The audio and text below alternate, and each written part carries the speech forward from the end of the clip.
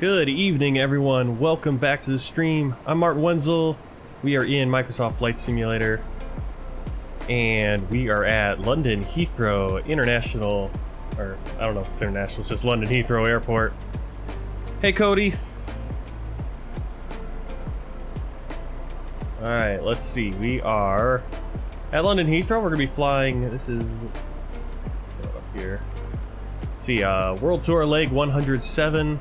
London Heathrow to Jersey Airport in St. Peter, Jersey. So we're just flying down to Jersey, which is one of the crown dependencies of obviously the British crown, the English crown.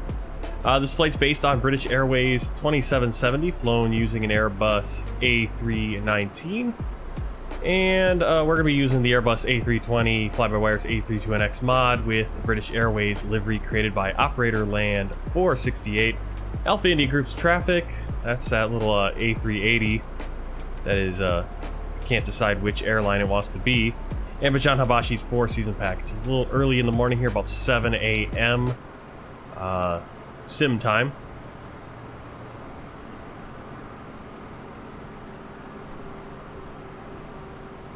Oh, I see. Gotta watch someone get on an airplane. That's like people that have to stream like every little... I don't know how people do it. I can barely get on the airplane and situate it. How can I don't know how someone can stream at the same time. Everything that's going on when you're trying to get on a plane. Alright. So, let's get the plane set up. We can see some other planes in there. This A380 just keeps switching, unfortunately. Watch him get off the plane. Oh.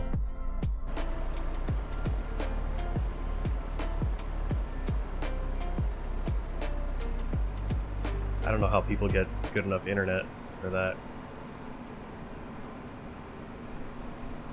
I can barely access the internet anywhere with my phone plan. Doesn't matter how much I pay. It's always garbage. Alright, let's get in the cockpit here and start up the fly pad. And we'll do our... Oops, wrong one. Make sure we're all ready for pre-flight. So parking brake is on, wipers are off, even though we're going to turn those on since it's raining. Spoilers retracted, engine masters are off, mode selector normal, flaps are retracted, thrust levers are idle. Oh, congratulations, 16 in one day, that's really good actually. Well, starting out. Right, that's all I get in a day, maybe. Probably not even that much. Most of the time. Alright, landing gear is down. Anti-skid on, and fuel quantity. I'm gonna check that. And I got the textures back in. I just have to remember to, every time you update, you gotta re-put in those textures. I don't know what I'm doing there. I keep hearing the clicking. It's turning on and off lights, I think. Yeah. It's like the keyboard shortcut for lights is Control L or something. Alright, so from SimBrief. Let's see, from SimBrief, let's go. There we go. Operational fuel plan, or flight plan. Fuel plan. Let's see. Payload, we need 17/8, so we'll put that on.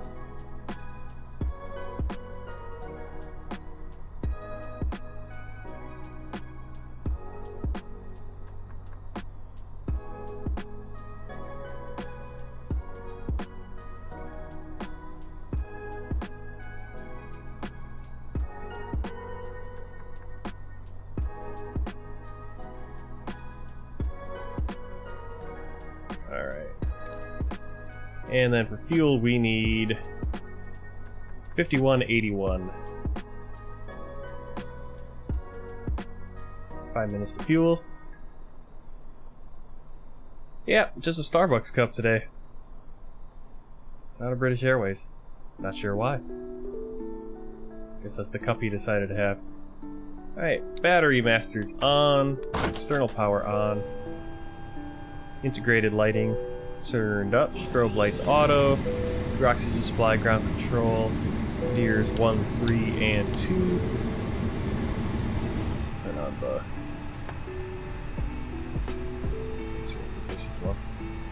Turn on the dome light for now. Make sure our co-pilot doesn't do something stupid.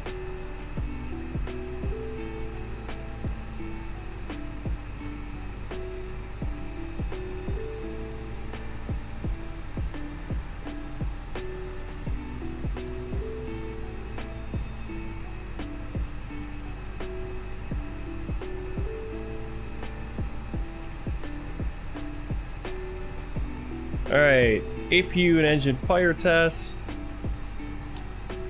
That. Hey, Creepy Kirk.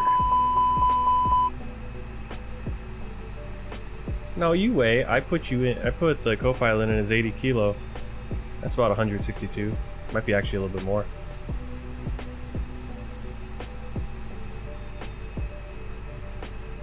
Hey, Claudia. Welcome in. Oh, awesome. Raided by Shed. How many people came in on that raid? Let's compare our raids. I got raided by Flying Fabio way back when. I don't know if you were there, but that was... How many people? I mean, Cody was watching at that point. We were flying... We were doing that flight from Las Vegas to Wichita. And that was like 280 people came in on a raid. I know. I haven't gotten raided lately. Kinda sucks. That's still a good raid. Yeah, typically raids aren't. I mean, I couldn't believe. I mean, that's the first time I'd ever been like raided by more than one person. Yeah, I was like 200. It was insane. Yeah, typically. I mean, heck, the last time I was part of a raid, I don't know who I was watching, but we raided someone and it was only like 50 people. Can't remember who it was now. Someone decently big. I mean, decent size. Not insane. Alright, seatbelt sign. I'll turn those on once we have fuel. This overhead lighting isn't. The sun should be coming up eventually. It is morning, after all.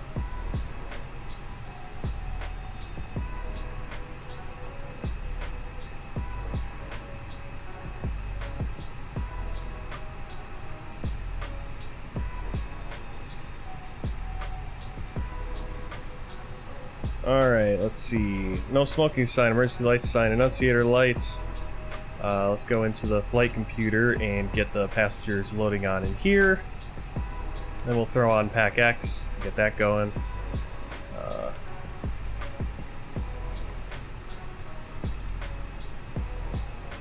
Yeah, we might do one later. We'll see.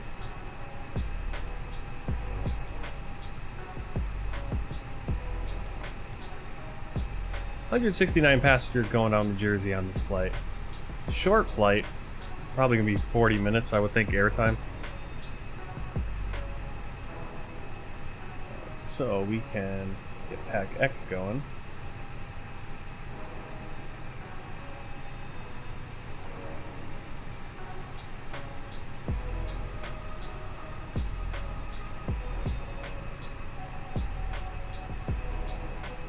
Start flight. Alright, flight time will go 45 minutes.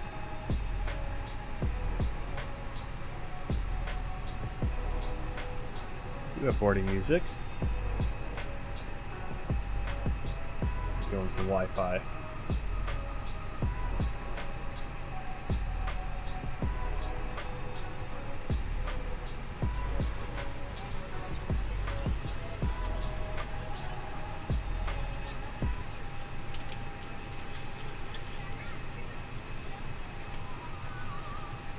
McBeeforeign. McBeeforeign? I couldn't remember what you said I should call you. Sorry about that. McBeeforeign. Alright, display capture. I'll use that right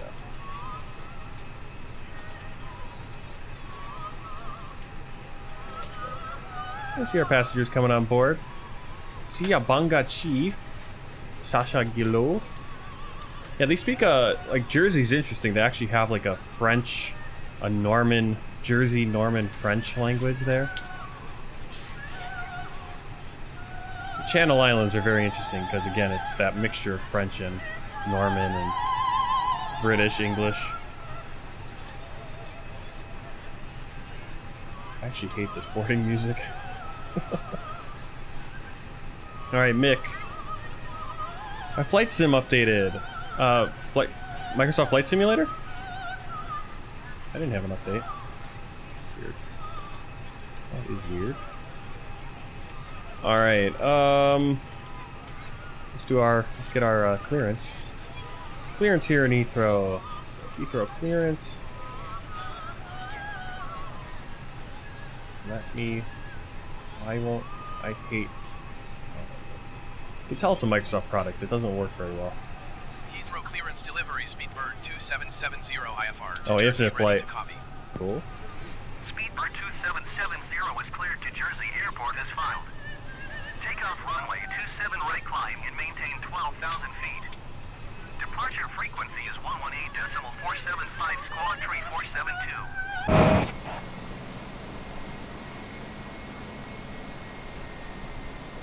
Oh, there's the sun peeking through. Alright, we're taking off runway 27 right. Cleared to Jersey Airport as filed. Take off runway 27 right climb and maintain 12,000 feet.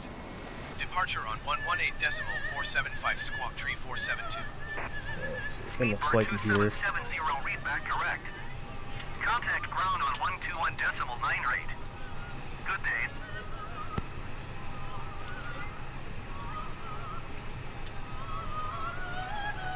Alright, our alternate today is Lima Foxtrot Papa Golf. Speedbird 828 hold position caution. The Airbus A319 on the taxiway. Flight number 2770. Cost index 27. And our cruise is going to be 210.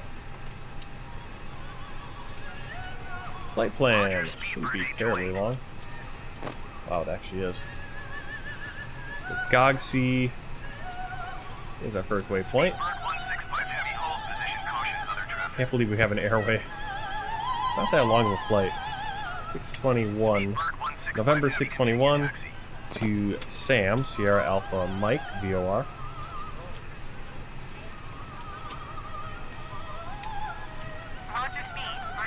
November 63 to Lelna.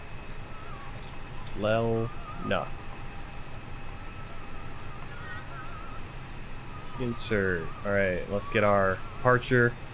Departure 27 right. Standard instrument departure. GOGS to Foxtrot. Insert. 14-hour flight suggestions. I'd say, I don't know if it's 14 hours, but Chicago, Shanghai is about 13, 12, 13, 14 hours.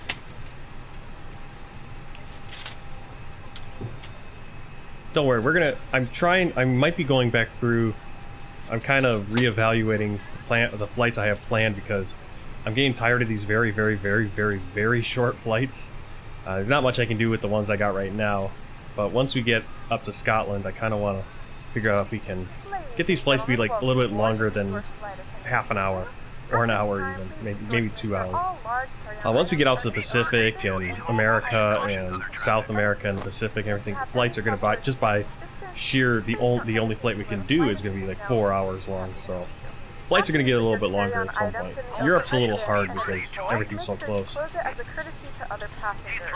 right, our arrival. Newly clear that out. Echo Golf Juliet. Juliet arrival. Runway 26.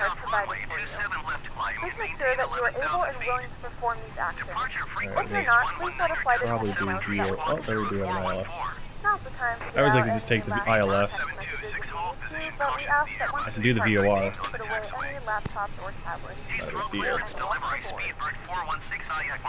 On Juliet, and I guess the VO is going to be Jersey, the VOR. Likely what we'll get.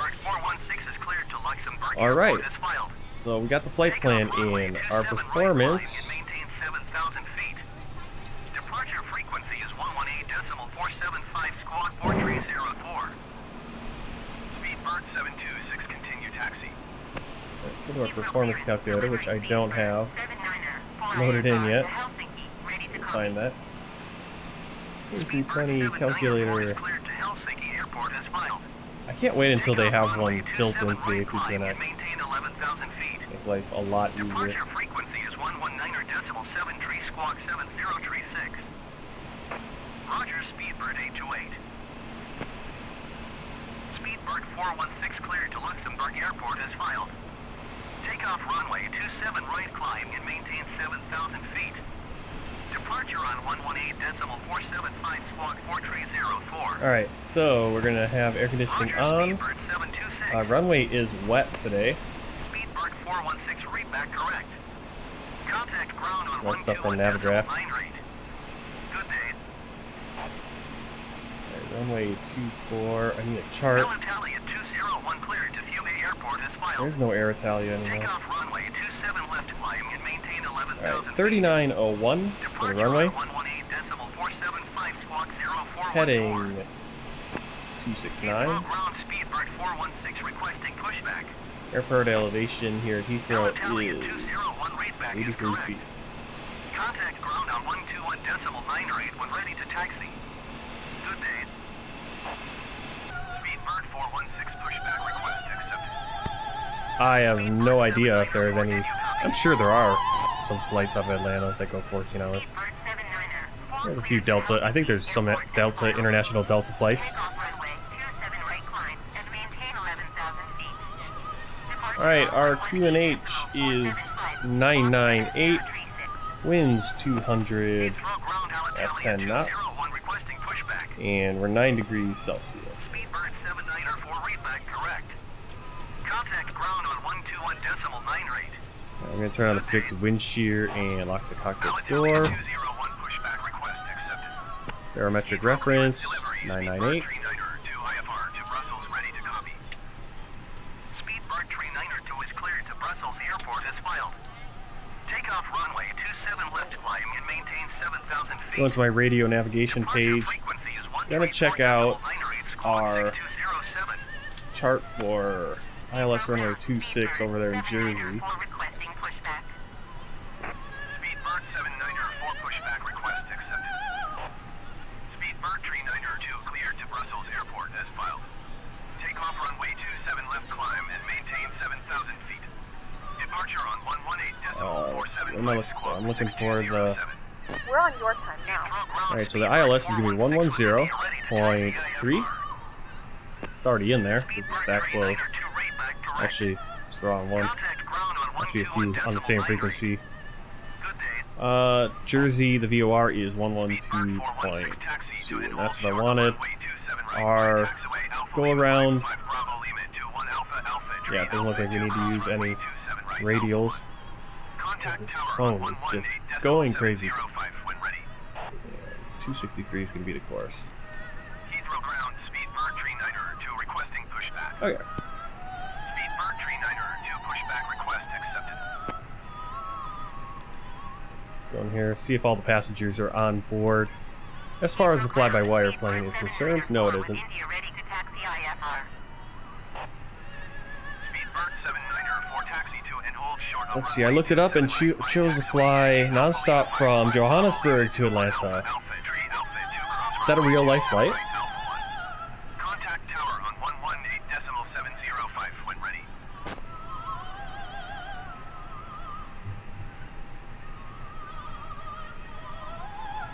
Heathrow ground Alitalia 201 with India ready to taxi IFR. I'm gonna set the APU. Speedbird 548 IFR to Fiume ready to copy. Alitalia 201 taxi to and hold short of runway 27 left using taxiway Golf Foxtrot Bravo Lima 28 November 1 November 1 Bravo. Contact tower on 124.475 when ready. Speedbird 548 is cleared to Fiume Airport as filed. Takeoff runway 27 left climb and maintain 11,000 feet. Departure frequency is 118.475 squawk 5604. Taxiing hold hold short runway 27 right using taxiway Alpha Lima 55 Bravo Lima 21 Alpha Alpha Tree Alpha 2 cross runway 27 right Alpha 1 Speedbird 416. Heathrow clearance delivery Speedbird 75. Yeah, I didn't know that. I didn't know they had a flight to South Africa. Pretty cool. Speedbird 3902 with India ready to taxi IFR. Speedbird 752 is cleared to Ball Airport as filed. Takeoff runway 27 left climb and maintain 7,000 Alright, 32 more passengers to go. Departure frequency is 118.475 squawk 4746. APU is started up. Speedbird 3902 So, taxi to and hold short of turn runway that 27 on. left using taxiway Charlie Alpha Kilo Bravo Lima Disconnect the 28 external November power. 1 November 1 Bravo.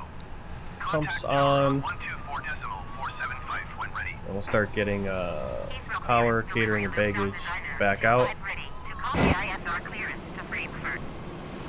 Oh, we got a whole bunch of planes coming in for landing. Some of them should be going around, I would think. We had this issue, yeah. You see that plane's going around. It's the only problem. Did you get any more custom sounds? I did get a few. I got one for... I did get one for you. The one that you asked for. Let's see if I can get it. I think it's this. Taxiing hold short runway 27 right by taxiway Yankee Is it Alpha that? No, Lima it's not. 5 Bravo Lima 21 Alpha Alpha Tree Alpha 2 cross runway at 27 right Alpha 1 Speedbird 7 Should've done it. 4. Heathrow clearance delivery Speedbird 117 heavy ready to copy IFR. Why didn't that work? Speedbird 117 heavy is cleared to Kennedy Airport as filed. Takeoff runway 27 left climb and maintain 12,000 feet. Departure frequency is 127.525 squawk 4124. Taxiing hold short runway 27 left using taxiway Charlie Alpha Kilo Bravo Lima 28 November 1 November 1 Bravo Speedbird 3902. Let me see. Speedbird 5 48 cleared to Fiume Airport as filed. Takeoff runway 27 left climb and maintain 11,000 feet. Departure on 118.475 squawk 5604. Why is none of it working now? 548 readback is correct. It broke. Contact ground on 121.908 when ready to taxi. Good day. Lufthansa 925 cleared to Frankfurt Airport as filed. Takeoff runway 27 left climb and maintain 13,000 feet. Departure on 118.475 squawk 1242. Why is it not playing sounds now? Ground Speedbird 5 48 requesting pushback. Lufthansa 925 readback is correct. Contact ground on 121.908 when ready to taxi. Good day. Speedbird 548 pushback request accepted. Speedbird 752 cleared to Ball Airport as filed. Takeoff runway 27 left climb and maintain 7,000 feet. Oh, I know it. I didn't connect. I didn't connect it to Twitch. That's why it wasn't working. Alright, now the streamer bot should jump in. Oh no, it's the cops! There we go.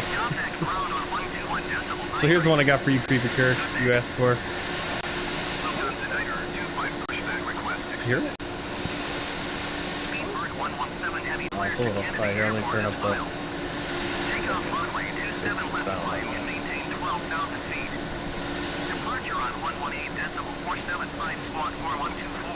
Here, try that again. Work better.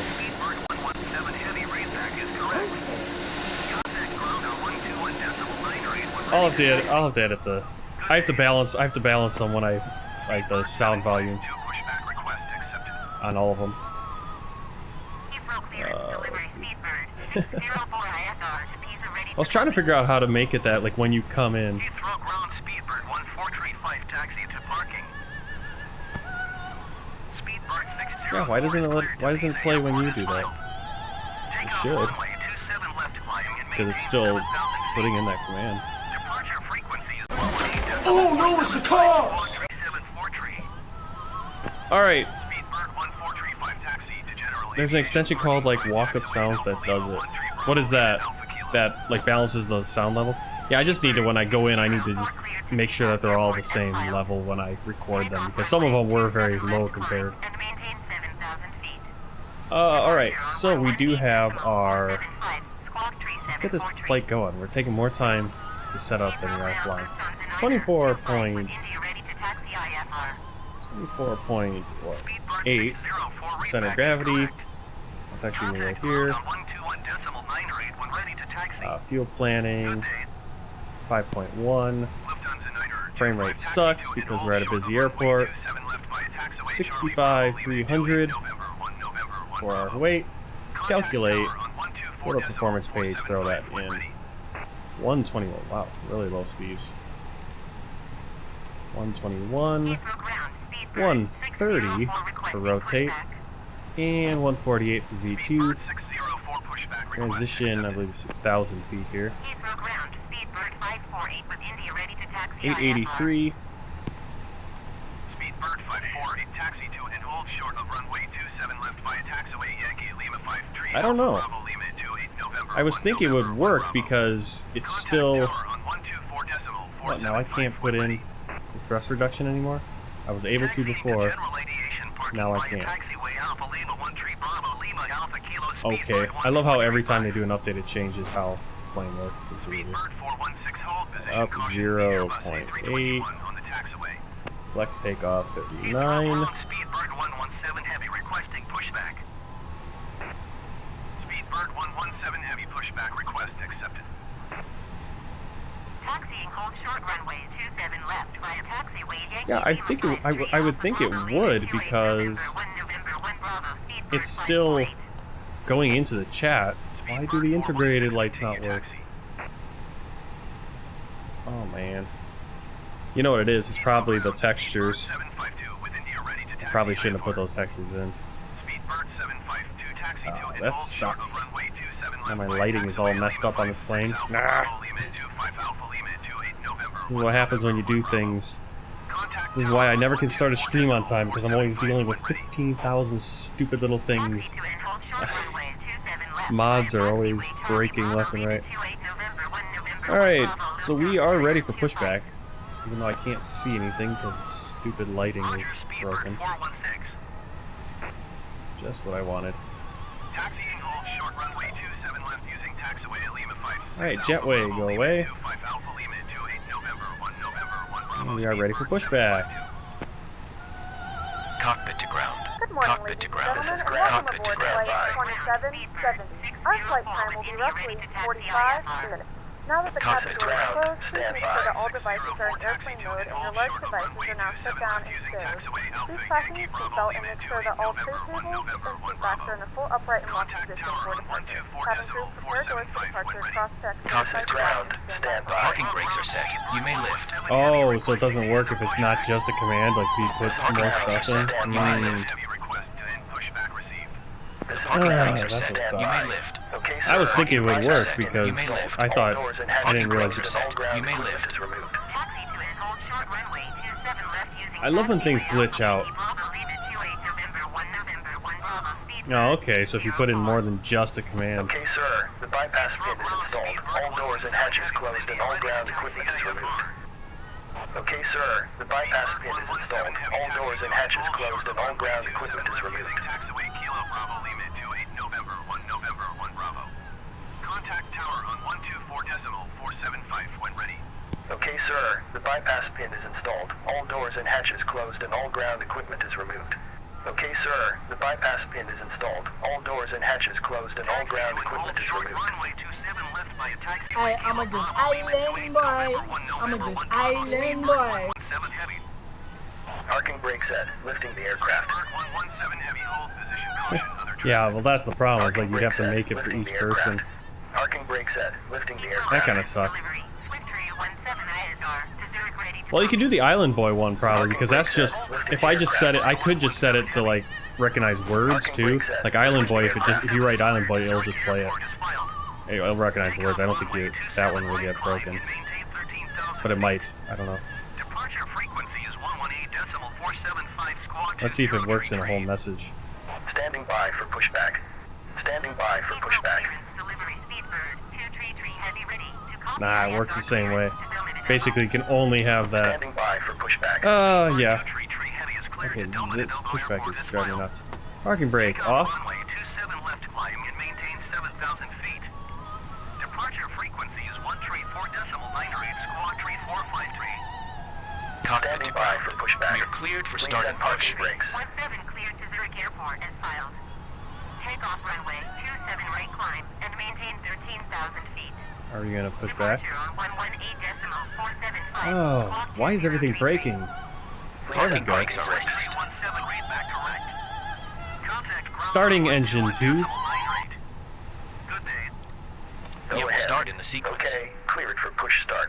Speedbird 233 heavy cleared to Domodogo Airport as filed. Oh, I didn't set that what I wanted to set it. Maintain 7,000 feet. Departure on 118.475 squawk 3453. Commencing pushback. You can start the engines in 1317 sequence. requesting pushback. Speedbird 233 heavy read back is correct. Contact ground Okay, so you're here to 112.998 audition for a part in the ready to British taxi. Airways safety information video. Can you just look into the camera and give your name, please? Hi, I'm Toyota GeForce. And have you done any safety videos before? No, only feature films. Well, this could be your big break, okay, mate? So don't mess it up. Shall we get one in the can, guys? Now listen to Adele. There's gonna be an auto cue, so you don't have to learn the lines. You just read them. Okay, focus. Okay, action! Hello. We will now demonstrate the safety features on this aircraft, and your attention is essential, as these may differ from any aircraft that you've flown on before. Take care your hand baggage does not block the aisles or exit. It must be put under the seat in front of you or in an overhead locker. Place items in the locker carefully as they may fall out and injure someone, especially if it's a bag full of duty-free goods, darling. Actually, sorry, that was meant for Joanna Longley. Sorry. In the case of an evacuation, you must move quickly to the closest usable exit, taking absolutely nothing with you. Yeah, that's the problem. Is I mean, YouTube nothing. just doesn't have the same Yeah, that's another one of stuff her that you can lines. do in Frequency is 134.998 squawk 4232. that you can do with All exits are clearly marked and are being pointed out to you that now. you can do in Twitch, unfortunately. Request to end pushback received. Please take a moment to locate your nearest exit, bearing in mind this may be behind you. Wow, that was... Starting engine 1. Thanks. No, seriously, that bit about the nearest exit's really powerful. Please carry on, Sandy. Tandy. Sandy. Opening the doors automatically inflates the evacuation slides. And remember, high-heeled shoes must be taken off as they may tear the slide. Oh, no way. Designer shoes, like me. You're so like soulmates. We should hang. If the cabin air supply fails, oxygen will be provided.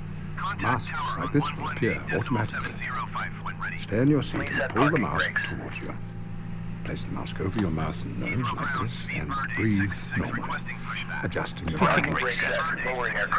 Please note that the bag may not inflate. In all the washrooms, Startup is and complete. first You may cabin, disconnect. you may need to pull on the colored streamer to release the mask. And please, do make sure your own mask is fitted before helping anyone else. That is so wonderful.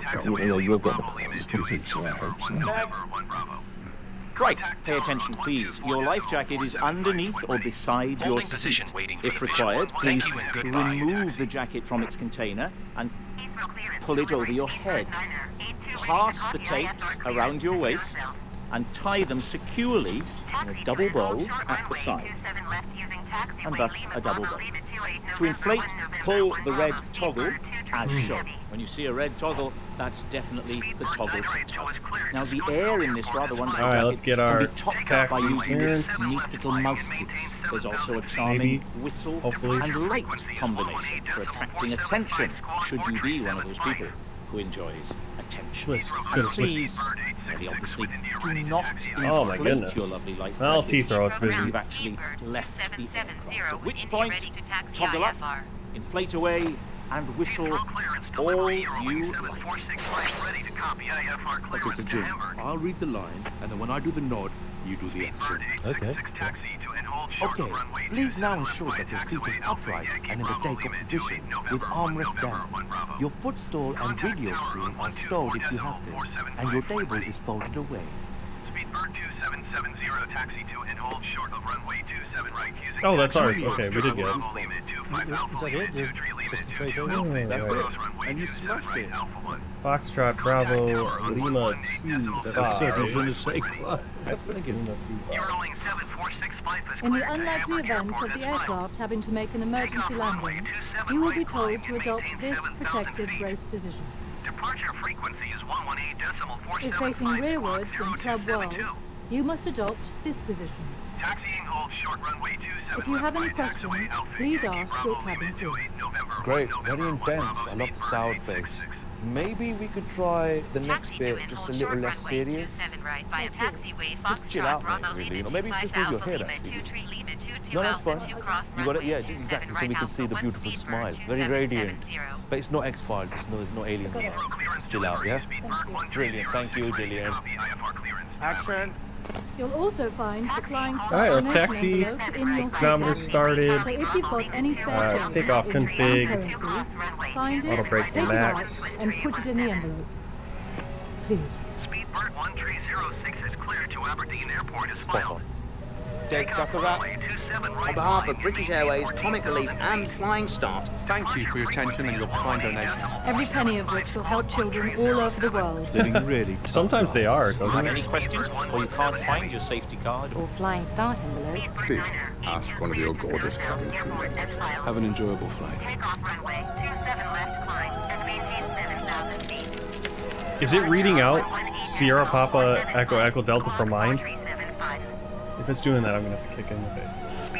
It's so stupid. They almost always are. Let's see, we wanna go this way.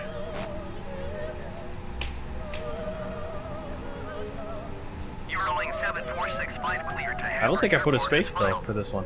The weird thing about putting a space is that as soon as you enter it, it takes the space out anyway, so that's why I'm always confused. Heathrow ground, Speedbird 982 requesting pushback. Eurowing 7465 readback is correct. Contact ground on 121.9 when ready. Yeah, I saw that. Good day. Well, that's the weird thing, because I didn't put a space in. So did it put a space in for mine? I see it's doing it for all of those. Yeah, see, mine didn't. Now, did it read Sierra Papa for mine? I didn't hear it do that. Hopefully it doesn't. Huh. Yeah, see, it depends. It might just be because it didn't recognize that other one. Can't remember what that other one was. Alright, so we're going to turn here onto Bravo.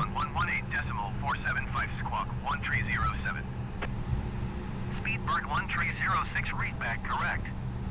Contact ground on 121.9. Good day.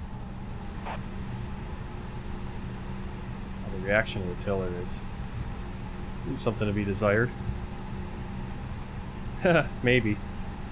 Yeah, I don't know what was going on earlier. I was watching a Wheel of Time on Prime before this, and suddenly nothing wanted to work. Alright, so I need to make a note to remove the texture pack. I put that texture pack in. I don't think it's working with the latest update of A32NX because all my lights, all my integrated lights are not working. Which makes it a little bit more difficult to see in the cockpit when it's a little bit darker. Contact tower on 124.475 when ready. So we got pretty crappy frame rate, but this is a very busy, complicated airport. And if you're not going to have other planes at the airport and the scenery, then what's the point? But it does make it a little bit... We didn't have too much trouble with the frame rate when we came into land. So, not a big deal. Just causes the lights to flicker and stuff. Heathrow clearance delivery Shamrock 153 ready to copy ISR clearance to Dublin. Shamrock 153 is cleared to Dublin Airport as filed. Takeoff runway 27 right climb and maintain 10,000 feet. Departure frequency is 125.625 squawk 3075. Heathrow ground Eurowing 7465 with India ready to taxi IFR. Yeah, basically, we have this flight, which is a short one. Our next flight's going to be about, like, I think 10 minutes, maybe, airtime in the CRJ. But it'll be good to kind of just set up the CRJ and try to get quicker at doing that.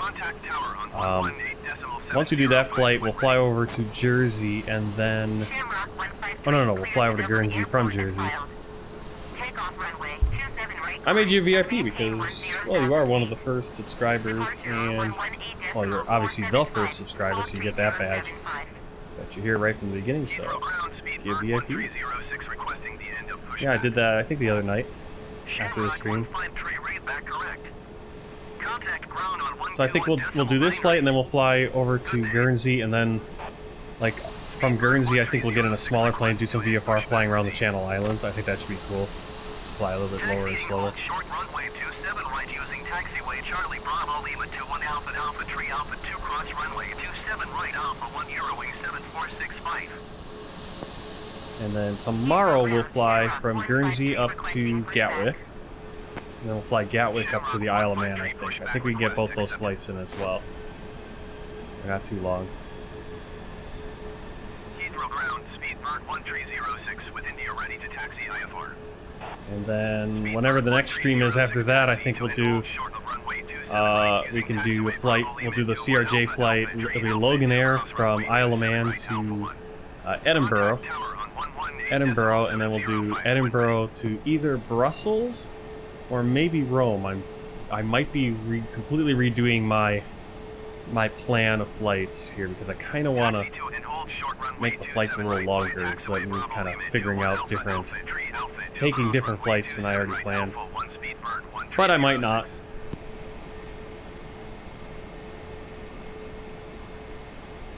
Just because there's a little, I kind of want to fly different liveries and stuff a lot of times, but sometimes there's certain places you fly, if you fly in a certain sequence, you only end up flying Ryanair or like Aeroflot the whole time. Which would not be as fun. Okay, so what they're giving us for taxiways to take Bravo down and then come back up. I don't know why they're doing that. Spacing, I guess. I'm gonna skip in line though. Or I'm just gonna follow this guy. If he doesn't go down Bravo, I'm not gonna go down Bravo. Yeah, why doesn't he have to go down Bravo? So what they wanted me to do is go down Bravo. They wanted me to go down here, come back over onto Alpha, and then come back up. Which I think we did in Amsterdam. Which I think you could make sense if you have a long line waiting to get on the runway. No real reason. Ooh, look at all those Virgin Atlantics right over here. Pretty cool. That's hot.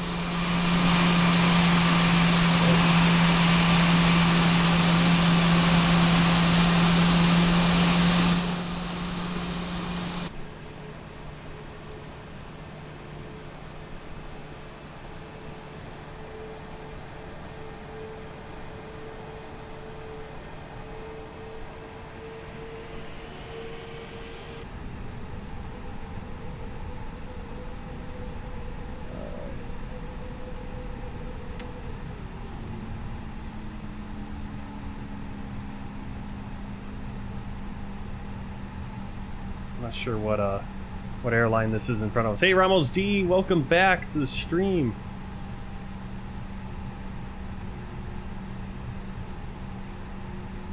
First flight of the night, we're gonna be flying short flight. Both these flights tonight are short. That's why we're gonna do 2 of them at least. I think we'll only do 2 because. Oh come on, I think this is a Swiss. Looks like it's Swiss Airlines. And now he's gonna do the spinny dance because he doesn't have clearance right away. Yeah, first flight of the night, we're gonna be flying from where are we flying? Heathrow to Jersey, which is the Bailiwick of Jersey, which is one of the Crown dependencies in the Channel Islands. Then we're gonna swap out to the CRJ700, which is not the plane they use for the flight. They use the ATR72, and I have to look at the ATR72, see if they've done, like, the community mod has done some decent updates to it, because it hasn't worked so well for me lately. I mean, it might be fun to do that, even though I think it's the Beechcraft cockpit, so it's not completely realistic, but it's a really cool model to fly that. What we're going to do, instead of the ATR-72, we'll be flying the CRJ700 from the Bailiwick of Jersey to the Bailiwick of Guernsey, which is another one of the Channel Islands, Crown Dependency. That flight's only going to be 10 minutes, so we're going to spend more time on the ground just setting up the CRJ than flying, unfortunately. But once we get done with that flight, I think we'll then do some VFR flying around the Channel Islands, and that should be fun. We'll do that for the rest of the stream, I think. We'll see how the time looks. I wish Swiss would go and... I get it that he couldn't take off right away because British Airways was landing.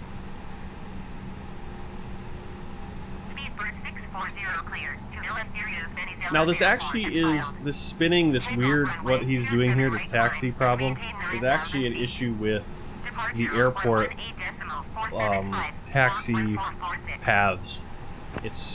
And Alpha India Group traffic can only do so much based on what is available. Or the APU. I'm going to get ready to get on the runway. Maybe we'll just go through him and go. Not on VATSIM, so got to deal with AI traffic, which sometimes that's weird stuff. But I think it's a good trade-off to have all these planes parked at the gates and moving around the airport. There's a bunch back there. You see the real flights that be landing here in Heathrow. I think that green one's probably Aer Lingus. Swiss, go on the runway and take off. I think I'm gonna go over here and we'll get on the runway. We'll just go around him because Swiss is being stupid. And he's snoozing, so he's gonna lose.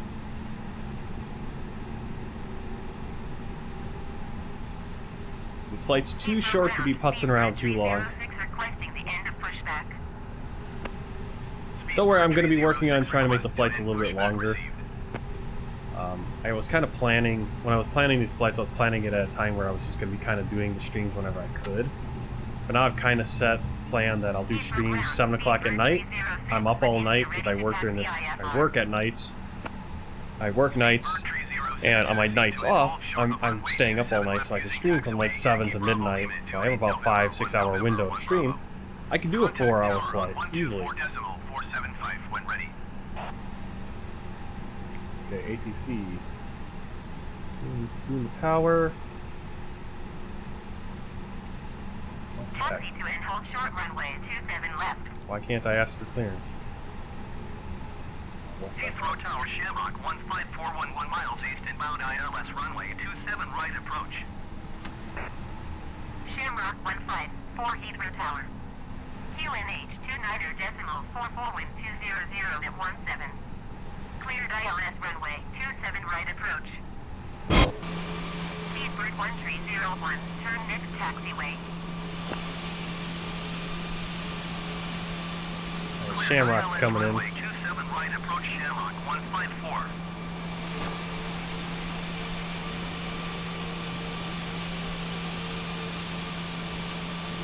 Oh, riveting, riveting. 46012 miles east inbound ILS runway 27 right approach. Eurowings 460 Heathrow Tower. QNH 29.44 wind 210 at 19er. Cleared ILS runway 27 right approach. Speedbird 1301 exit runway with able. Cleared ILS runway 27 right approach. Eurowings 460. Speedbird 1301 contact ground on 121.9er 05.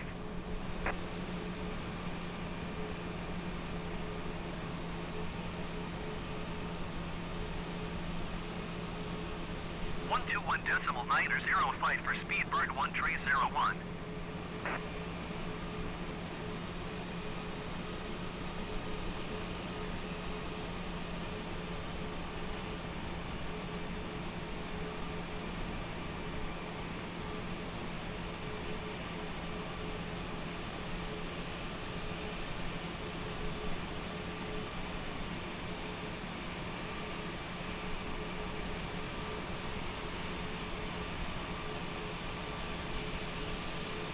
Okay, Swiss disappeared.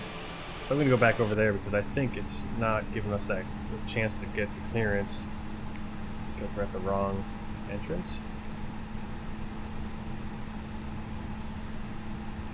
Could be the problem. We'll see.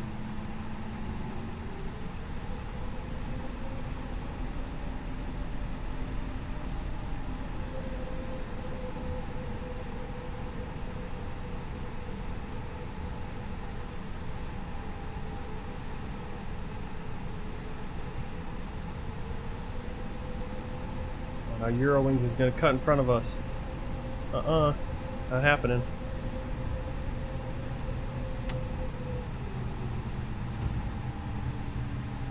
German wings or Eurowings? German wings. I think Eurowings and German wings are the same.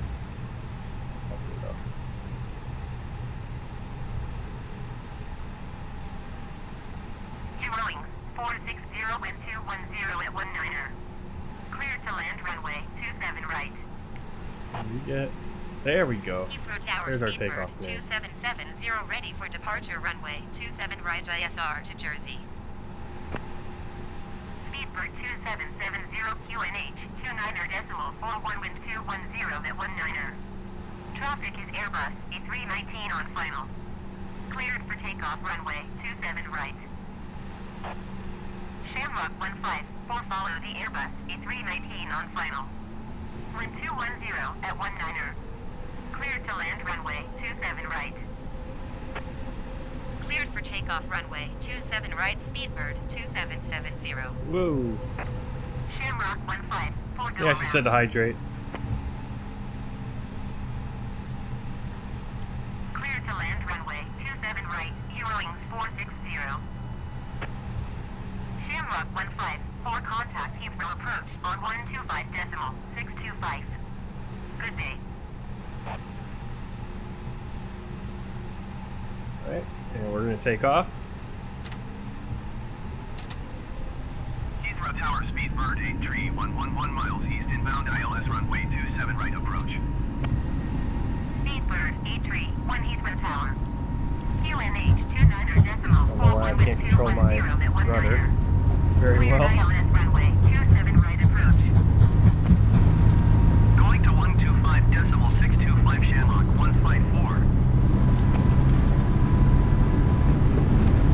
Cleared ILS runway 27 right approach, Speedbird 831.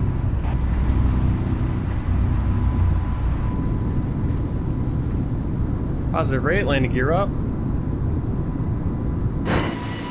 Heathrow Tower, Eurowings 7465 ready for IFR departure runway 27 right. Speedbird 2770 contact London Center on 118 decimal 475. Good day. Eurowings 7465 hold short runway 27 right. Eurowings 460 turn next taxiway.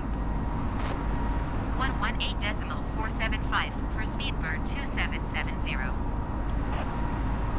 London Center Speedbird 2770 is passing 1,600 feet, climbing 12,000 feet. GenX 275 climb and maintain 7,000 feet. Ryanair 23 climb and maintain 16,000 feet. Speedbird 2770 London Center QNH 29er decimal 41 continue as planned. Speedbird 752 please expedite your climb 7,000 feet. Speedbird Lovely weather taking off from London. Good day. Speedbird 548 please expedite your climb 11,000 feet. Absolutely lovely weather. 8384 please expedite your climb 13,000 feet. As the Beatles said, you get a tan by standing in the the English rain. I almost had it.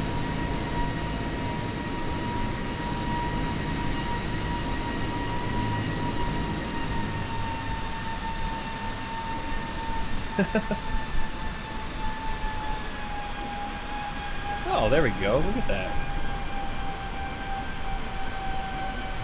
It's like a whole different world up here.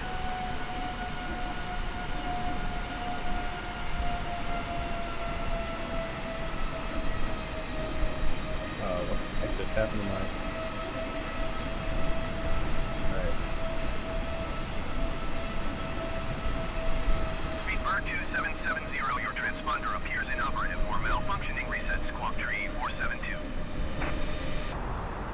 Oops, we forgot to turn on the ATC. Oh, we forgot to do all this. I am an excellent pilot. Right, Q and H, we're gonna leave it there because ATC gets all confused. Ah, who cares? Who cares what ATC thinks? Actually, we'll keep it there because we're at the constraint.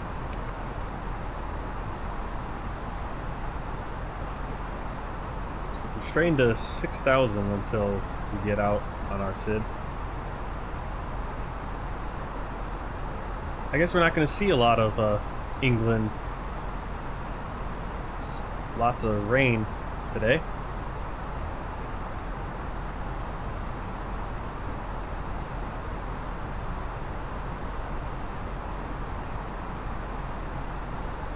Ryanair 2060, please expedite your climb 7,000 feet. Speedbird 2770 traffic is 5 o'clock 3 miles at 9,000 feet Airbus A320. Report them in sight. Speedbird 2770 have the Airbus A320 in sight.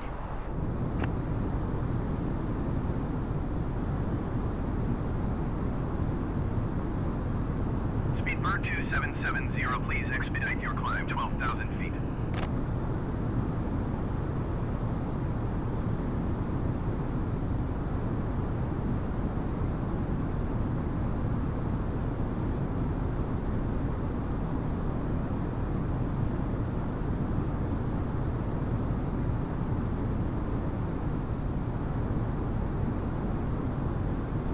Ryanair 2060, please expedite your climb 7,000 feet.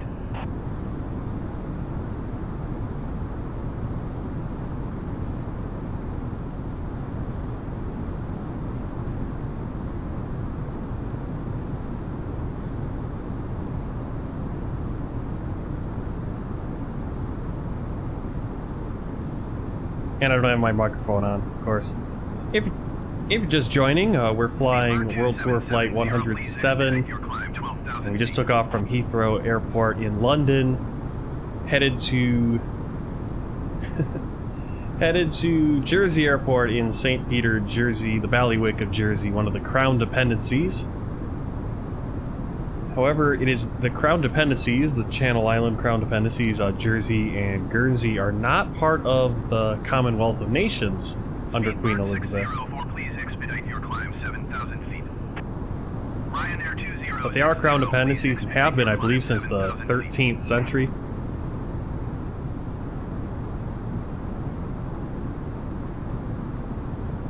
What company is he going to? What company is Bobby Reach going to? He's flying out to Denver. See, I never... Well, I did switch to a company that was in Indianapolis, so I had to drive down there. I did that for a month. I switched to a company, but then there was nowhere for me to park when I went home. I'd have to park at the truck stop, which is kind of sketchy here in Milwaukee, and kind of far away, and so it's just... And all the insurance issues and everything. I just went back to my old company, and that's where I'm still at, and now I'm doing local stuff, so...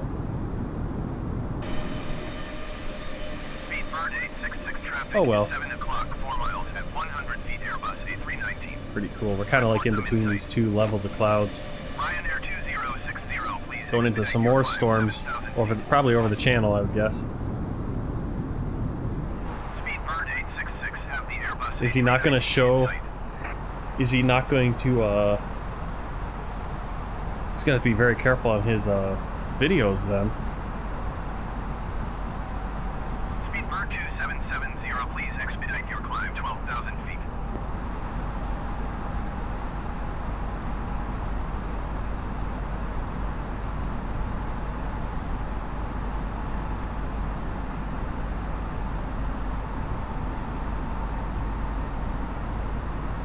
Ryanair 2060, climb and maintain 15,000 feet.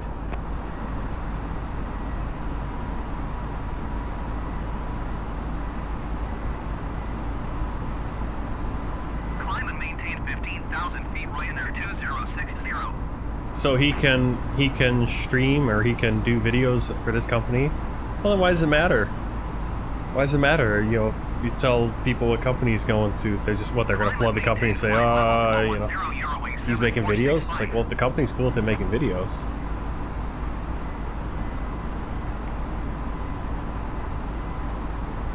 Well, whatever. I don't even know what companies are out in Denver, so. Gentlemen, we have now passed 2,000 feet. I never worked for a big company, so. This is also a reminder to some passengers throughout the duration of the flight. Do not form a line near the lavatory. As I said, the trucking community is extremely toxic nowadays. I mean, you can't. Everyone wants help, but then you can't help anyone. If you ask for help, you get your head chewed off. If you don't ask for help, you get your head chewed off. If you don't offer help, you get your head chewed off. No matter what you do, you're wrong.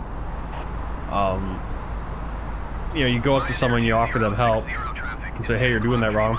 They tell you to get lost, leave them alone. If you don't offer someone help, oh, what's happening with this trucking industry?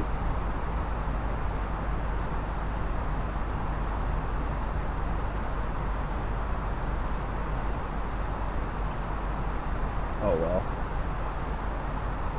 And then you have like all the drivers out there that have no idea what they're doing because their companies don't train them. They come into Miller here and they don't know how to slide their tandems, which I don't know, that I didn't completely understand how to do the tandem sliding thing when my trainer, like the first day I was with my trainer and he was telling me about it. I was like, I was completely confused what he was talking about. But by the time I was done with my training and was going solo, I knew how to do it and what the point of it and how to do it and, you know, how to, like on our trucks we had a suspension gauge. So you could see how much pressure was on the tractor tires. And by that you could kind of gauge how much weight you had on the front of your trailer, how much weight was coming down on the tractor tires. And if you knew where that gauge should be for a certain weight, you could then do it without even having to go to a scale and constantly change it. Because you're not always near a scale, and you're sometimes not even a scale on the way.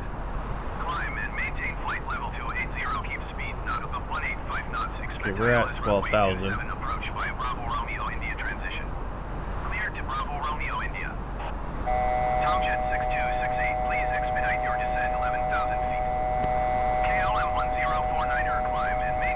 Well, I hope he's going somewhere good. How much experience does he have? How long has he been driving now?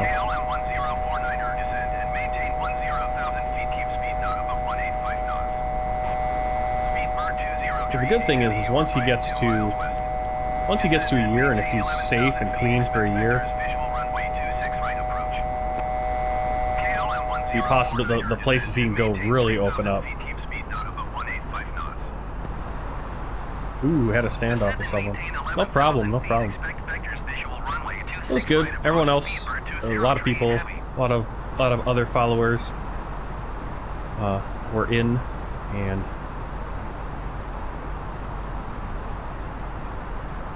a lively chat.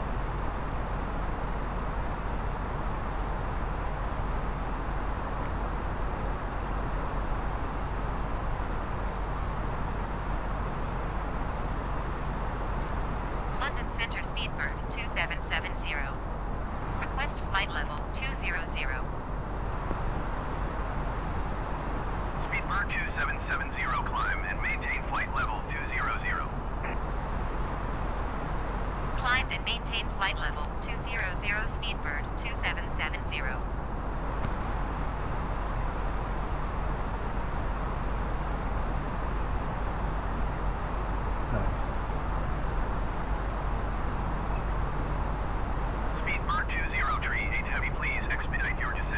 12-hour shift. Yep, that's why I worked yesterday. I worked 12 hours. So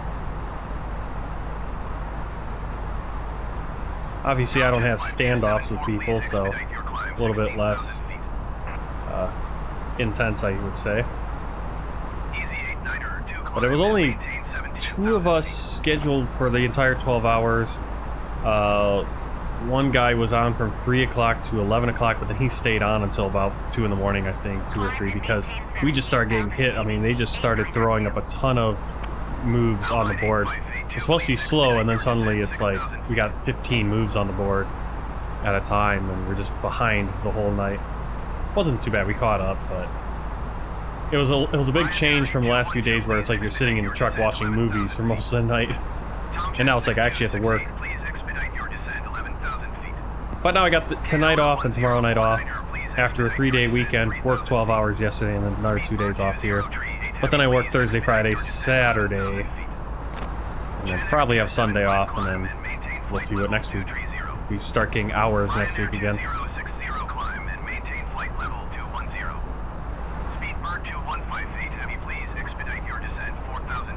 Alright, we're going up to 20,000.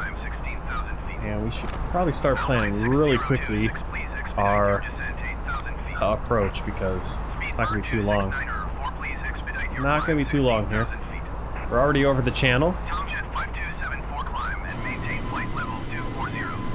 Can't see much. We're all socked in by rain. So as I said, we'll do some VFR flying later, but it probably won't be. We'll probably have to change the weather. Hey, review all. Hi. All right, Cody. Hey, review all. Welcome to the stream. We're flying over the English. Just got over the English Channel just now. We're flying down to the Channel Islands, specifically Jersey.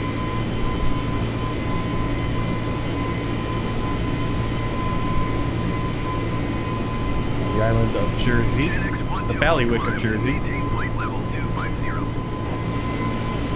What I'm gonna do right now is bring up the flight pad right there, and we're gonna check out the star chart here. Pin that so we can get back to it when we need it. Pin this, we're gonna need it. Refer to these multiple times, so pin those down there. Yeah, that's not us, that's easy. Time of flight is probably half an hour. We got about 13 minutes left right now. Very short flights, unfortunately, today. That's why we're gonna do 2 flights, I think. At least 2 flights on this world tour. Once we do these 2 flights, we're gonna fly from Jersey up to Guernsey then. Knock off a couple of my world tour flights tonight, and then we'll do some VFR flying, I think is what we'll do. We'll kind of relax. But I might change my mind. I might do a flight, might fly from Guernsey up to Isle of Man. Haven't decided, or back to London. We might do that. We'll see how the time looks. But we might get 3 world tour flights in, or we'll do some VFR flying. We'll see. I am not a real life pilot, if that's what you're asking. In real life, I am currently a truck driver. Well, I'm currently a spotter, so I don't even drive over the road anymore. I just move trailers around. Get paid by the hour to move trailers around overnight down at Miller Brewery in Milwaukee, Wisconsin. Which is kind of nice because I'm home every day and I get 2 days off a week. Right now I'm getting 3 days off a week because we're just slow. Not so good on the pocketbook, but it's nice to be home with the new baby and everything. Okay, we need to be at flight level 200 at Lelna. That's where we're at. On our star, does it say anything about flight levels? It does not look like it. So what we're going to do is we're going to go to the approach. Our approach is actually, I don't know what that is. Basically, we're going to go to the VOR. We're going to come out 124 degrees, loop back, final. So we want to see at the VOR we need to be at. Okay, 3,000 feet looks like, and then we're going to go down to 2,000. That's what we're going to capture with the glide slope. So 2,000 by the VOR. So what we're going to do is we're going to put a fix in. How we do that is we go to our last waypoint, fix info, and we're going to VOR. The VOR is JSY, Juliet Sierra Yankee, for Jersey, right? Jersey, and then we want a radius. When do we want to start our descent? So we're going to do our calculator. We need to be at 3,000. 53 miles, I think we're already past that, but ATC has not said anything. Oh, no, we're still pretty close. And we need to be at 20,000, or yeah, 20,000 right here. So basically right there we're going to start a descent. It's going to be a little bit of a steep descent, but that's the nature of this flight, I guess. Yeah, the flight, after we get to Guernsey, the next, so we're going to fly Blue Islands. We're going to fly Blue Islands from Jersey to Guernsey in the CRJ7. And then from Guernsey, we're going to fly to Gatwick, London Gatwick. It's going to be Arigny Airlines. And we're going to fly that in the CRJ7 also. I have no idea how you get that gig to be a... you make the connections to find that job. That's kind of how I found the job that I switched to this summer, which was a really good paying job, or would have been. It didn't fit for what I wanted to do. I probably could have made twice as much money as I make at the job I'm working now, but that was kind of like I knew someone who worked there, and they said, "Hey, come over here, you get paid more." So that's kind of how it works. That's probably how it works with that, is like you know someone, and they kind of say, "Hey, we need a truck driver. Do you want to come over here?"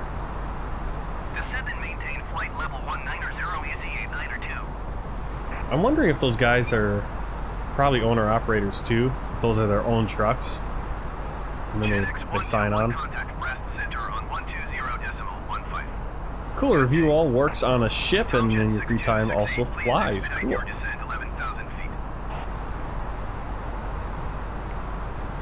Yeah, I was doing over-the-road trucking, and so my opportunities to fly were a lot less. Even though I definitely fly more than I did when I was over the road, but I actually probably spend less time flying, you know. I have more time to do other things like prepare streams and do basically everything. Because I have a, you know, I do this stream for, I do a stream for what, 5-6 hours a night, twice a week, maybe 3 times a week, and then, yeah, but then the rest of the night I'm preparing for the future stream or doing whatever else. And at some point here I need to start working on how I'm going to be able to do stream American Truck Simulator, maybe Train Simulator, other games, because even though I'm not tired of flying, sometimes I do want to play some other games and stream something else. Why are you taking so long to descend? I'm gonna throw out the speed brakes, because I feel like we need to descend a lot quicker. So you hear the speed brakes there. There they are. Air Portugal 1330, you are 1,200 feet below your assigned altitude. Climb and maintain flight level. So we're over the channel. We are going to be just about to start our standard terminal approach route. We're going to split between the island of Saint, I don't know if it's Saint Anne, but there's a city of Saint Anne on the island, and kind of the northern tip of Normandy, near Cherbourg, Carentan, Saint-Lô. I think that's probably... Where were the Normandy landings? Normandy landings weren't up by Cherbourg, were they? I think they were a little bit... What kind of in that area? Fly into a city, drive a train out of the city, then hop into a truck to another airport, repeat. Oh, that'd be a...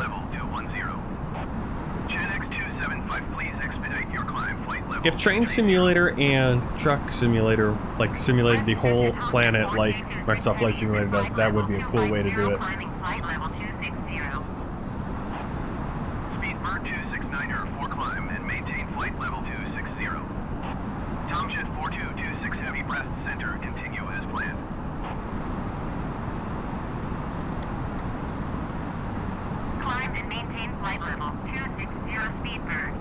Let's get our destination data in. QNH 1004. Temperature 11, so it's actually a little warm up here in the Channel Islands. Wind 250 at 24 knots. Ooh, 24 knot wind. But it should be a headwind, so not a big deal. Transition altitude 5,000 feet. And ILS minimum is going to be 472 feet. Alright. Perfect. Hopefully they don't give us the opposite runway. Oh, see, I forgot to turn on. I keep forgetting to turn that on, so you guys can. What is that? See, I just don't really use Sim Toolkit. I can't get it. It's a little too much going on. Volanta, you just plug and play. I do all my sim brief manually anyway. Air Portugal 1330, please expedite your climb, flight level 200. Need a checklist for the airplane and for the stream? Oh, like things to start, yeah. Well, I tried to make a batch file to just start all the programs at once that I need to start. And it wouldn't start all of them. It would start a chunk of them, but it wouldn't start all of them. So the problem was I still forget probably something. Again, I don't have Sim Toolkit running because I don't really use it for tracking right now. Indonesia, welcome to the stream. Indonesia is currently flying the A330 Tunisia Air. Cool. I think we did Tunisia. Did we ever fly Tunisia Air? I don't think we did. Yeah, I don't think we ever did, but I do have the livery for it for the A320. Oh, do we have 34 knot gusts? Oh yeah. Oof. Hopefully those are coming. I don't know where. I'm assuming that's going the same direction. Let me put that in. But that's coming. That's gonna be a headwind, right? Towards us. That's why we're landing at runway 26. Let's just go to METAR.TAF or dash TAF. Yeah, limited or low IFR, 52 degrees Fahrenheit with some drizzles, 24 to 34 knot winds at 250 degrees. So that's going to be coming right at us as we're coming down runway 26. That's kind of what you want. 2.5 mile visibility, 200-foot ceiling.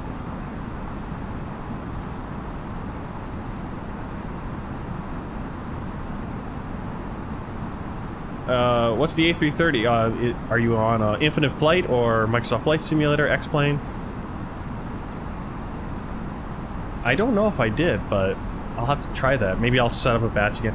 The problem was it wouldn't, there were certain programs it wouldn't load. It was working, it would load certain programs, but other programs it wouldn't.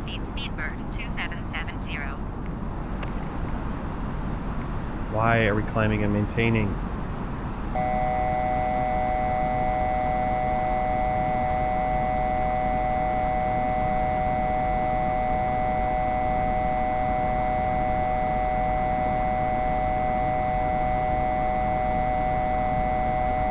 X-Plane 11. Oh, cool.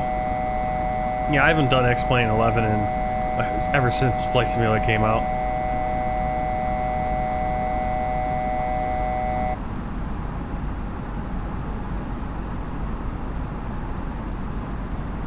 Can we descend to 3,000 feet? That would be nice.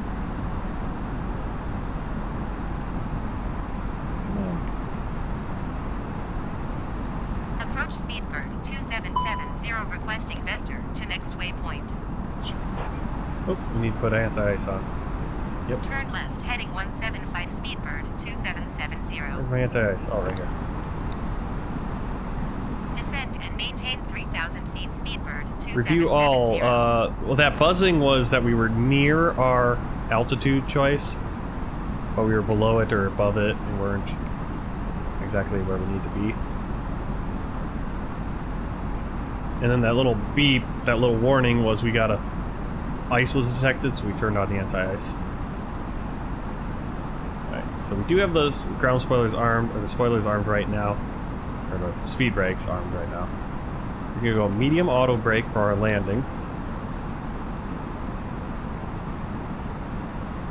Should turn our landing lights on.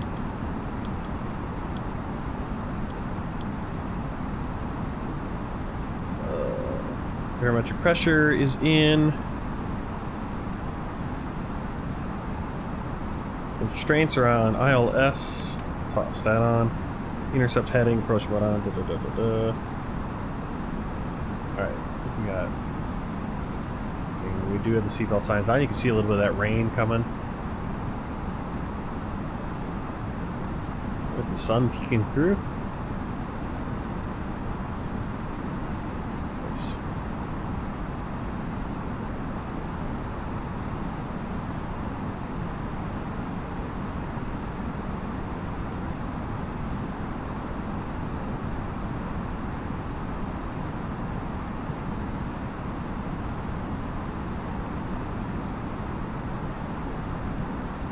Absolutely beautiful weather here for this flight.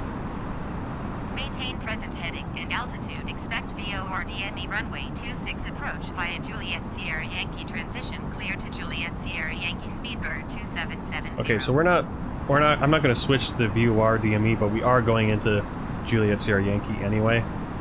Technically, we should be doing the VOR, but I'm just going to leave it on ILS. It's basically the same thing. Hopefully this works. I don't know why this is drawing weird now with the latest update. I do want to start slowing down quite a bit though.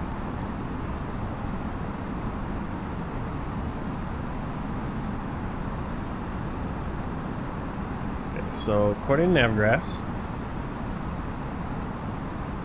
once we get to the VOR, we're going to go out 124 degrees. So if the plane does not go to 124 degrees, which is right there to... Maintain 2,000 feet. Keep speed not above 185 knots. Speedbird 2770. How fast? 185 Tower knots. on 119er, decimal 45 Speedbird 2770.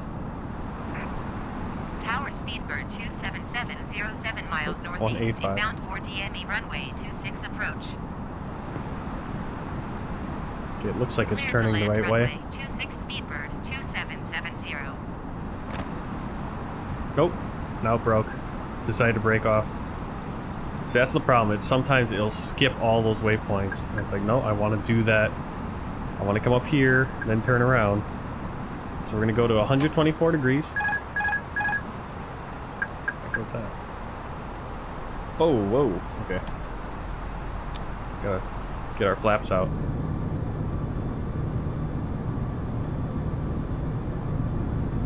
My setup, I have it down, review all, I have it down in the description, but I do have,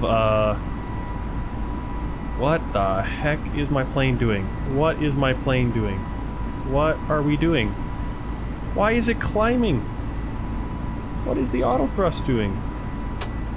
Oh, the autopilot just shut off. Why'd the autopilot shut off? What the heck is going on? Okay.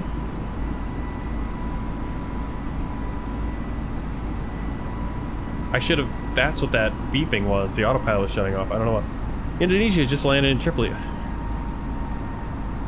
Oh, okay. Thanks, Unique. That's why it shut off. Okay, now can the auto thrust, like, come down and stop speeding me up to ridiculous speeds? I want to be at 124. Or at 180. That makes sense. Well, now we kind of gotta adjust our approach here.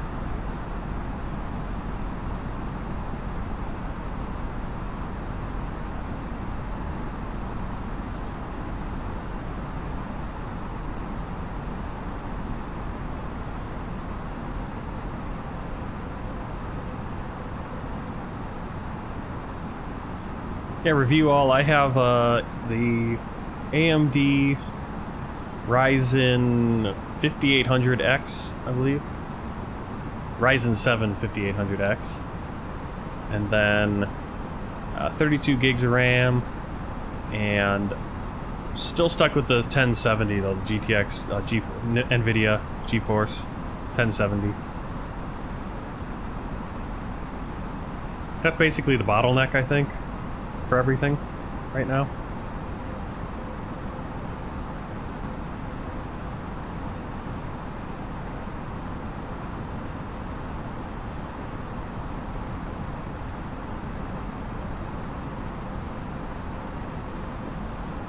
Oh, that's why I was coming down too fast, because I still have the ground spoiler's arm. I still have the ground spoiler's arm.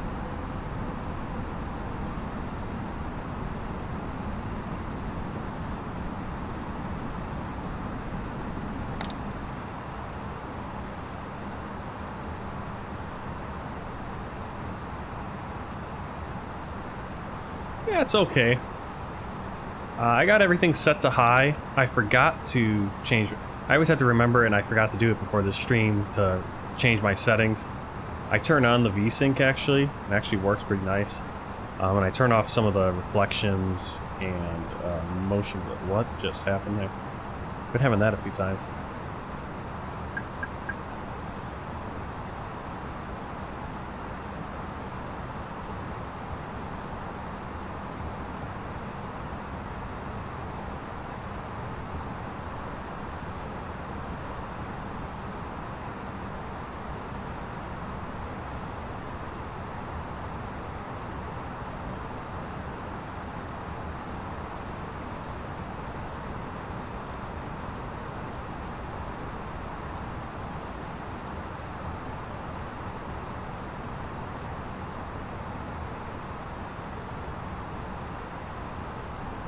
Alright, we made this flight a lot longer than original, but that's okay. We have time. It's not a terribly long flight. I'm actually surprised it's almost 9 o'clock. We did start a little late, but surprising. 2,500. Okay, we don't really need to be at 2,000 feet this far out, but we are now.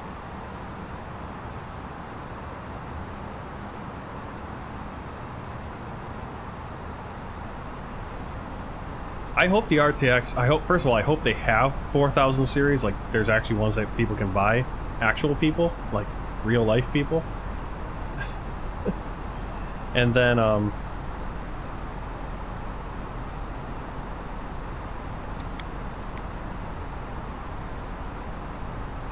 then also,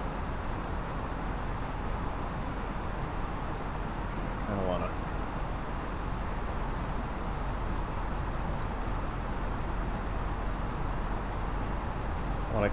I want to intercept this ILS.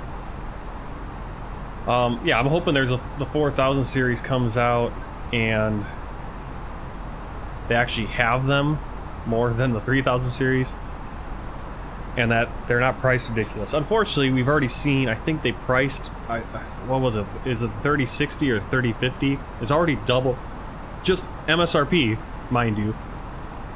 So from NVIDIA itself, is already double the price of like the 2050, the budget cheap graphics card solution for people in the 2000 series. It's like 125 bucks. Now that same card, but in the 3000 series, I mean it's not the same card, but it's the budget one, right? The cheap budget one is $250. And so everything, it's like, it's just kind of frustrating because it's like almost like the PC building craze is gonna be killed off, because what happened, the reason PC building is such a great thing to do is, first of all, you get to customize it the way you want it. You put the parts in and make sure you get the parts you want and spend the money where you want to, but also usually by doing it that way you get more bang for your buck. Not anymore. You know, first of all, you can barely find a graphics card, and then you're spending, you know, $1,000 on a card that is priced at $500, and then these newer cards are coming out and they're pricing them twice as much as they originally priced, and then they go on the secondary market and they're 3 times, you know, so, you know, your budget card, your 3050, is MSRP $250. You can't find it for anything less than $500 probably. It's just annoying. Alright, I'm just gonna hit managed heading pretty soon, because we are going to ILS 2.6, so it knows that. And we'll start slowing down. Approach speed is 137. Didn't slow down too much yet.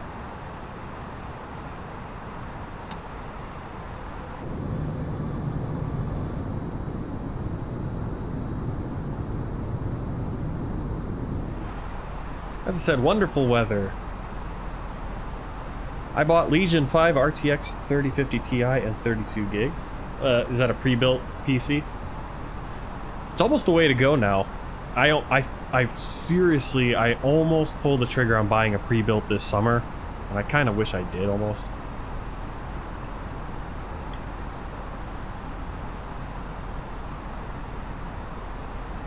Part of me wants to. At the same time, though, it's like I have this PC that has good parts and has hard drives and everything already.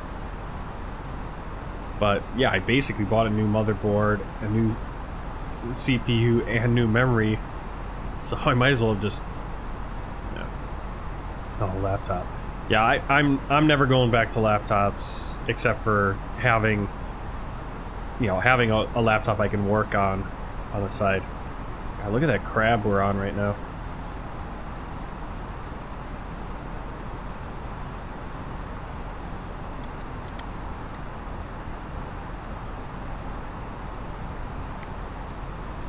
See how far out we are.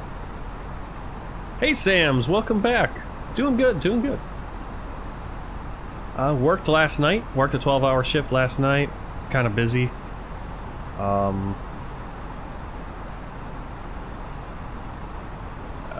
We'll say go around.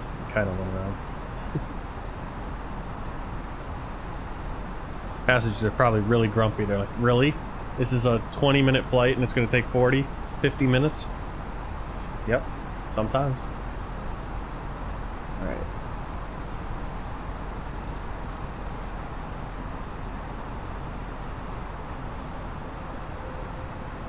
Yeah, the reason that my integrated lights aren't on, I think it has to do with I put that texture pack back in after doing the A32NX update, and maybe it doesn't work with the latest update.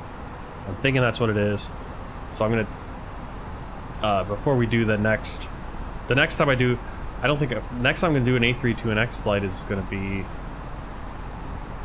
actually will be from Gatwick. So tomorrow I may have to make sure it's set up for tomorrow, because our next flight we're gonna fly to CRJ, and if we do 2 more flights today, if we fly from Guernsey back up to London, that'll also be CRJ. I think we're only gonna do the one from Jersey to Guernsey, and then we'll do some VFR. That's my guess right now, at least, time-wise. Cool, Sam's got a flight yoke yesterday, and some rudder pedals. What flight yoke did you get?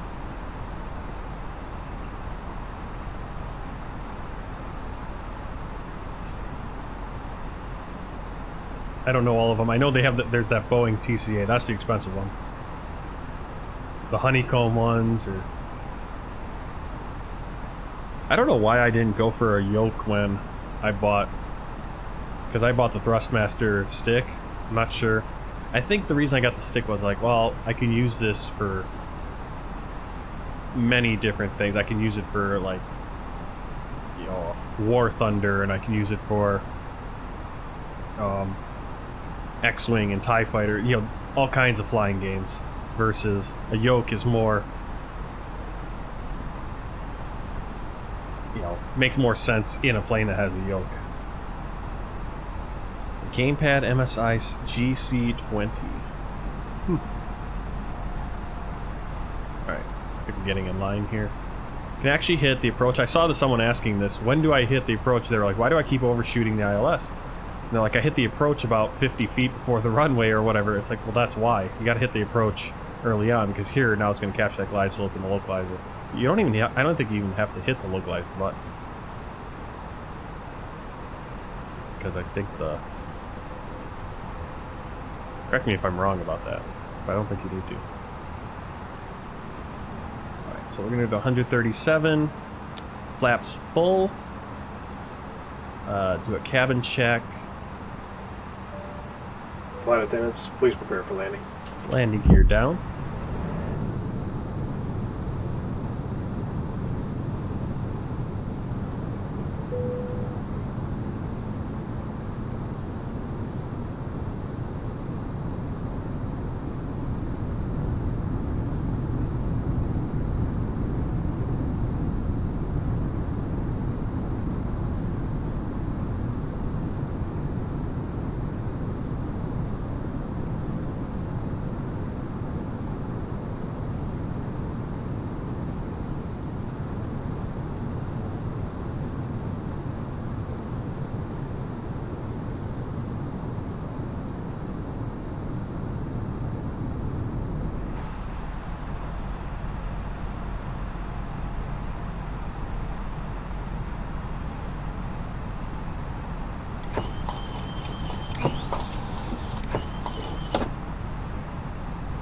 I don't think these wipers actually do anything.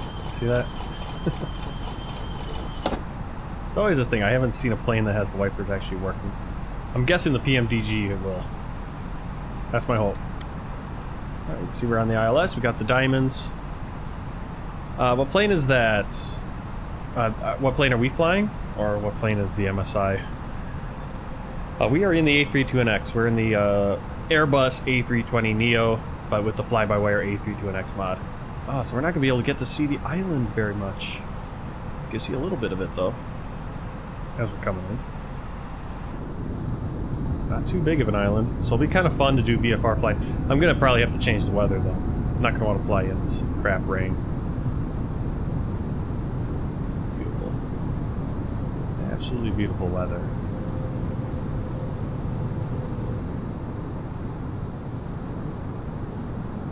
Talk about valley right there. There's the runway.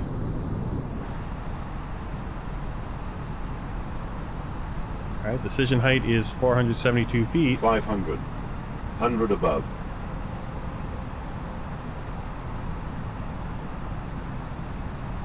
300. Minimum.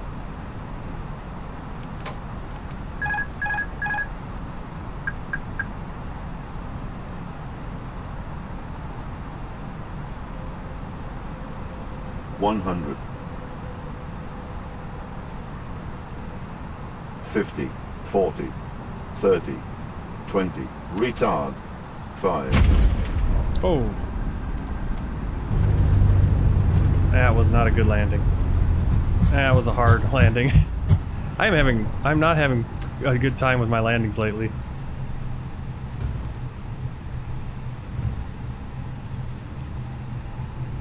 Not the best landings lately.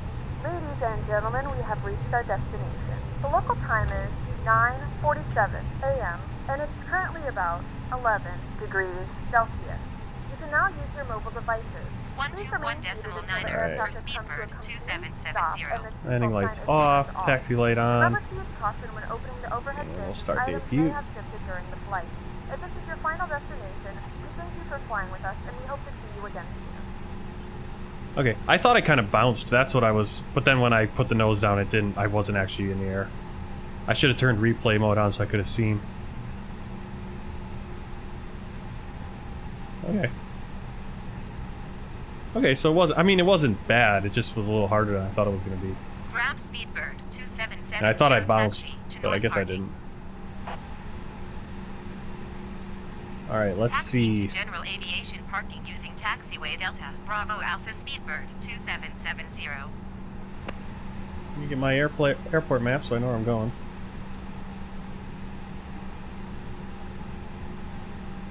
Parking stands. No, we want airport. Airport. What is it? Bravo. Delta Bravo Alpha. Okay, so we're gonna turn to our left, and then we'll be in Alpha, and we'll be at the.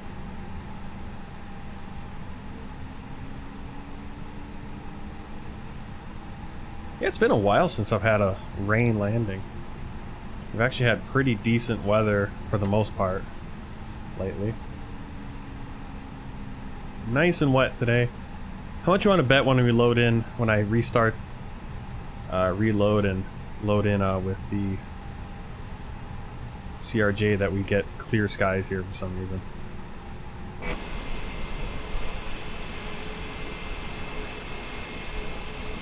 I think we'll go right there where everything is. It's actually a pretty decent little airport. I don't think I have a... I don't think this is scenery. It might be. It probably is, looking at it. Yeah. I think this is a custom handmade. Freeware. I only use freeware. Well, I don't only use freeware, but typically most of the stuff I have, especially scenery-wise, besides the John Hibashi's 4-season pack, is freeware. So... and I usually find it on flightsim.to. So if I don't have a link in the description, or if you're on Twitch, you can always just search for things on flightsim.to and you should find it. What was I going to do? Clear those spoilers. That's what I was going to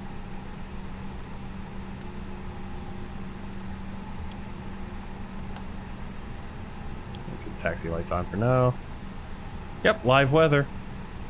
It is the live weather. But the live weather doesn't always load in. Sometimes I'll get perfectly sunny weather when it's supposed to be like heavy rain. What's nice though is I don't hear thunder all the time, so I think they might have fixed that. There's always way too much lightning and thunder. When they first got the game, there was no lightning and thunder, and then it was way too much lightning and thunder.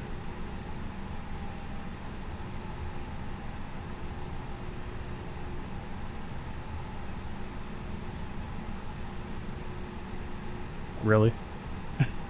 Plane just ran out of juice. Come on. Come on. Come on. Come on. I don't want to give it too much because then I'll just go flying through the terminal. There we go. Parking brake on. Lights off there. Strobe should have been off already. Actually, I have a bunch of stuff on that I should have had off. So we got to the taxi. It's alright. It's a simulation, not perfect. Alright, and we will bring down the engines. Engine 1 and engine 2. No jetway, so we're going to have to get the stairs. Power, catering, and baggage. Turn off the seatbelt signs. Passengers coming off board. Connect that ground power. Turn off the APU.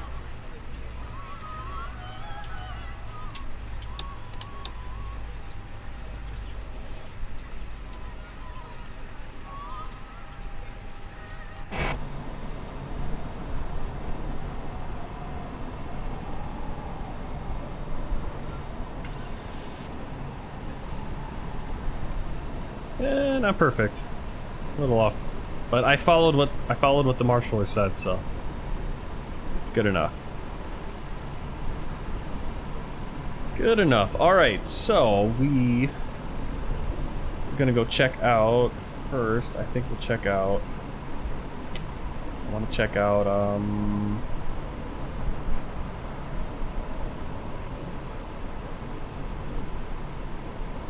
1 second here. I want to add a window capture.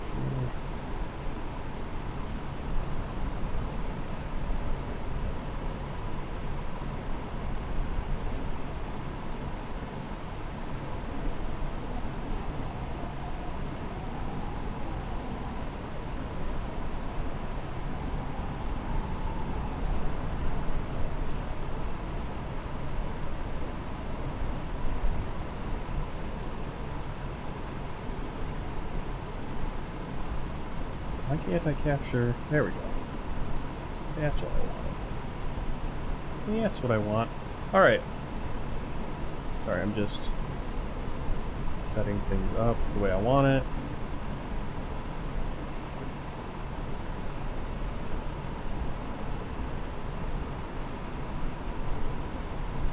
Alright, so we got Volanta.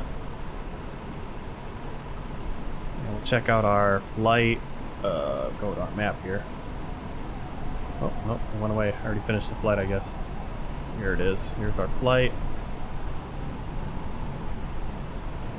So take off. We took off. We went right over Windsor Castle on the takeoff. We couldn't see it, unfortunately. Look at that weather system right there. So I don't know if live weather's just a little back, because it seems like that's the weather system we've been flying over. And we kind of had to do a little, a little diversion there, as the plane took off on us. My fault though. I can't see. There we go. Landing rate 380 feet per minute. Flight time 45 minutes. Landing speed be a little slow there. We should have been at about 120, 25, 126, 132 probably. So that's kind of why we thudded a little bit. Got a little too slow. All right, put that away and bring up the world tour map. If I can find it.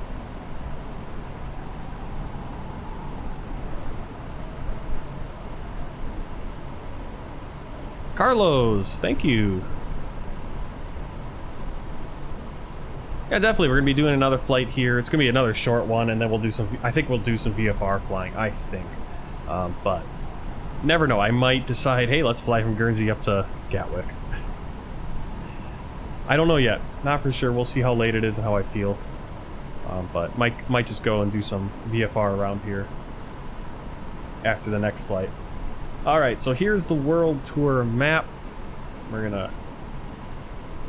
Just give me a second. It's not on your screen yet, so you're not missing something. All right, there it is. There it is. There's the world tour so far. You see Africa is complete. We've gone to every country in Africa. We're now up here. We're going to Jersey, which is a small island. Let me see. Jersey. Whoop. Jersey completely disappears if I do that. How do I have this set up?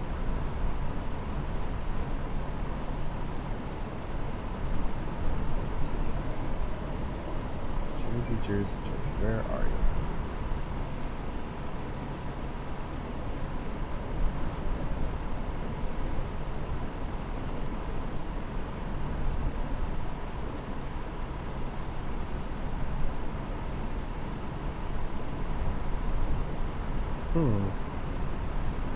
I don't know how I had that set up. There we go. There's Jersey, but it's for some reason behind. Oh, I know what I need to do. The magic of Adobe Illustrator. What we want to do, take this, and go all the way up here. There we go. There's Jersey. Get the flag. Jersey's actually that little tiny island just off the coast of France. Alright, so our next flight. So we just went from London down to Jersey. Our next flight's just gonna be Jersey over to Guernsey right here. So not too long. So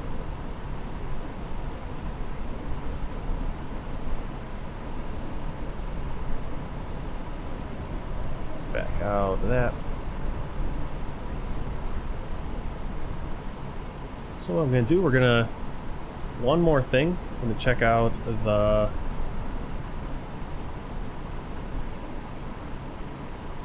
Pack X, because Pack X is done. All of our passengers are deboarded.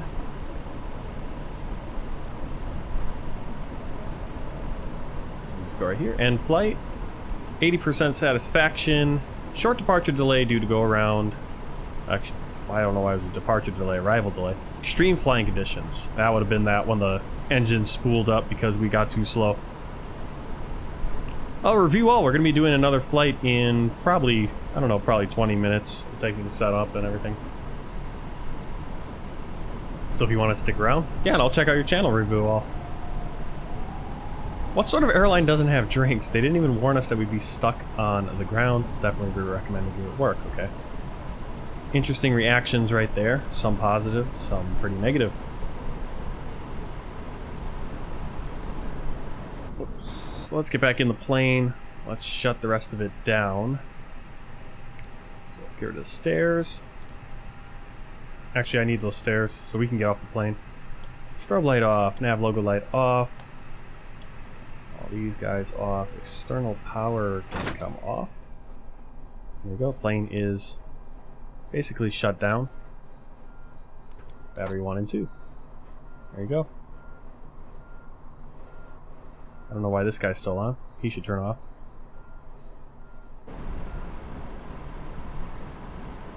Nice foggy, foggy, foggy airport. Alright, so we're gonna go. I'm gonna put on a Be Right Back screen or something, or maybe we'll just go just chat while I set up the next flight. Let me throw some.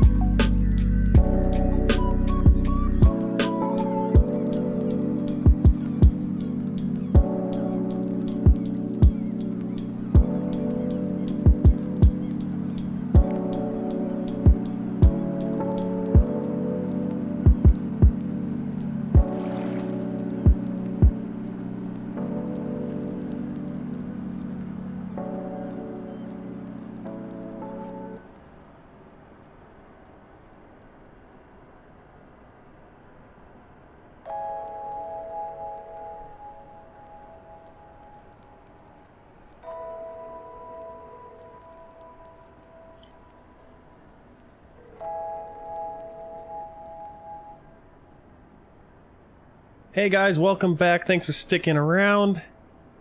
We are back in Jersey, and it's a little bit later in the day now. It's about 5:10 p.m., so obviously the sun's in a different position. Doesn't look as rainy as I said. Creepy Kirk's here for the startup. All right, yeah, that's gonna be most of the flight is actually the startup. Incredibly, the original flight plan that SimBrief gave me actually had us going all the way up to the tip of France and coming back down, and actually was like going to end up being a 40-minute flight. But I got a shorter one, so we'll just take off and then kind of land really quick. So, beautiful Blue Islands. This is a fictional livery for Blue Islands because they don't fly the CRJ7. But beautiful pack. There's a pack of them actually. They have one for the A32NX, the CRJ7, and the ATR72, the community one. So this is going to be leg 108 of the world tour. We're flying into every country and territory in the world. Maybe not every single one, but we're going to try to. And today we're starting in Jersey Airport, or this flight we're starting at Jersey Airport, St. Peter, Jersey, one of the crown dependencies of the English crown, out in the Channel Islands, the English Channel. And we're flying to Guernsey Airport and the airport is located in Forest on the island of Guernsey, in the Bailiwick of Guernsey, another one of the crown dependencies out in the English Channel, just off the coast of Normandy. And this flight's based on Blue Islands 4433, usually flown in real life in an ATR72, but I'll be using Aerosoft's Bombardier CRJ700 with the great Blue Islands livery pack created by Sincere Speedbird, Alpha India Group's Traffic, of course, and Bijan Habashi's 4-season pack. I don't know how much other traffic we'll see. We did see another British Airways when we came in for the landing. We do have one right over there. That's actually switching. Now it's an EasyJet. So let's get inside the plane and start it up. And see if I can do this just from the operational checklist. I probably can't, but we'll see if I can. Alright. So we're going to check our crew oxygen and masks. Audio warning panel is checked. That's going to be... You see that CM2? That's actually the first officer. Electrical power panel is checked. So what we're looking for on here is that all of our switches are auto. IDGs are covered. I think that's all we do right there.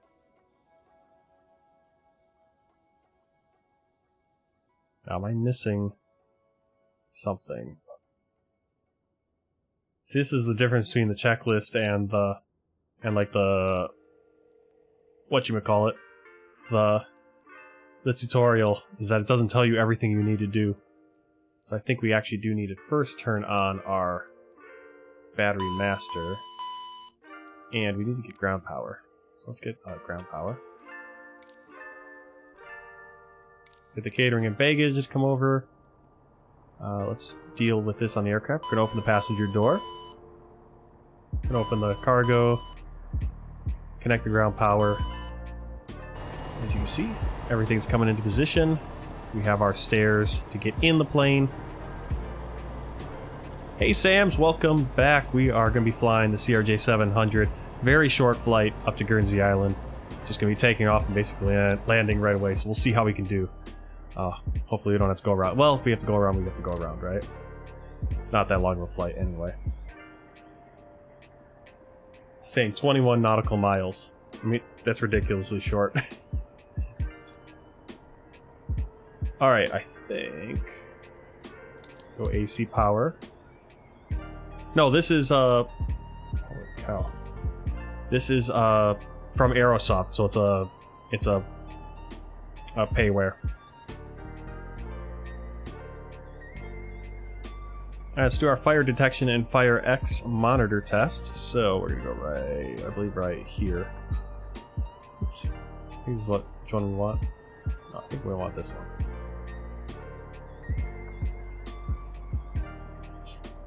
We have there.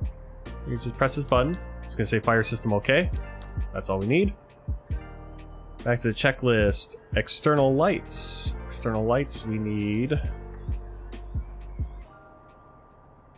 nav on, logo can come on, everything else stays off for now.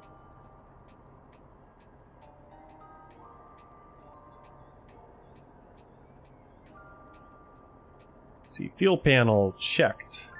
So fuel panel we want off. That's not where I want. Well, this is where we're going to get our fuel. Actually, we should put our weights in. We actually don't need to put our weights in here. The plane will do it itself. So what we'll do is we're going to go like this. We're going to get our fuel on. If I can hit that power button. Can I hit the power button? There we go. So there's our total quantity on our flight plan today. We need 2,747. So we're going to turn on. We're just going to increase to 2,000. What did I just say? 747. And you can see it's coming on. Right there. So it's loading right now.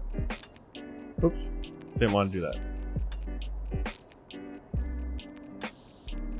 So we need to turn back on and do what we just did.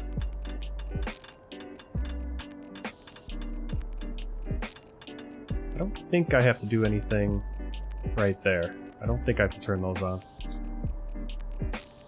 Alright, where did my... I thought I had one that was set on this panel. This one. There we go. Alright, bleed air panel. So that's gonna be right up here. We need to have this to auto, this to normal, ISO open, and bleed source both engines. Alright, APU panel on and off. So we're gonna go that's up here. And we hit the power. We're gonna look on this screen. We're gonna see the in-bite and SLV open. So the door is open, so now we can go to start.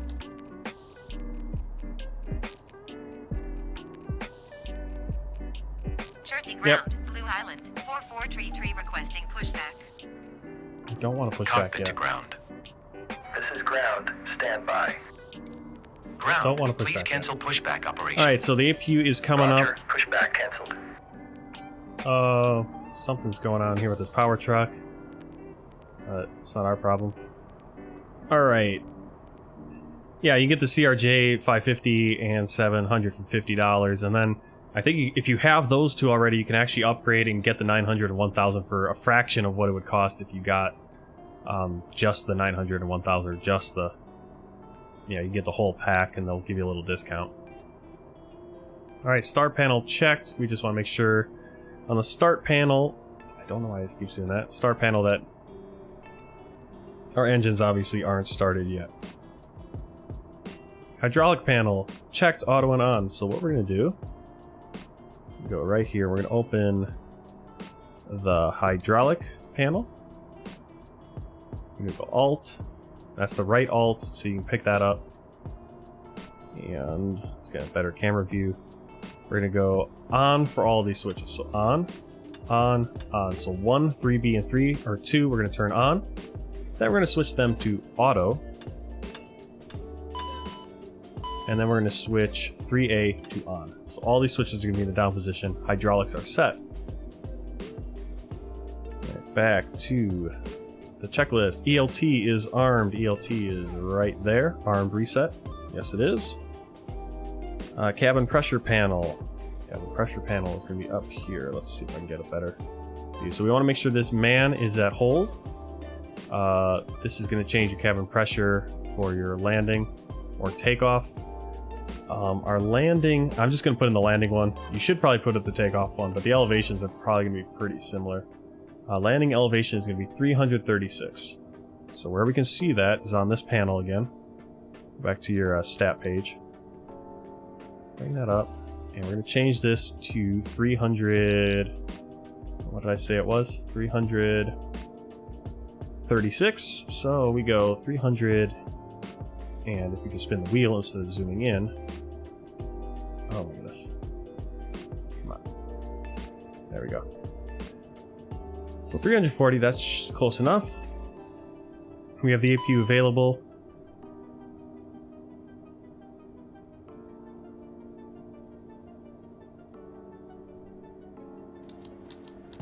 Okay. Back to... Oh, we want to do the cabin pressure panel. So cabin pressure panel. This wants to be full to decrease. Of course, we don't want... This should be blank. This should be covered. And now we go back to our checklist. And we go to the air conditioning panel. So we're just working our way around all the panels. So air conditioning. Left and right packs. On. Reciprocal. Recirculating fan on. Ram air covered. Don't do this one. If you press this and press this at any point, that little fan will come out. We did a flight where that fan was sticking out the side of the plane. Right there is like a little door, and the fan just sticks out. These we keep at manual or auto. If we click them, they're manual. And everything else we just keep. I think just keep like that. This you can adjust your temperatures for your conditioning, air conditioning. Alright, cabin pressure panel, air conditioning panel checked, anti-ice panel checked. So anti-ice panel, we're gonna go over here. We're gonna go wing, or we don't need anything right now, but we might on takeoff. We could do the ice detecting test, so we'll do that. So again, we hold this down, and when we release, we should get a ADS heat test OK. I want to clear that. Okay. Gonna go, I think this is still part of the anti-ice, so we want to take left hand to low. This is the windshield. Right hand low. I believe you can test that also. Let's see.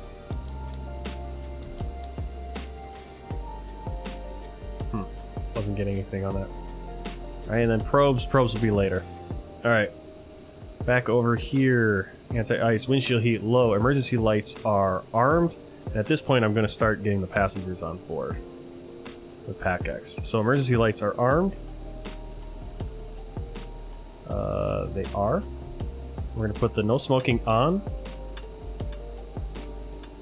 And seatbelts we'll also put on because the fuel is all on board, so we'll turn this off. And we'll have the passengers come on now. So Pack X. Come on down, Pack X. There it is.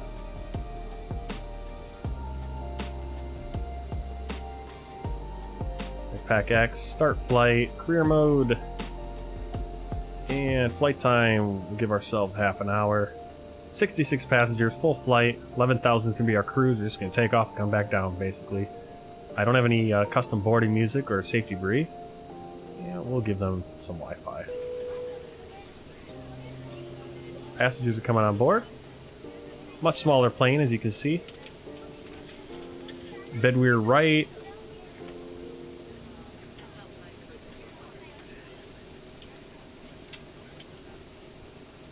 Angus Rogers.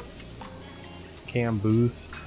Trying to see if we any names we know. Ursulina Fox. There you go. Bartholomew Dawson. Liebgard Tinura. Alright, they're going to be on board really quick because I have it set to... Let's set it to realistic. Where are you? Realistic. There we go. So they will come on board so quick. Okay. So back to the checklist. Emergency lights armed. Standby compass check. Nose wheel steering is off. It won't take that long. Clocks are set. Instrument panels checked. So we're just checking these panels. Ooh, we should have actually probably done this a little bit earlier. Don't forget to do this. Set your nav. Get that going. Hopefully that doesn't. I don't think that takes too long in this plane. Instrument channel or instrument panels checked. So what we're checking, making sure we have our here what data we want shown, brightness, all that. Everything's showing right. Upper pedestal, we're checking right here, making sure anti-skid is armed. We can do a test, inbound, outbound, go back there. Engines N1, ground proximity are clear and covered. Lamp test.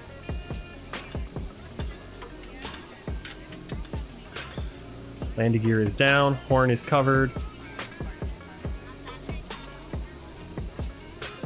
Thrust lever quadrant, want to make sure our thrust levers are in shutdown mode.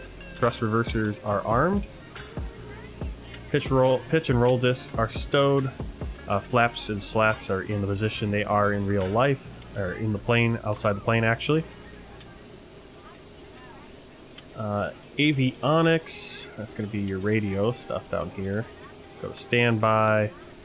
The ATC will go to 1. Nothing really changing here. I'll do weather. Make sure all of our inputs are normal. Turn on our lighting. I don't know if the integrated lighting isn't working on any of my planes. Oh yeah, it is.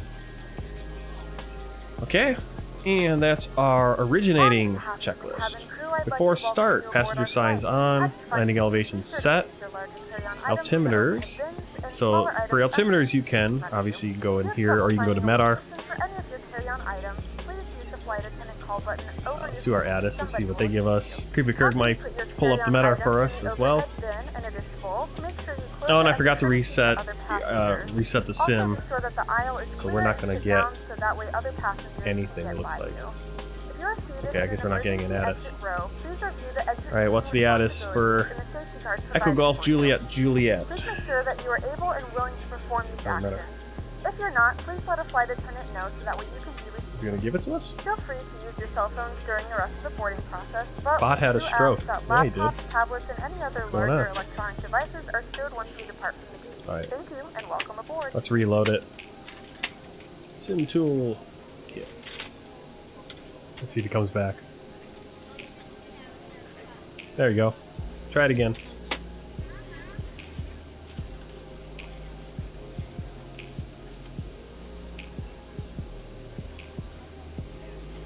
The census taker once tried to test me. I ate his liver with some fava beans. Nice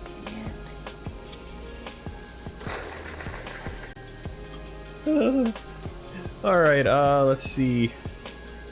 Well, the gusts have gone away. Overcast, QNH is 1014, so we can... where do I click on this? I don't want to do that. I think that's the trim, isn't it? Where do I click to hide this? There we go. So barometer, we want it in right there. 1004. And a quicker way you can do it is you can just hit B. If you just want to hit B on all of them. We're going to go like that. We'll do it manually. I think it syncs up. Yeah, it is synced with the first officer, so they are all good. Alright, altimeters, FMS, we're not yet aligned. Nav isn't aligned yet. Radio nav aids not set yet. Takeoff briefing. Actually, radio nav aids will automatic usually, but we can set those. I don't think there's anything else we really need to do. We do have the APU on, or it's available. Let me see, does it say anything about the dampers?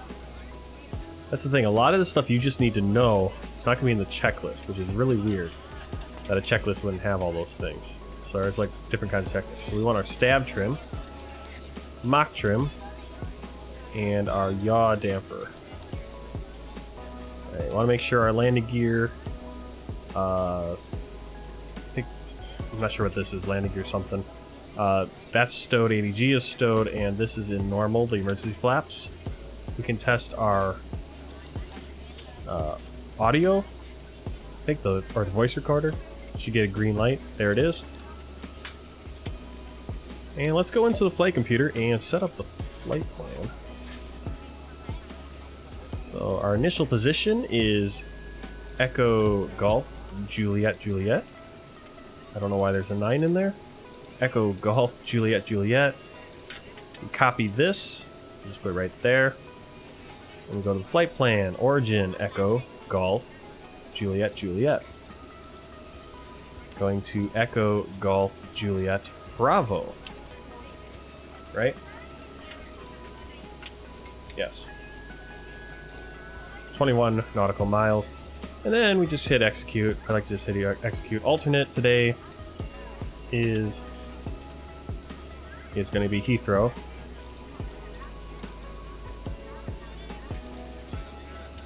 You could actually input a route, I think. You could have a route saved and just put it in like that. Then I go to the next page, and here you just have your VIAs and everything. So we're going to go direct to Jersey. The VOR. Direct. Tidma.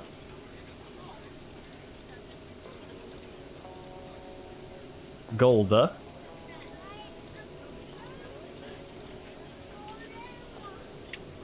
And Pilam. We're on your time now. Alright. On my time. That's right, you're on my time. You're always on my time. Good evening, ladies and gentlemen, and welcome aboard Flight 4433. Our flight time will be roughly 30 minutes. Now that the cabin door is closed, please make sure that all devices are in airplane mode and your Alright, so here we're going to get all this from the flight bag. So performance, change to 0 fuel weight. Easiest way to do it. 0 fuel weight today is 26.8. Let me start this. 26,800. Enter. Fuel is, I don't know why it's showing that for fuel. Fuel from the aircraft. There we go. And set the payload in the simulator. You can see the plane kind of bumped a little bit there. And we just copy this all right in to the FMS. There it is. Alternate cruise, don't have that. Cargo, 0 fuel weight. Fuel, good. VNAV setup, don't really have to change any of this. Go to a departure and arrival. We are departing runway 26. No standard instrument departure. Go back here, arrival. We are going to be arriving runway 27. So we'll do ILS 27. And I think we'll just do vectors. I don't want to fly all the way in and then back out. But maybe we will. We can always change that. If ATC says so. We'll do what ATC tells us to do. No standard terminal arrival route. We'll just go direct. Everything direct. Alright. That's it. I like to use this as mine. This kind of gives us our vertical speed and what we need to do. Here's how you do fixes. If you want to do fixes, I believe hold if you want to do hold. I don't know how to do it yet, so hopefully we don't. We're not going to try to do a hold on this flight. I need to learn how to do it, though, for future reference. Okay, back to the checklist. We have... let's close these doors. Let's see, checklist. Altimeters, FMS is checked and set. IRS is aligned. You can see we have the map. And, man, we can actually pretty much zoom this map in much closer. See, there is that discontinuity. So what we're going to do is go to legs. Next page. I'm just going to go right here. In fact, we don't even need that vector. We just want to go right to there. There we go.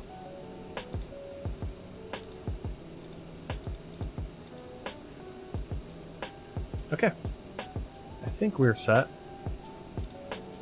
The plane won't crash out of the sky at least. Radio and nav aids. That's what I wanted to do.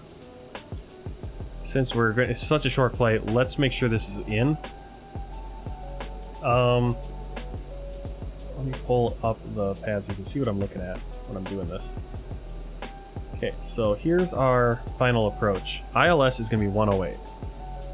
Now it is set to auto, but I'm going to put it in manually, just so I know it's in there. And then our VOR is 109.4. So we have both of our little things we need. Whoa. What do I want to do? If we miss our approach, we're going to climb to 3,000 feet. We're going to initially climb straight to 2,000 and then turn right to VOR. So we're going to go 2,000 and come back to the VOR and then go back out and try again. That's what we're doing. Make sure you hit execute all the time. If you forget to do execute, it gets a little weird. For example, right there, I forgot to hit execute. That's why I still said cancel mod. And that's why there was that dash line. Dash line is now gone because I actually remembered, or I had forgotten, but I actually remembered just in time to hit that execute button. Alright. So, should be ready. We did our takeoff briefing. There we go. Cleared to start. Personal electronic devices are off. Alright, turn off your phones. Everyone, APU is on. Electrics are checked. Takeoff data is set. It is not set. We're just going to do this right from here. I'm going to say it's wet, even though it might not be, technically, anymore. But it should be. Checklist. Okay, takeoff data. So you just automatically put that in right there. Doors closed and locked. Let's double check that. Doors page. Doors are closed and locked. Good. Beacon light on. Fuel pumps and quantity. So fuel pumps on. Quantity of fuel. We have 2,745 kilos. Alright, hydraulic pumps auto and on. Auto, auto, auto, and on.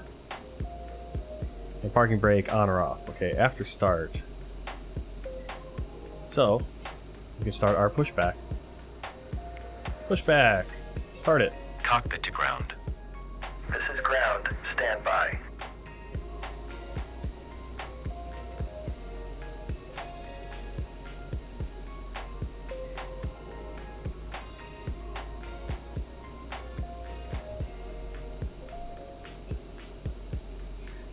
That was a quick startup. I think that's all we need to do. You don't need to do all... Like, usually I'll do all the safety checks and everything. That's just so long. That actually didn't take too long. You can let me know how long... Sir, the bypass pin is installed. Probably took All longer than our doors and flight's gonna hatches be. closed and all ground equipment is removed. The parking brakes are set. You may lift. Parking brake set. Lifting the aircraft.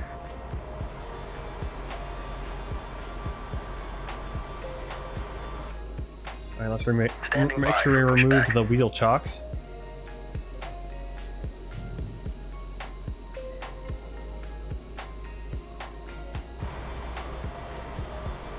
Not sure why we're losing our lift.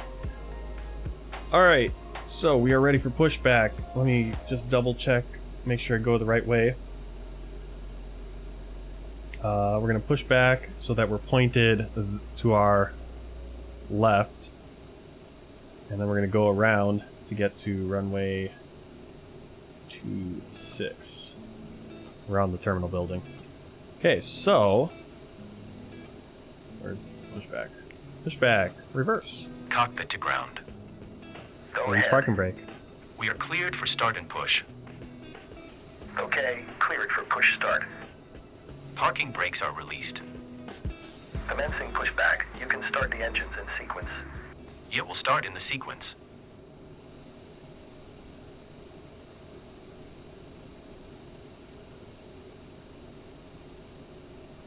Alright, so we're going to start left engine.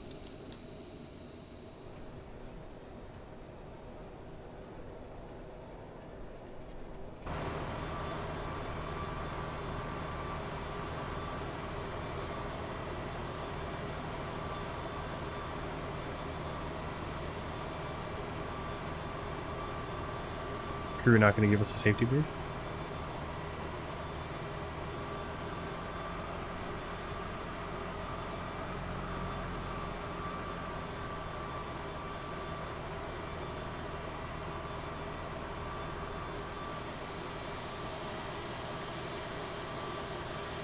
On this aircraft, please refer to the safety card in the seat back pocket in front of you. In some cases, your nearest exit might be behind you. If we need to evacuate the aircraft, there is lighting on the floor to guide you towards the exit. In the event of a decompression, an oxygen mask will drop in front of you. To start the flow of oxygen, pull the mask towards you. Okay, once you get to, I think it was 25, is complete. You may disconnect. on the N2, you hit this little red tab, bring it up to idle. Although the badge does not include, oxygen is flowing into the mask. If you're Holding traveling position, with a child waiting for or the someone visual. who requires Thank you and assistance, goodbye. secure your mask on first and then assist others. Keep your mask on until a member of the crew advises you it is safe to remove it. In the unlikely event of a water landing, a life vest is located in a pouch under your seat or between the armrests. When instructed to do so, open the plastic pouch. Alright, so we got engine, or right engine, so, or left engine, so starting right engine. To inflate the vest, pull firmly on the red cord only when exiting the aircraft.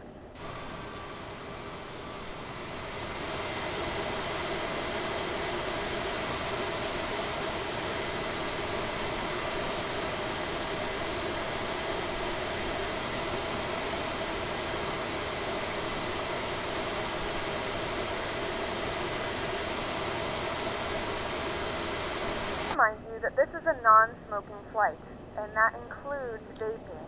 Tampering with, disabling, or destroying the smoke detectors located in the lavatories is strictly prohibited by law. All of this information and more can be found. Get back to the checklist. After starts, generators are auto, electrics are checked. Let us know if you have any questions. So our electrics. With us, and we hope you enjoy your flight. So you see Gen 1 is currently powering bus. APU is powering bus 2 right now until Gen 2 comes up. There it is. So it's switched over. So our electrical is now controlled by the engines. So bleed valves are still auto, packs are still on. APU, we're going to do turn it off. So stop. We're going to wait for the RPM to come down. Anti-ice, on or off. We're going to turn on anti-ice because we do have... we're going to be going through some rain, I think, on takeoff. Just be safe. Nose wheel steering is armed. Make sure the APU is down. APU is down, so turn off the power. So APU is gone. Door closed. No other warnings on our screens. Taxi. Let's make sure our flaps are set.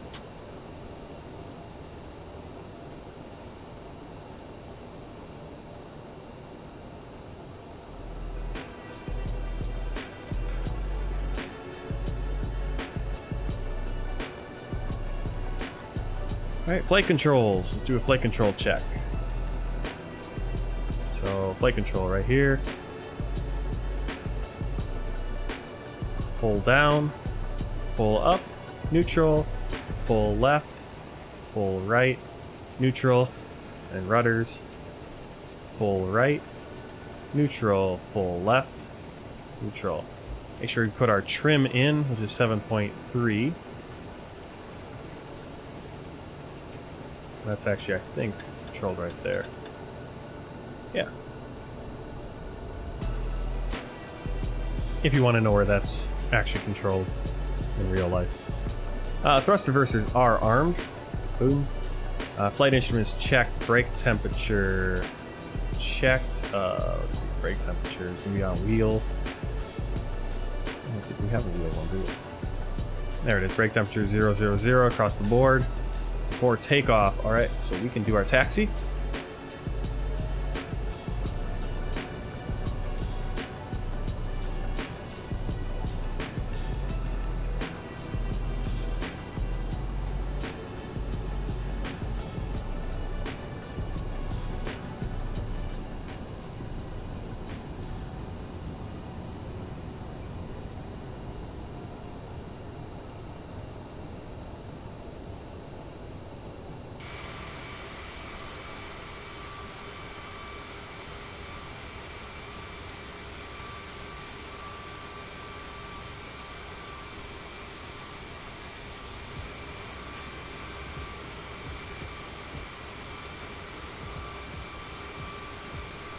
West Atlantic. Getting the traffic courtesy of Alpha India Group traffic. All the liveries and flight plans. Unfortunately, Alpha India Group is having some server issues right now. So if you don't already have it, you're not going to be able to download more liveries and models and flight plans. But it really is a game changer. What is this? Europe Airport. Okay. I thought that was just like a generic, one of the Microsoft generic planes. I was going to be very disappointed.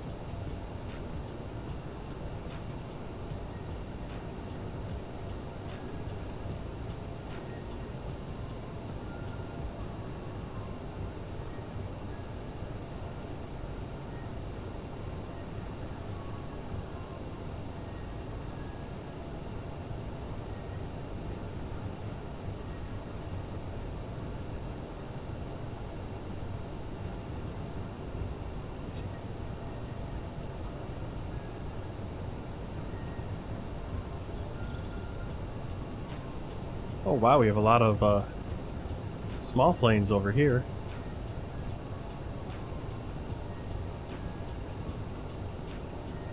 General aviation parking.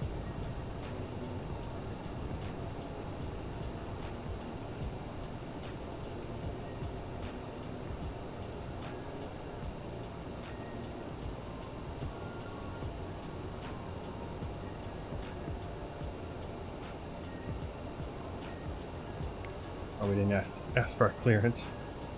Let's see. Depart straight out. Oh, we want to depart east.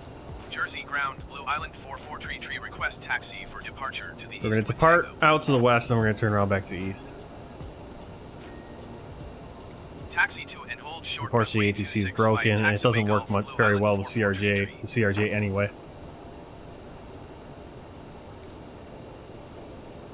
To the tower. Request VFR, even though we're not doing a VFR flight. The CRJ, for some reason, doesn't work nice with the in-game ATC. Cleared for takeoff runway 26 Blue Island. Alright, lights and strobes on.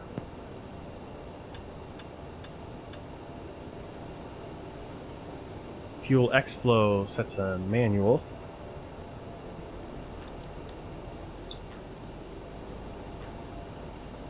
Flight attendant advised, transponder on and set.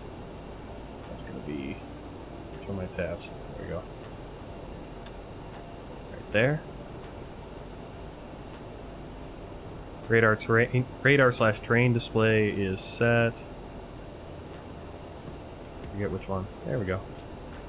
I think that's that. I'm not sure it's functional still. It might be. It might be in this plane. And CAS is checked, right? Alright, climb. Not there yet. We are cleared for takeoff, so let's get on the runway. Passenger seatbelt signs are on. Flaps are in the appropriate position. And this is going to be a short flight, so we're going to do speed and nav for our climb. Only climbing to 11,000.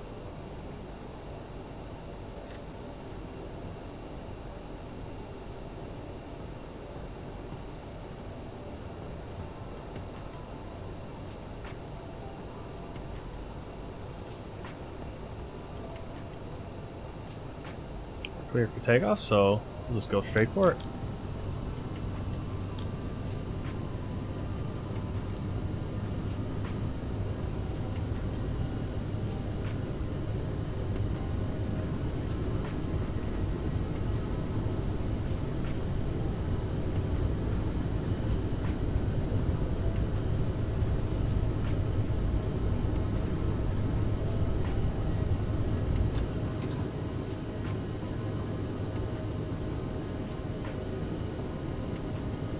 Positive rate, landing gear up.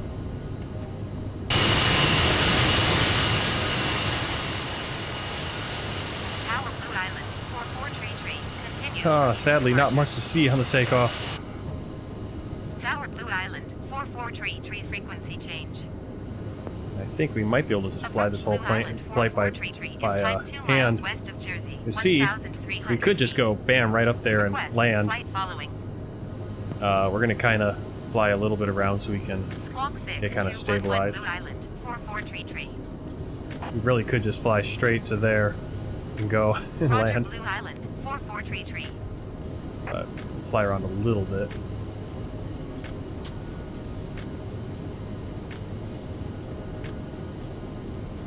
What a view.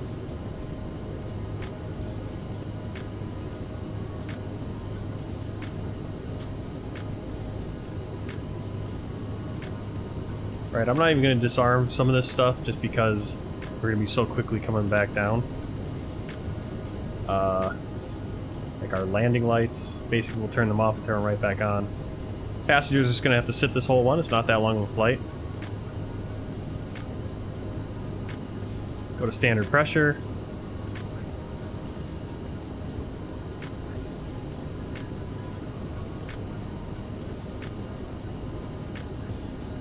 We'll put the autopilot. 120.15 Blue Island, 4433. Rest center, Blue Island, There we go. 4433, Autopilot. 6,900 feet.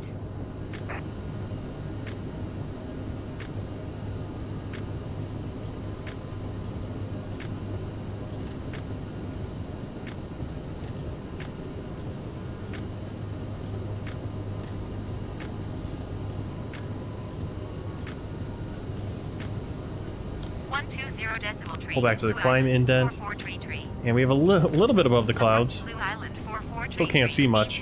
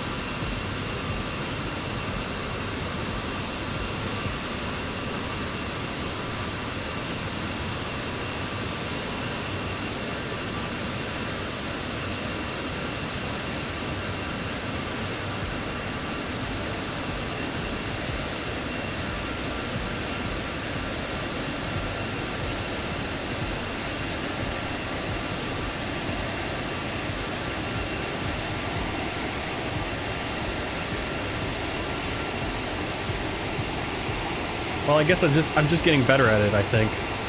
That was the first time I've done it just from the checklist and just kind of remembering what you have to do instead of trying to go through, because with a complete checklist, like that's the thing, there's a checklist and then there's like the whole like every step you need to do, and that was just a checklist. It didn't tell me, hey, you got to start the APU this way, you got to do it this way. So, see, this is why you got to go. There is again no auto thrust, so you do have to, if you don't want to go over speed, which we are well over speed right now. You want to make sure you manual control. All right, we are already coming in on our approach. That's how quick it is. So let's see, we need to, we're going to be coming over the island of Sark. That's where we're going to capture the glide slope. Glide slope's at 2,000 feet, so we're just kind of need to start descending pretty soon. That's how long the flight is. It's nothing. So let's see. Yeah, so you can see it's already telling us to descend like crazy, so we're going to go vertical speed. We want to get down to 2,000. And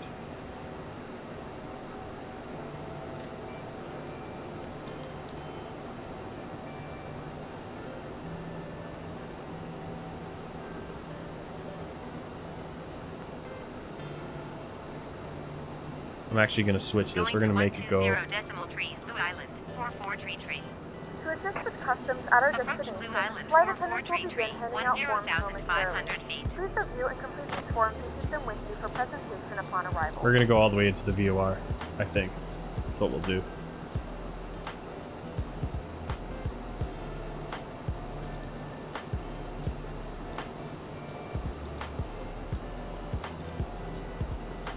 We have begun our final descent into your destination. Flight attendants will be passing through the cabin. It's going to give us a lot more time to get properly descended. In the full upright position. Please also store any carry-on items either in the seat back pocket or under the seat. We'll go all the way into the airport, and then we'll come back out. So this is the island of Sark. We're going to be capturing the glide slope right here, but we're going to go in and then come back out and do it again. It's such a short flight, might as well do it. Oh yeah, there's so much documentation. It's really cool, actually, if you want to read it all, if you're into that. What's happened here? Guernsey approach. Okay, let's get clearance here. Guernsey. Guernsey Tower, Blue Island, 44 tree 17 miles east, 8,700 feet to land. Fly straight and runway 27 Blue Island. Oh, now they tell us to fly straight in. No, we're gonna go all the. Well, we're gonna go into Guernsey because we're kind of high right now. We're gonna go into Guernsey and then come back out. So we're going to go all the way into the Guernsey VOR, and then we'll come back out, just to give ourselves a little bit of a flight, I guess. Why not, right? Because this is where we'd be capturing the glide slope, basically right here, over the island of Sark. So Guernsey's here, right up there, probably.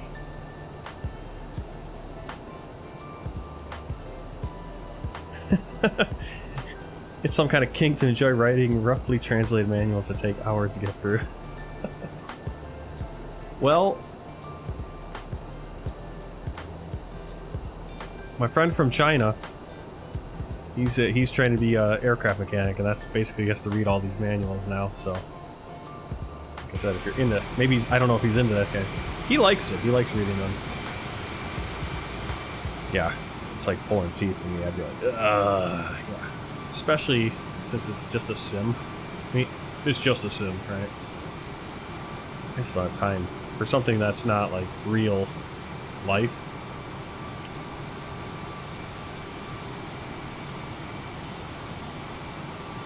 What is that behind us? That's behind us. Oh, that's the French coastline. Actually, that's the Carentan. What peninsula is that? The Cherbourg Peninsula, is that what it's called?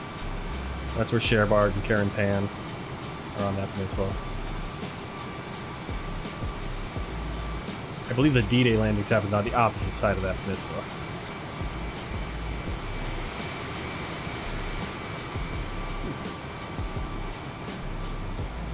I don't recall us having any issues with too many issues with the frame rates when we were actually doing the shared cockpit. It was kind of weird. Yeah, I think we're gonna, after we do this flight, we're gonna fly with a smaller plane and do some VFR flying over here. Because I really want to fly over these islands. They look really cool. I think that's what we'll do next. Unless you'd rather us just fly, unless you'd want to fly up to, fly back to London. We can do another CRJ flight up to London today, and then next time do the... I don't have the Kit Fox. I'm debating, I think I might get the Twin Otter. But I'm going to hold off on that until we get over to the Americas, because all those flights, hopping all those islands, are going to require a smaller plane. And I think the Twin Fox could be like a stand-in for the ATR, because it's... The Twin Fox is the... It's like the ATR 40 or something, isn't it? Or the Twin Otter, I mean. So here's Guernsey. Down below us. So now we're going to turn and head back out.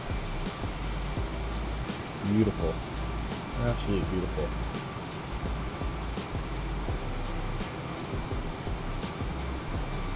I guess we don't need to change the weather. The weather changed based on the timer.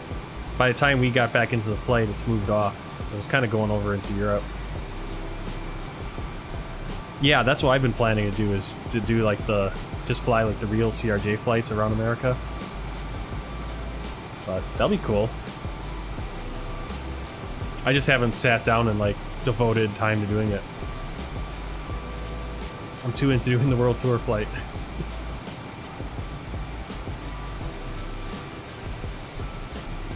I mean, I suppose I could do it. I could do like, again, a World Tour flight and then do that also. Like do 2 flights a night, 1 World Tour, 1 US.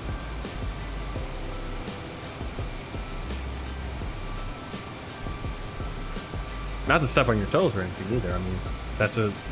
I've been kind of thinking of that too, because I kind of want to fly the CRJ more. And where can you do that? Well, the US. Alright, we're at 2,000 feet already. So let's watch our speed so we don't come plummeting out of the sky. We're headed back out to... It's kind of not the exact route you're supposed to take, but it's alright. Hopefully.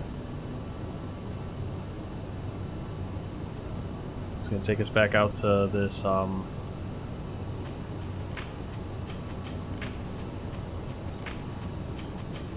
T088. That basically means we're 8.8 miles out from the VOR.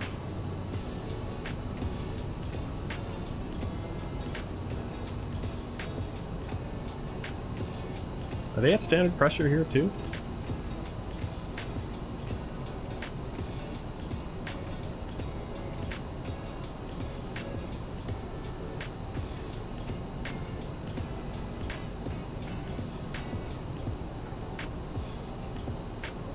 Yep, I had that same idea, Creepy Kirk, to do a CRJ.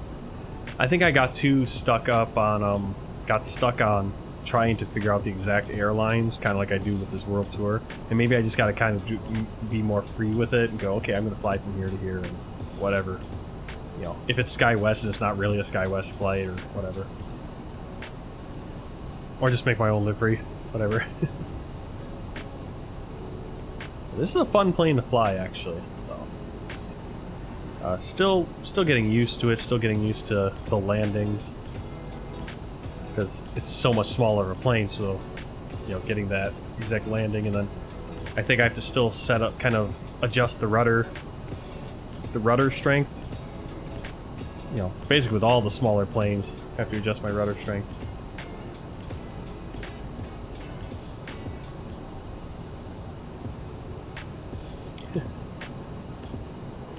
I don't know how to make my own. I don't know how to make my own livery though, and I'm too lazy to spend the time to figure out how to do it in Flight Simulator. I did it, like I said, I did it in. I made a few liveries back in X-Plane. I think I made the Air Koryo, Druk Air, and then it was the 2 airlines that go in and out of Paro Airport. Yeah, I don't know how to use Blender. The nice thing with X-Plane is you can do it in Photoshop, I think.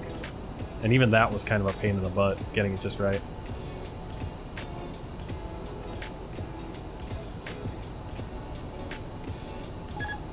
Oops, that's not what I wanted to do.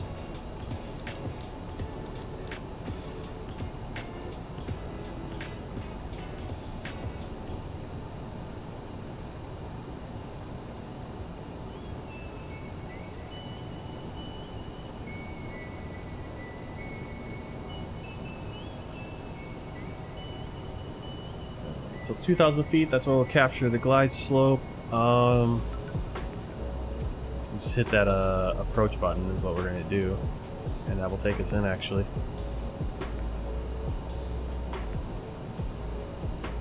We'll go back over here, performance page. Well, let's do our checklist. Landing elevation is set, yep. Fuel checked, TCAS set, radar on and off, CAS checked, landing data set. So we want to do our landing data now. We're just going to set all. Again, just goes in there. VREF 134 knots. Make sure we don't lose all of our speed. Before landing, flight attendant advised, passenger signs on, thrust reversers are armed, where we already have it, landing gear down, slides and flaps, obviously, to, I think, I don't know if we have to go full, but whatever you need, I guess. So we're kind of losing altitude. Should be turning here. Not sure why we're not.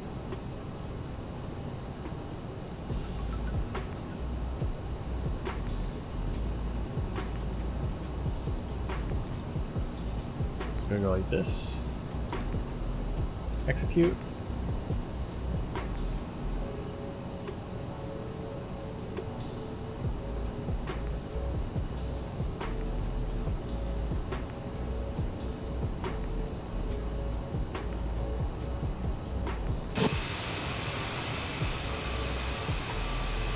There's actually other planes in the sky, and because the clouds cleared up, actually a nice view.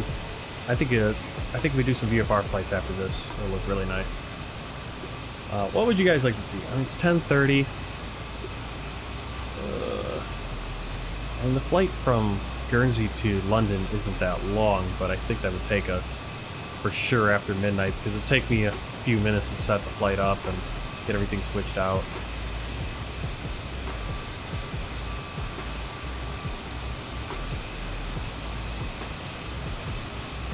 I'd like to fly that flight, but I kind of want to do some VFR as well. I also want to fly some CRJ in America, so it's kind of just figuring out the plan and figuring out, like I said earlier, figuring out how long I want to do these, how long I want these flights to be. Like, this flight's very short, like insanely short.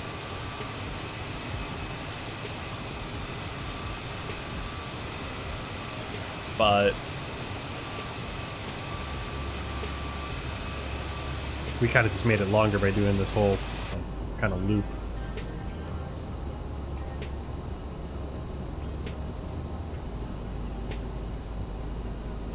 Alright, so we're going to hit approach.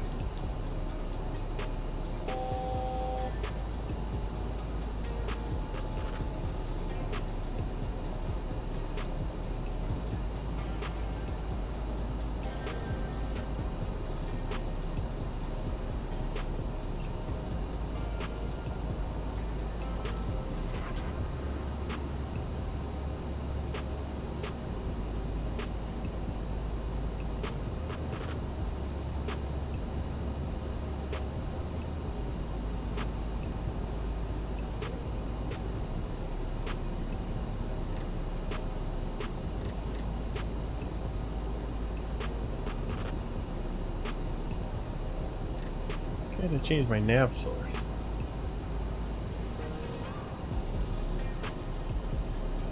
I'm a little worried. I'm not going to capture the glide slope, actually. Oh, I think we got it. I think that's what we want.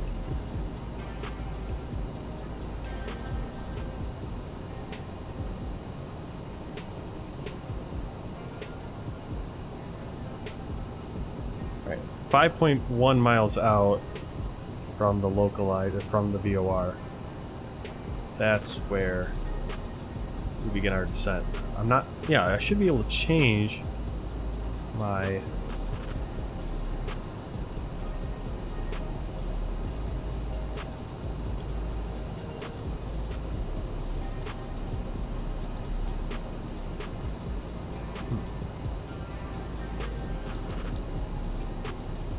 There we go. DOR.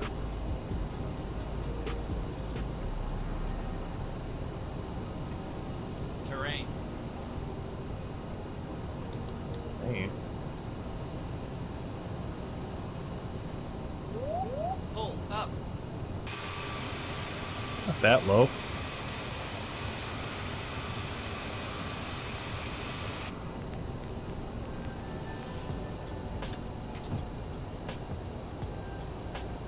Oops. Landing gear down.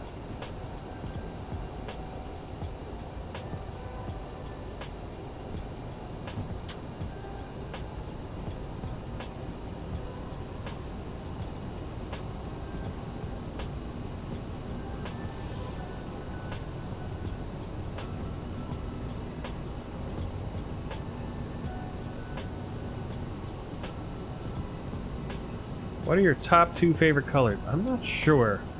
Like, my colors for my channel are blue and yellow. I kind of like that. I kind of like blue and orange.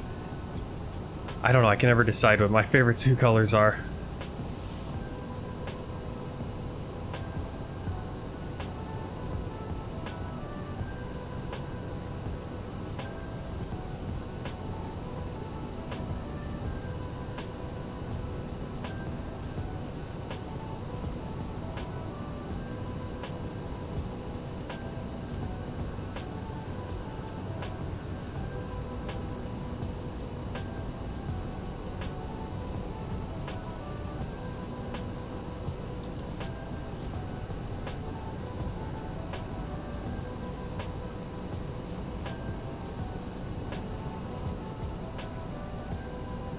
I feel like I'm gonna miss the runway here.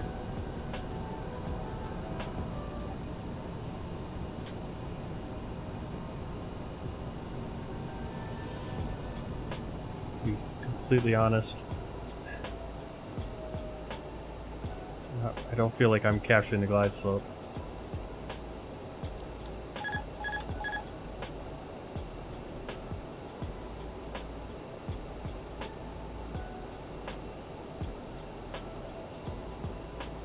Sink rate 1,000. Sink rate. There it is. You see it? There's the runway. Sink rate. Is that the runway? That's not the runway. Oh my god. 400. Pull up. Why are you sinking so much? Too low. 200. That wasn't right. Too low. Flaps. I got tricked by those lights. Glide slope. There it is, over there.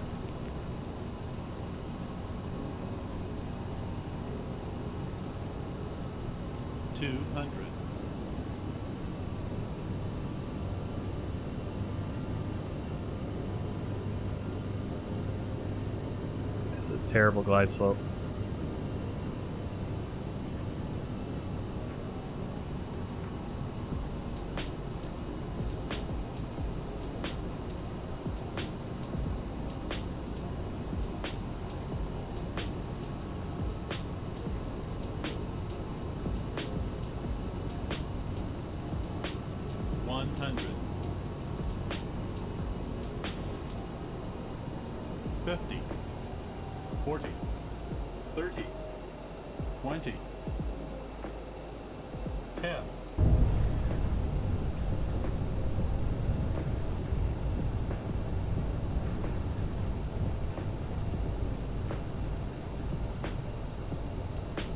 That is a very short runway.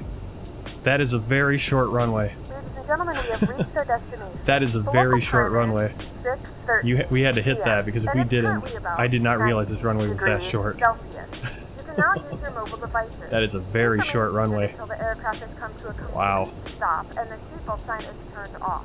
Remember to I wonder if we'll be able, I wonder if we'll be able to take off. I did not do my research. That was a very short runway. Going to 121 I thought for sure we were going to go off the edge. I was going to have to go around. Alright, so let's go to our after landing checklist. APU. Let's get it started.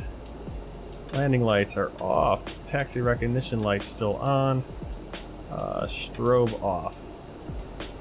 Turn off our transponder. Thrust reversers can come off. Retract all the flaps.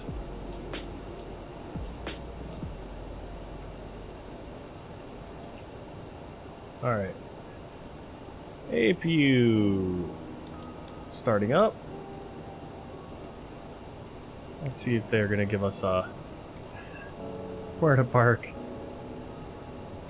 Guernsey ground, Blue Island. 4433 request taxi to west parking. Taxiing to general aviation parking via taxiway Delta Blue Island 4433.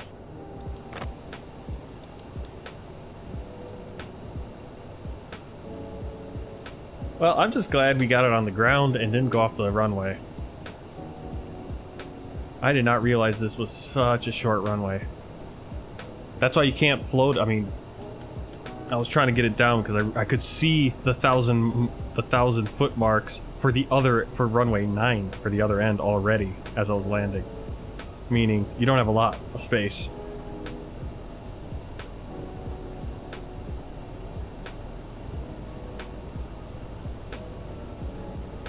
Such a fun plane to fly though. That's why I love your idea, Creepy Kirk, to do a CRJ to all the regional airports in America. You know, do a tour of the US with regional airports. It's really cool. I mean, you don't have to limit yourself to regional airports, but definitely don't feel like you only have to go to LAX and, you know, all the major ones. I mean, obviously CRJs do fly into those. They also fly into the, you know, smaller ones like Appleton and Green Bay and Midway. Those are the ones I would like to fly into more.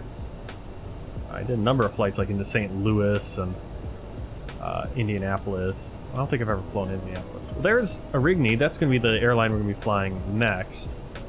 Next time, or next flight if you want. I don't think we'll do the next flight. I think we'll do some VFR flying. But there is the airline. And we're going to be doing again flight into CRJ because it's just be a little short hop over to London Gatwick. And then will be another short hop, I think, but it'll be the A320. I think it's EasyJet up to the Isle of Man. And then a short hop from the Isle of Man over to Edinburgh on Loganair in the CRJ. So we're going to have a couple of... I think we're going to try to do a couple, at the very least, some 2-flight streams here for the next few. And then I'm going to be kind of reevaluating my flight plans to see if I can lengthen them out a little bit so we're not feeling like we're got these little short hops all the time. Alright, parking brakes set. Go to the checklist. I forgot to turn on those probes. We never turned on the probes. That's what we forgot. Lights are set. Actually, we can turn off taxi lights now. Probes are already off. We have the APU shut down. So parking brake on. Seatbelts off. Thrust levers to shut off. So just like this. Engines are going to come down. Seatbelt signs off. Aircraft. Open the passenger door. Can we get a ground power cart?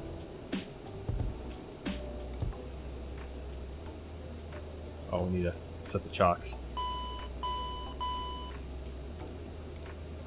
Alright. Passengers should be coming off. Let's see, we got the APU. We actually have... Should have switched that off. Got to do that. Should have ground power. Not sure why we're not getting that. Not everything always works at these smaller airports. Turn off our standby radio. Turn off our navigation. Passengers, can you come off the plane, please? We are parked. There we go. Now they're deboarding. As they're doing that, let's take a look at them deboarding.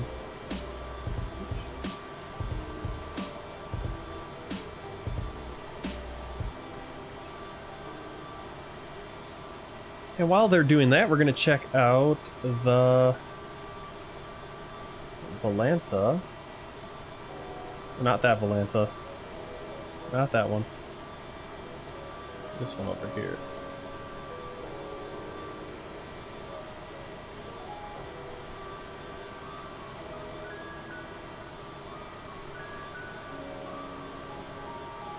Alright. There it is. Okay, so we... You can see most of our flight was just doing that go around, or the loop back to land in. Like I said, we could have just straight gone to Sark and come on, and or we could have flown up to St. Anne and come back down. It's such a short flight. So the question is, do you guys want to do another flight from Guernsey up to London? Do we want to try to stick that back in and get to Gatwick tonight, or save that for tomorrow and do Gatwick, and then we'll do Gatwick up to Isle of Man as well? We'll have two a little bit longer flights tomorrow. Slightly longer flights, not terribly long flights. Anyway, here's our landing grade 260. Not bad, not bad. 23-minute flight time. Landing speed kind of right where you want it. Want to fly to Gatwick. Alright, let me see how long.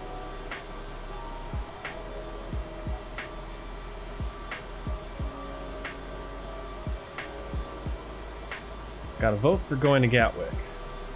I'm not against it, though like part of me really wants to do some VFR flying on these islands.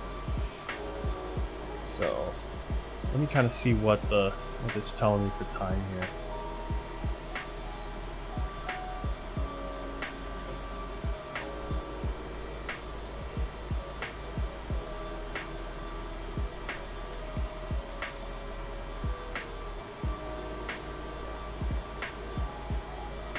Well, before we do that, I'm going to bring up the world. What is going on here? Oh, I see what's going on.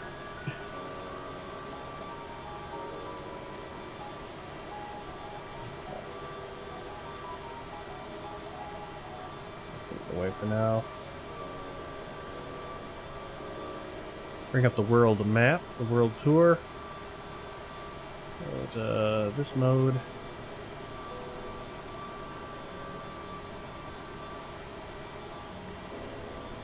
Our world tour so far. Really zoom it out. And we're going to be down here in Guernsey. Let's see if this works. Nope, that just disappears it. See, some of these islands, I have a different way of showing them. Oh, let's see. Guernsey. There it is.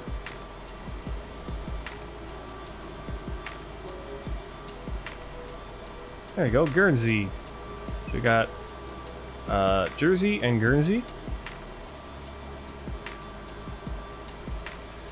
Hey, I don't have the A380, so I can't fly it. I would love to fly it. I can't wait until FlyByWire comes out with the free one. And then I will definitely fly it. We will definitely do flights with the A380 at that point, but I don't have an A380 to fly.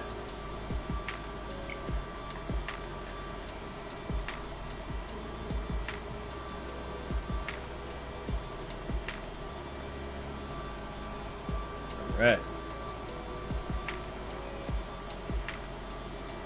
Passengers still deboarding.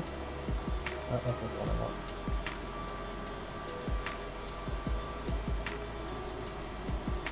Passengers still deboarding. Got a few left on board.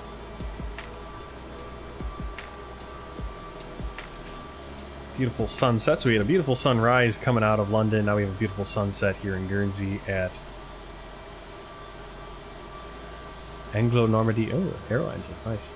Yeah, this is another. I think this is also a custom airport. That's going to be the airline we're going to be flying next. What do I want to do? I wanted to check. See if I want to do this flight.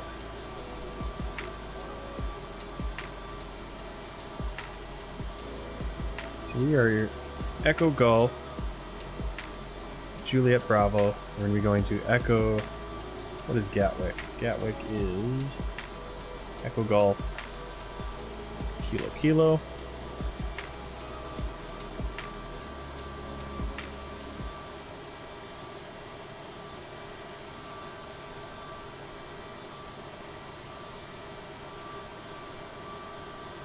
It's a little bit longer.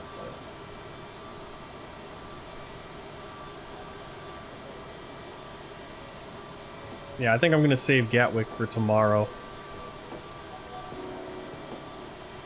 We'll do some VFR around the Channel Islands tonight. Then we'll do Gatwick and Isle of Man tomorrow, I think. How does that sound? Is that really disappointing, or is that okay?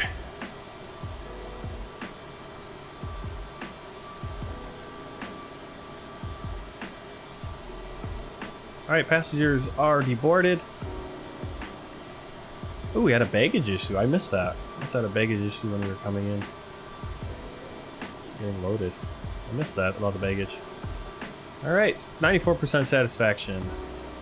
So, flight has ended.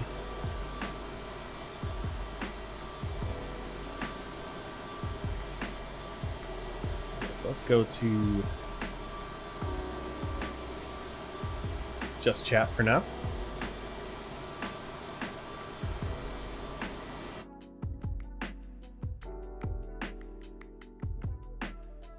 And I'm going to, let's see, it's 10:45 my time. That means got about an hour and a half more to the stream.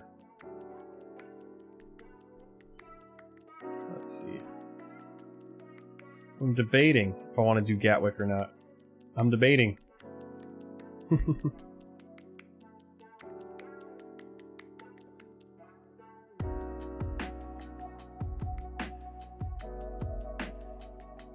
Well, I need to step away for a second, take a bathroom break. So we're gonna go to a little intermission. I'll be right back. Set up the next flight. Might be Gatwick. I'll let you know in the chat if I've decided I want to fly up to Gatwick or not, and we'll go from there.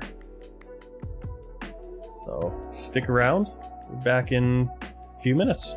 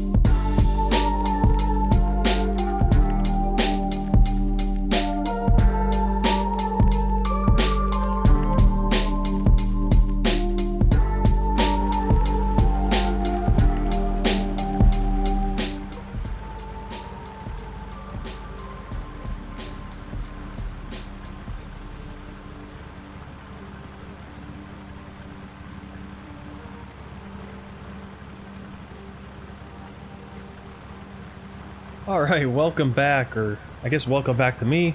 Thanks for sticking around. We're going to be flying. I've loaded into the Beechcraft Bonanza 3.6. I believe that's what it is, right? 3.6. We're on the runway. Runway 27, where we just landed. Set the time, it's early morning, about probably 8. What's it looking like? Let's see, it looks like 8:30. We're going to take off from Guernsey, and we're going to go fly over... fly around the Channel Islands, and then I kind of want to fly over the Cherbourg, Cotentin Peninsula, fly over Saint-Lô, Carentan, fly over maybe the beaches like Juneau and Gold and Omaha, Utah, those. So we're going to kind of fly that direction. So first we'll fly down, fly over Sark and Jersey, and then kind of go up to St. Anne, which is another one of the islands in the channel. And then we'll fly into the peninsula, and we'll fly a little over France as well. So let's do that. If you want to join in, if you want to join into the flight, I am at Guernsey Airport, just taking off, runway 27. Do have multiplayer on, so I will be able to see you, so feel free to join in. And here we go. Let's see, parking brakes right there.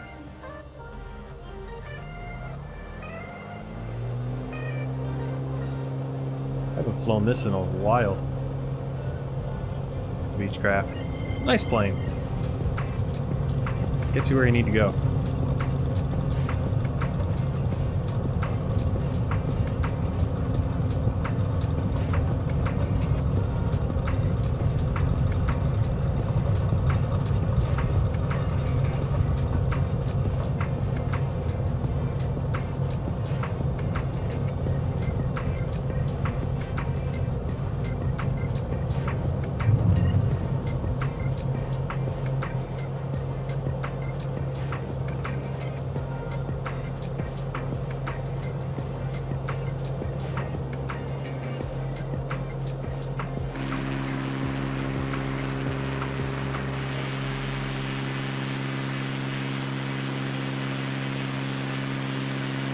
Seriously, the best time to fly in the absolute best time to fly in Microsoft Flight Simulator is morning and evening. It's beautiful, especially when you're going over some water like that. And you've got some haze. The beauty of that sunset, sunrise. Alright, I can't see anything though, unfortunately, with the haze.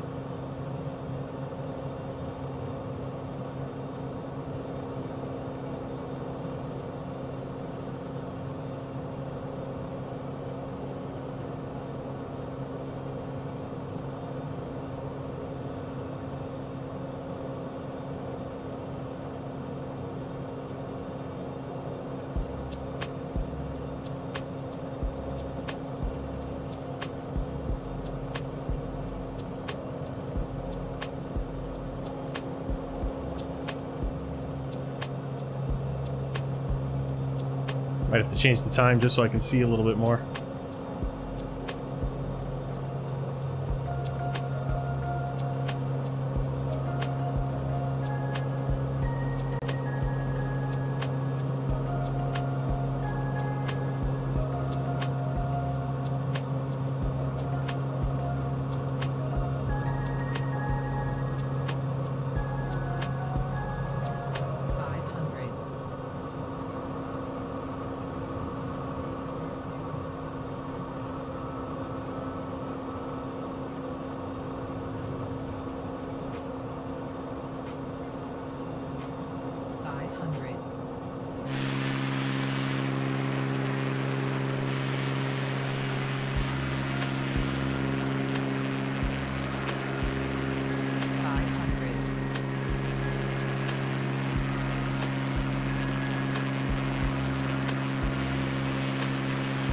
So much haze, can't see anything.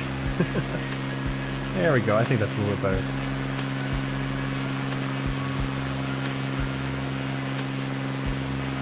We kind of did evening and morning already on these flights. So we'll do a little bit of VFR flying during the day. Just passed over that castle really quick.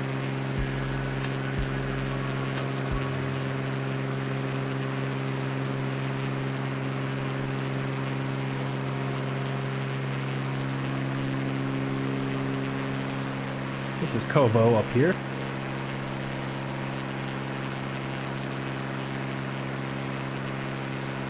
Some nice beaches. Looks like some nice beaches at least.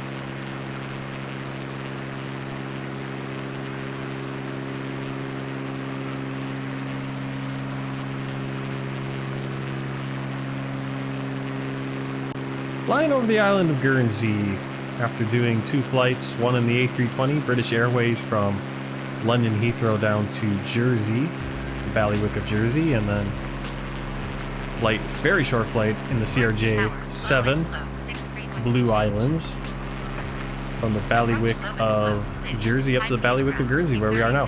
These boats, I believe, are from Orbix. It's a free pack you can download. Orbix Channel Island boats. So that's what you're seeing right there. Beautiful. Awesome. Really cool. Roger, slow and slow, 6. Right, so I'm going to kind of fly around the whole island.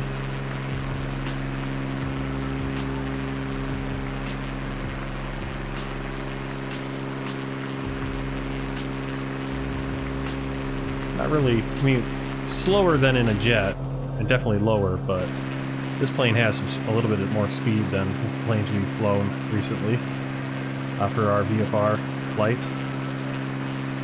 Got some more boats over here. Little marina.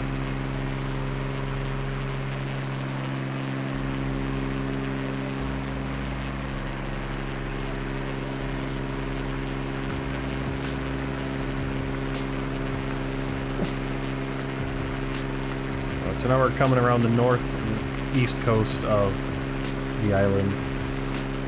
So many, wow, so many boats down there.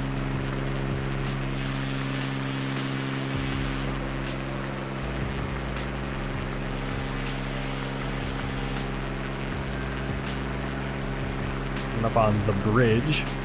Is there a bridge here or something?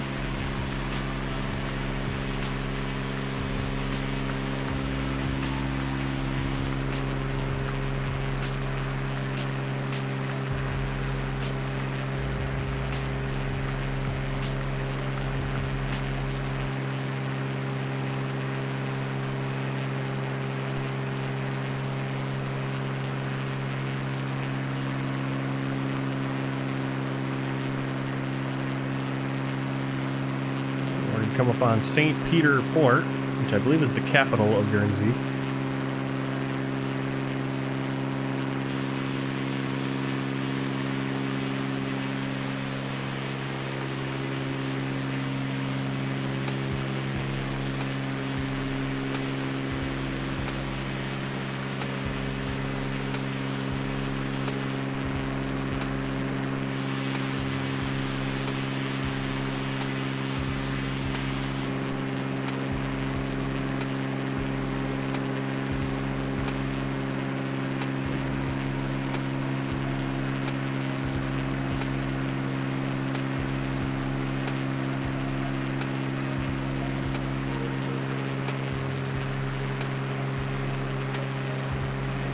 Fly over Princess Elizabeth Hospital right here.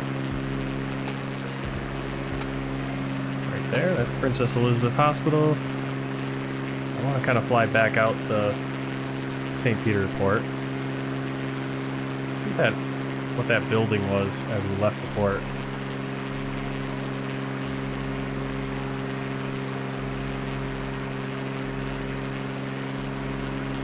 Yeah, that big building right there. Castle.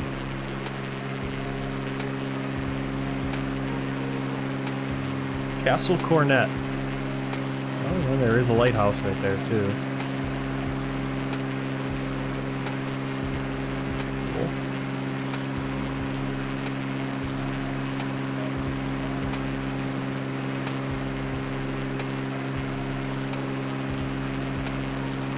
Queen Elizabeth II Marina.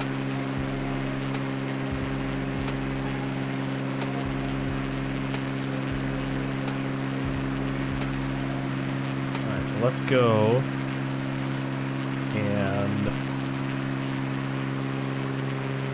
head back toward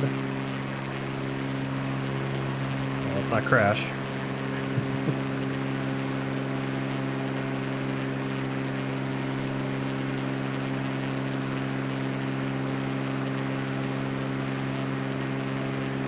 Toward Jersey. And go out and let's go to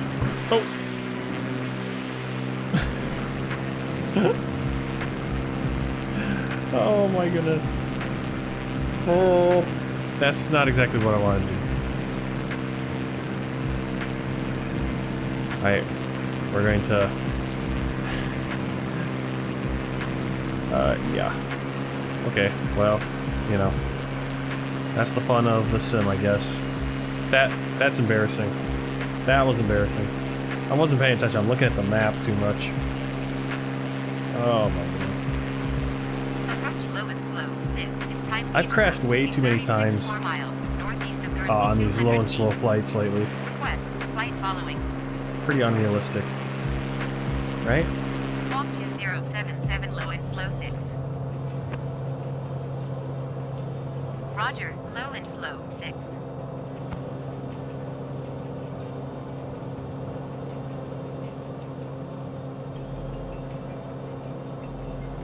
What's that? Must be another castle. Learning how to do liveries. Alright, so we got, I think this is Jetho. And then Herm is a little bit bigger island.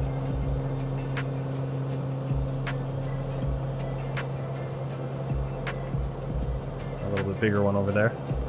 Not too big, but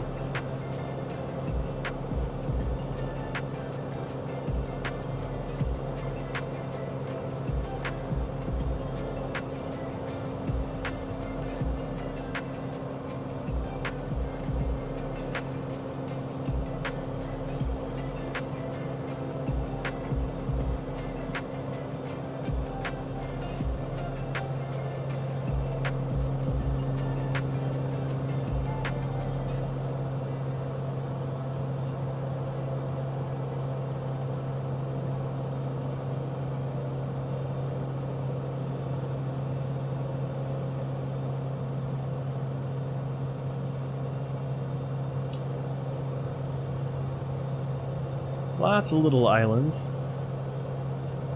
Also in the channel, contained in the Channel Islands.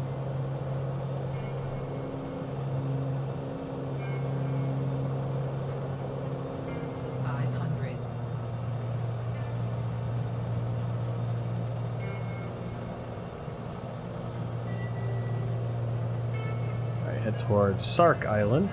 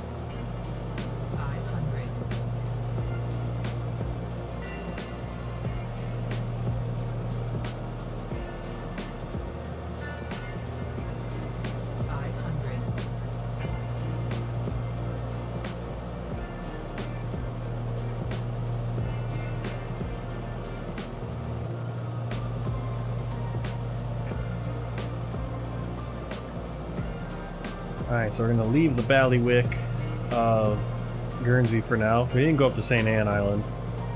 I want to go down to Jersey, and then we'll probably loop all the way around and come get St. Anne at the end.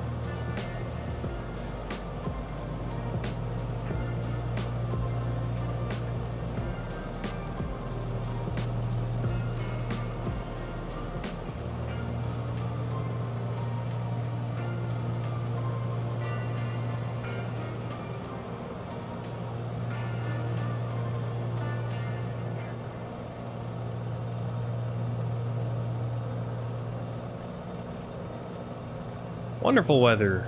Wonderful weather. It's cleared up to the point where you still can't see anything.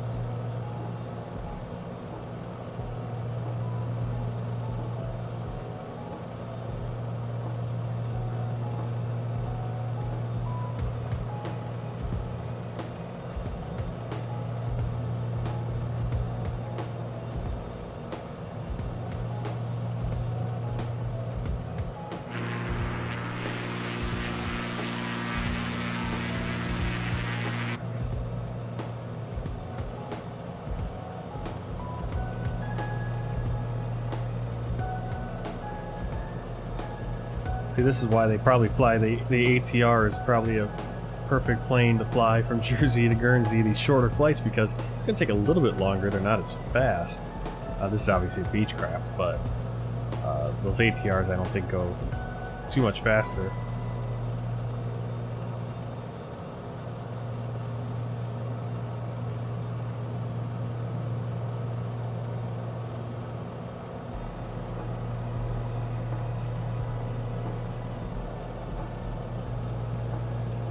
I'm going to put on that we're going to land at Cherbourg. So, Lima Foxtrot, Romeo. There's Jersey right there. Romeo, Charlie.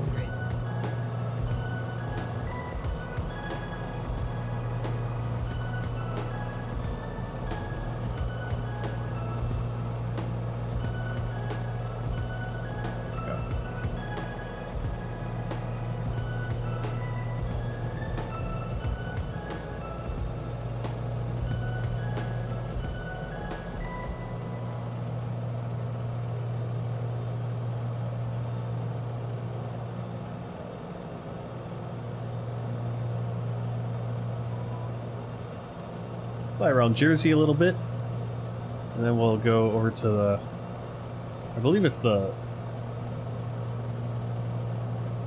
Cotentin Peninsula,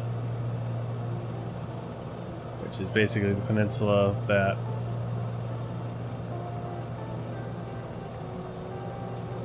kind of the D-Day landings were cutting off that peninsula. They're going to kind of midway down and then cut across and cut off Cherbourg and take that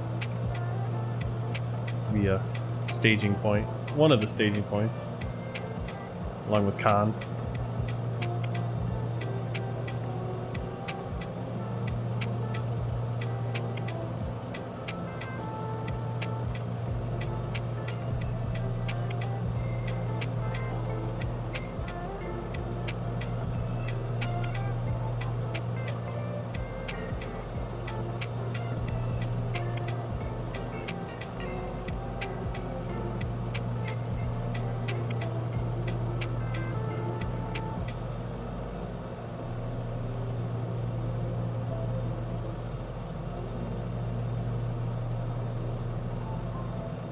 I'm stubborn, I want to use the live weather, but it makes it pretty hard to see things.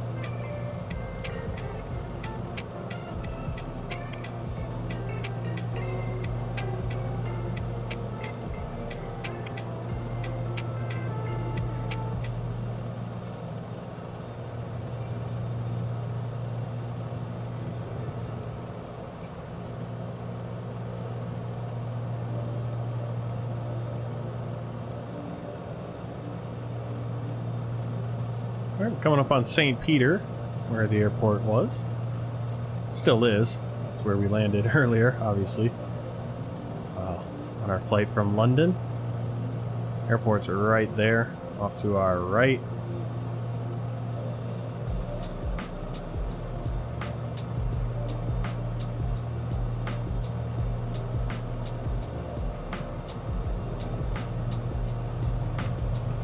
Oh, St. Brelade. There's only a few major cities. St. Brelade, right just down the road from the airport. Gotta fly over that, and then we'll go over to the capital, which is St. Helier.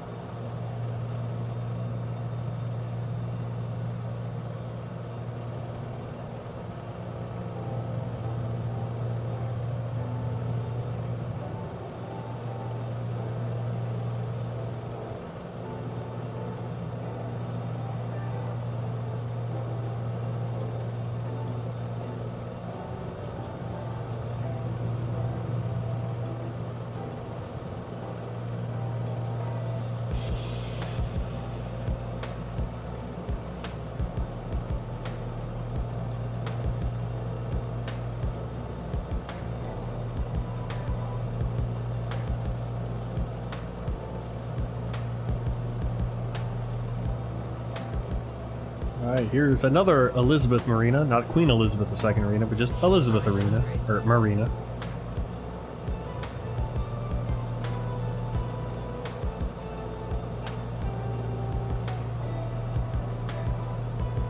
Oh, sailboat.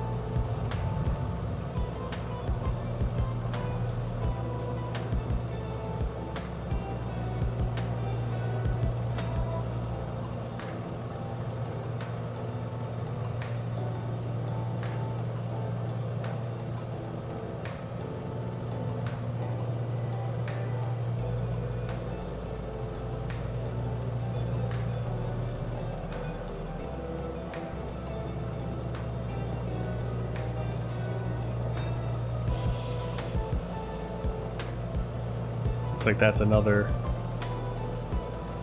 fort there, Fort Regent. Guessing it doesn't look like that, it's probably just auto-gen looking like that.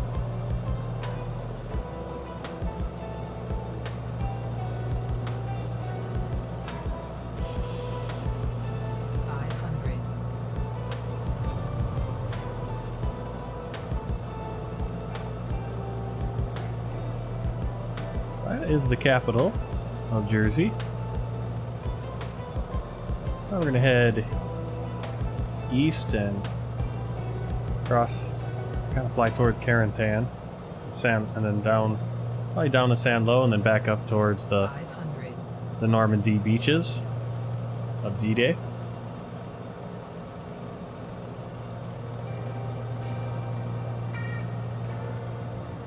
Just joining in. weren't on earlier, we flew World Tour Flight 107, I believe. Yeah, 107 from London Heathrow to Jersey, this island, in this Channel Island, the Crown Dependency of England. And then we flew the CRJ 700 short flight from Jersey up to Guernsey.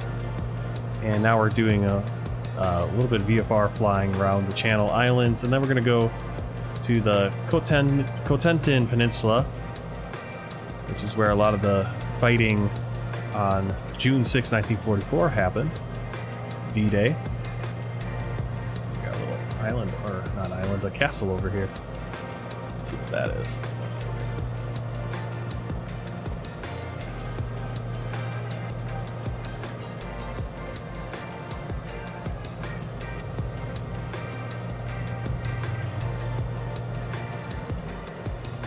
Montaugliel Castle, Caesar's Fort.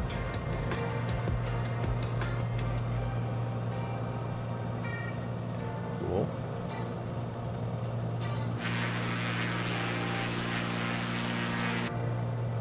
Alright, so now we're gonna head east to the French Cotentin Peninsula. Try not to crash either. Kinda gotta watch that horizon. That was not a safe turn that we just made. Flying like I'm in the little VL3.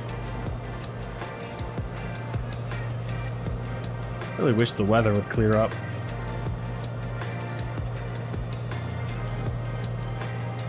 I'm gonna fly over to a portion of Normandy. Hello, it's me. Hello again. Welcome in. Hello.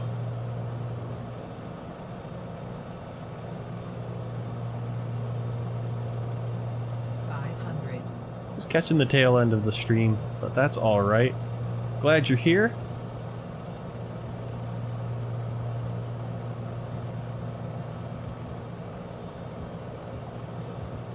Flying from Jersey now. The Bailiwick of Jersey, one of the Crown Dependencies in one of the Channel Islands in the English Channel. We're going to be flying right now over to the Cotentin Peninsula, France, Normandy.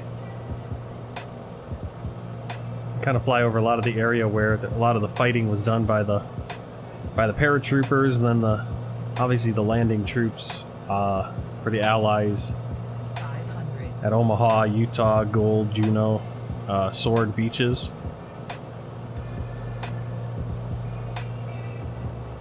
Kind of fly towards Carentan and Saint-Lô, and it just kind of goes to show you, like, you know, when you watch these shows like Band of Brothers or Saving Private Ryan, where these cities are, it's like they're not that far apart, but with all the fighting going on, obviously, and usually moving by foot in many cases, especially for the 101st, when they scattered all over the peninsula, getting together. And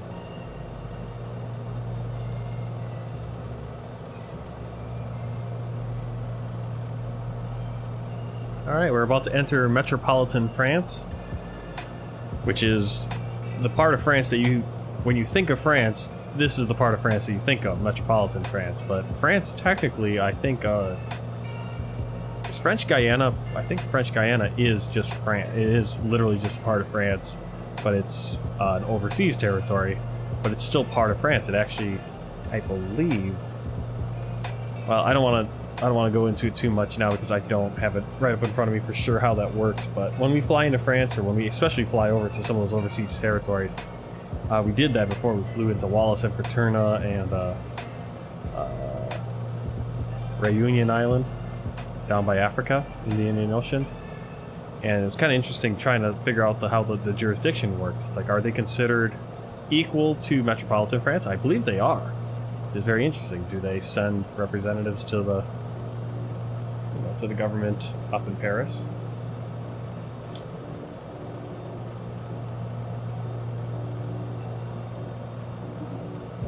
The plane wants to turn to the right for some reason.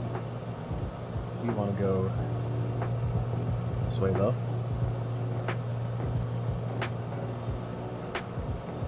Guess the plane wants to fly to Saint-Lô first.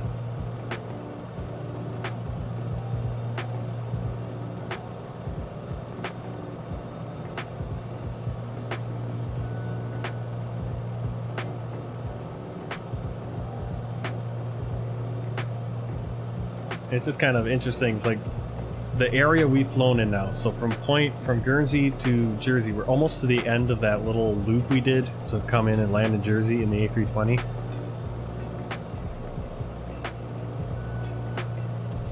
Alright, let's see. Looks like San Lo's the biggest village in this area. Maybe we'll flow over to Cannes as well.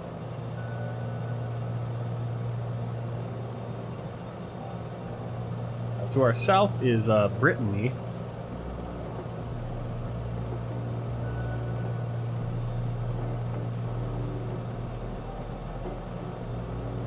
I didn't realize Paris was like almost directly east from where we are, Saint-Lô. I didn't realize it was. I always picture, when I picture Normandy, when I picture the D-Day landings, I picture them landing up here and having to kind of go down at an angle, kind of southeast to get to Paris. Actually, it's kind of a straight shot across. Sometimes your internal map isn't what you think. Everything isn't where you think it is.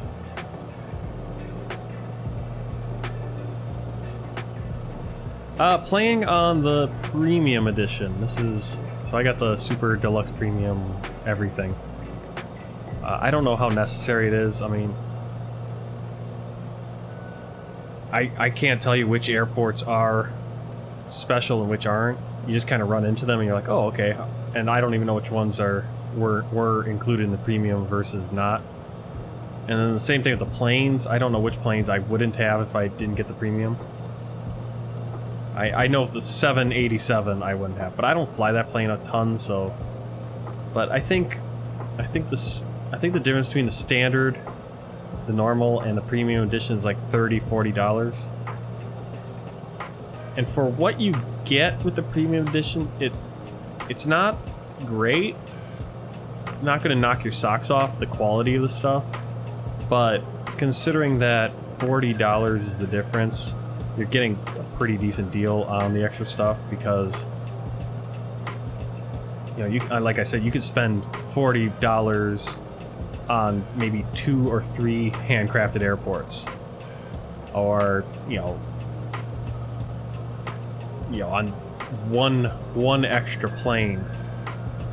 So I think it's a decent value if you're interested in what the premium gives you.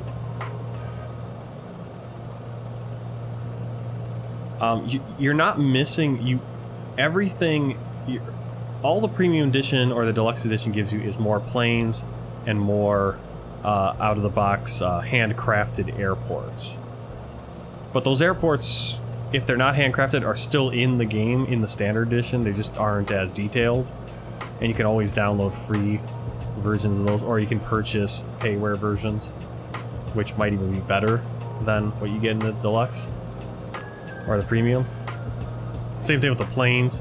If you see a plane you really want to fly, I would consider checking out if there's a payware version of that plane that might be like even more detailed and better. Like, I kind of went with premium just because I wasn't sure which one to get. And I didn't want to miss on something important. I kind of regret it a little bit. If you have the money. So this is Aron-Cotainville.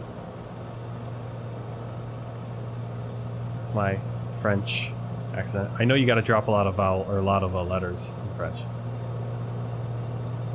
So it might even be like Aron-Cotainville. Cool. No offense to anyone who's speaking French comes across this.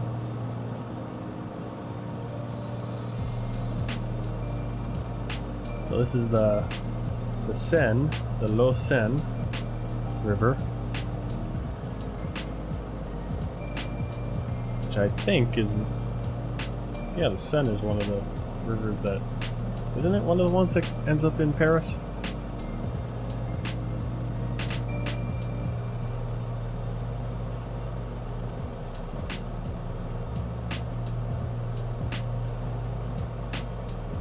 I kind of follow this river a little bit.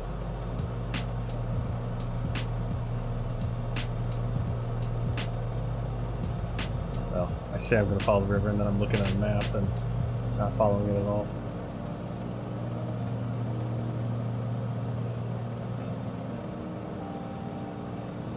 Might actually follow the... Once we get to Cotons, right up ahead, might follow the railroad track or the highway. I don't think the river... The river does go to Saint Lo. I'm not sure if it's this one. Yeah, very shallow. So now we're flying over France, and the weather's cleared up. Ooh, is that a castle over there? Oh no, that's probably the city.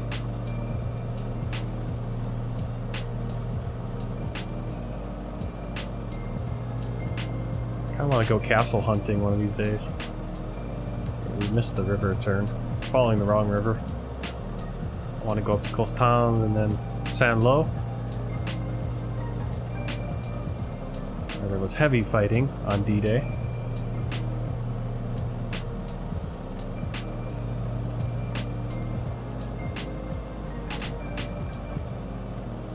I can see some power lines. And yes, I get excited about the power lines because I have a mod that adds in the power lines and actually adds in the lines, gives different colors depending on where they're, you know, the warning colors for airplanes. They'll have like the little warning balls on them.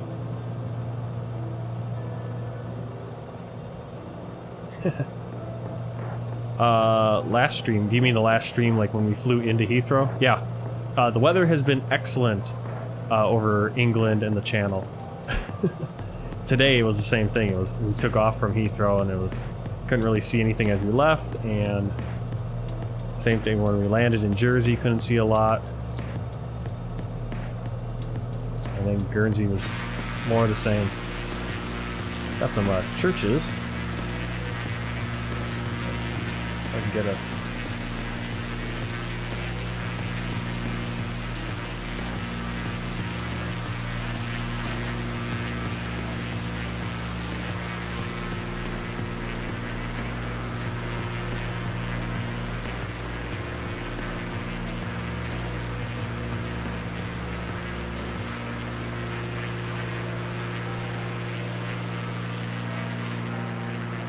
Okay, we're gonna follow this highway. This is gonna be the D972. Right now it's the kind of like a here it's gonna be the D972. It kind of bypasses. Slow and slow. 6 traffic in sight.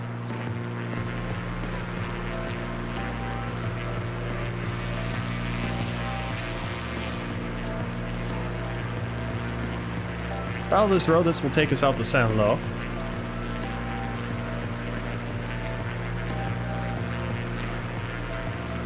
Now this right here is the railroad. This kind of strip of trees.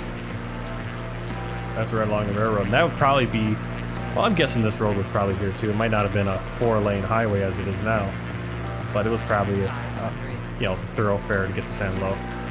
But these railways and these, you know, certain highways were all the paratroopers, the 82nd and the 101st, when they dropped in, had to go off of. And they had to figure out where they were because they were dropped all over the place in the Cotentin Peninsula. Most of them missing their drop zones by many miles.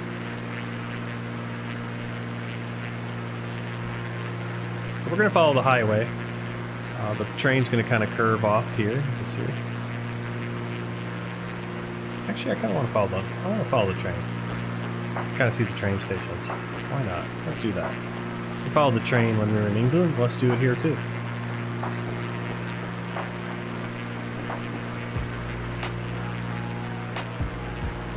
True VFR flying. Looking for landmarks, looking for roads. Got a little, what do you call that over there? Quarry?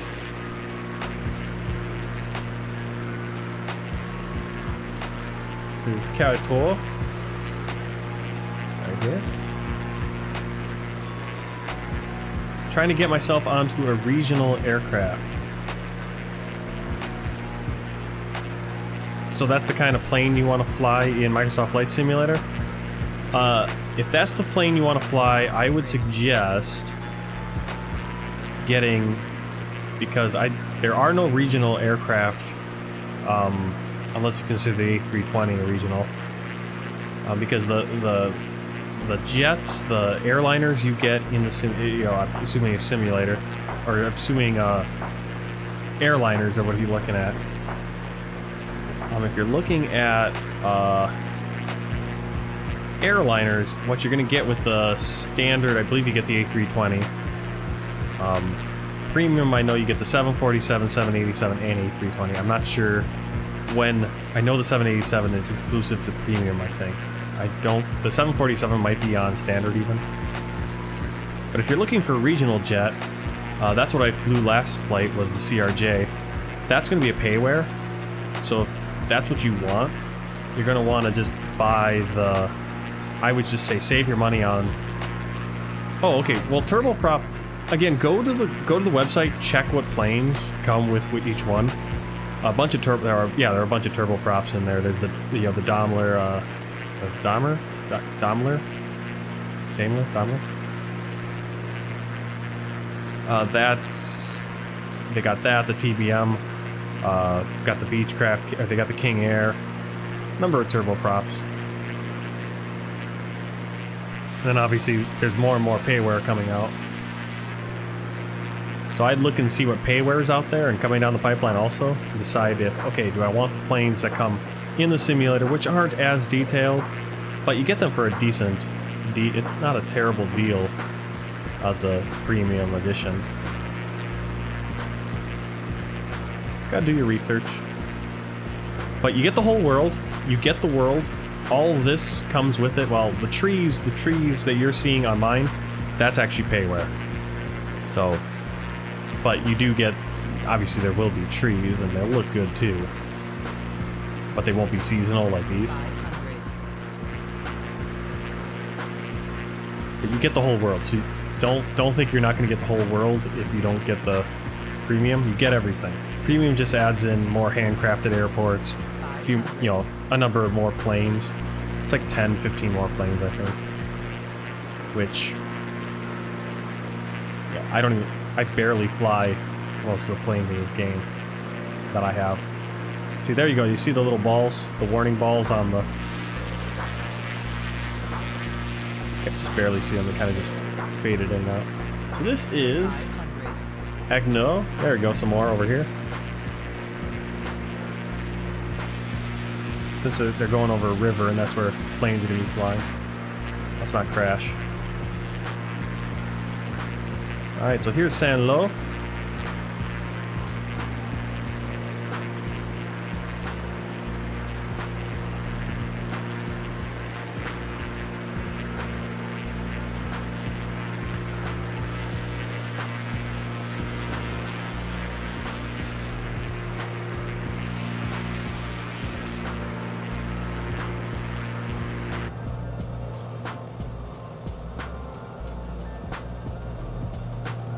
Yeah, it's a cool mod. That's a free mod, so you can get that free mod on flightsim.to. It's, I don't know the exact name of it, but it's something to do with power lines, and so again, do search. There's so many cool little mods like that.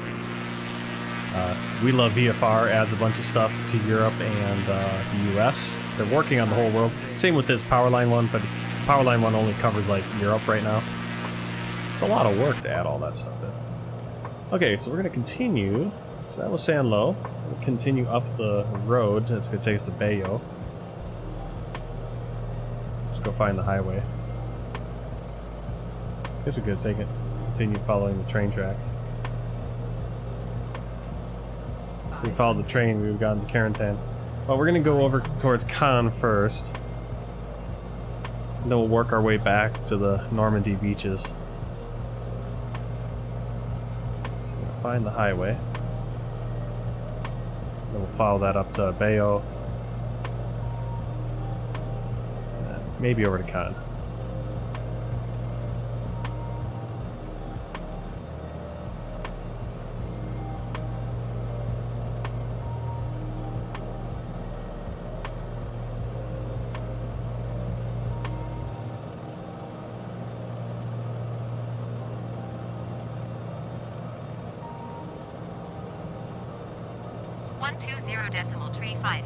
Here's the Here's the D972. Deauville approach, low and slow, 6,900 feet.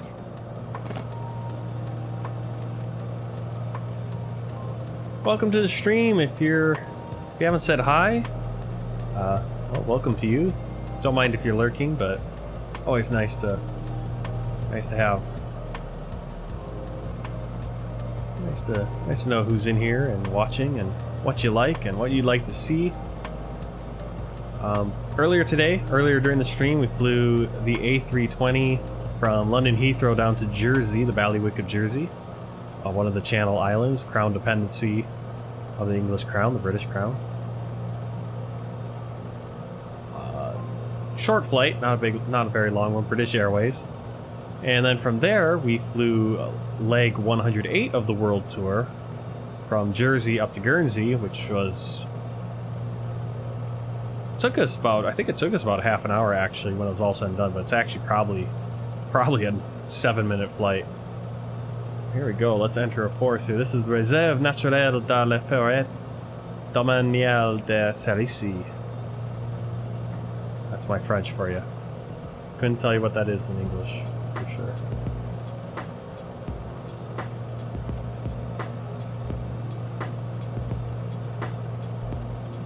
Kind of reminds me of driving through northern Wisconsin on US Highway 8.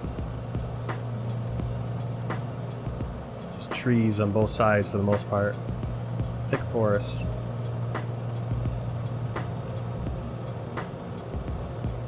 So a chance for these winter trees from Bijan Habashi's 4-season pack to shine. They're really good. It'd be awesome. I mean, this is just the time of year I'm flying. I wonder what it would look like if we were flying in autumn. It'd look really nice. So, once we get there, it'll be autumn in the south soon. And maybe we'll be flying in the southern hemisphere at just the right time. Or maybe we'll just end up flying in the southern hemisphere when it's winter, just like we've been flying in the northern hemisphere while it's winter lately. Might just be our luck. Timing. Alright, we're coming out of the forest reserve. Flying along Route de Saint-Lô and Route de Bayeux. This is basically, you know, the route between Saint-Lô and Bayeux. And now it's turned into D572. I don't know why the highway designation changed. I think we crossed a... Oh, maybe not. I was gonna say maybe we crossed a provincial border or something.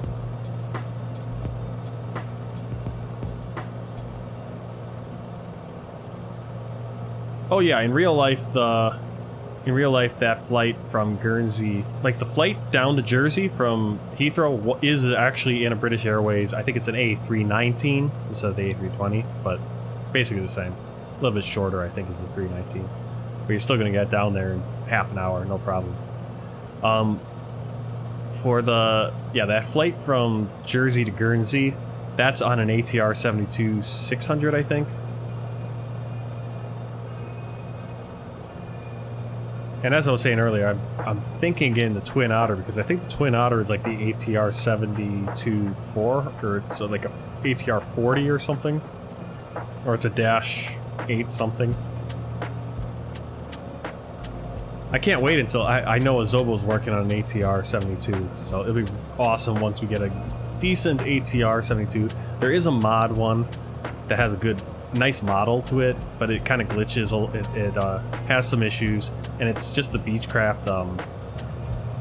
It's just the Beechcraft cockpit. I think it's like the King Air cockpit, which is a little.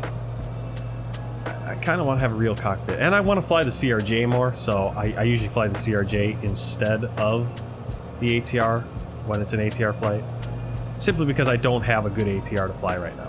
I would love to fly the ATR though on those flights, for sure. And this plane is not as, I don't know if you're supposed to be making those moves as violent.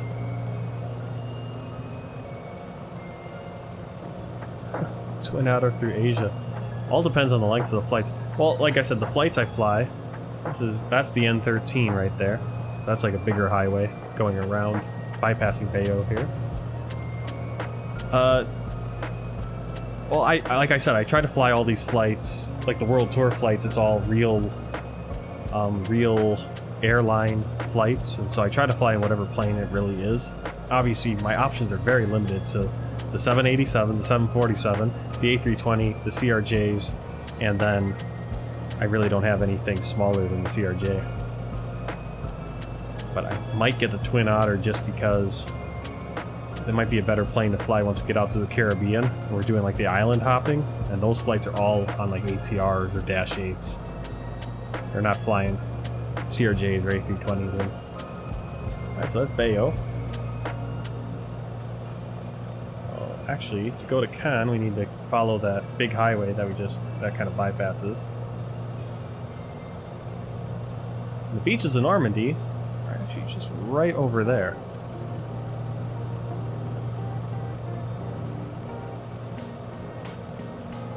Let's see.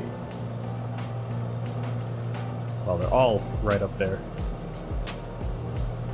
So we're gonna go Cannes, and then we're going to fly up to the beach, and then we're going to go fly over Sword. Sword is basically right north of Cannes. Juneau, the same thing.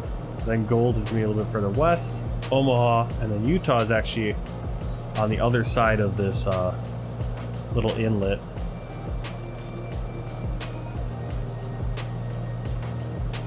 The Bay des Bays, which leads down to Carentan. So we're going to fly over to Cannes right now,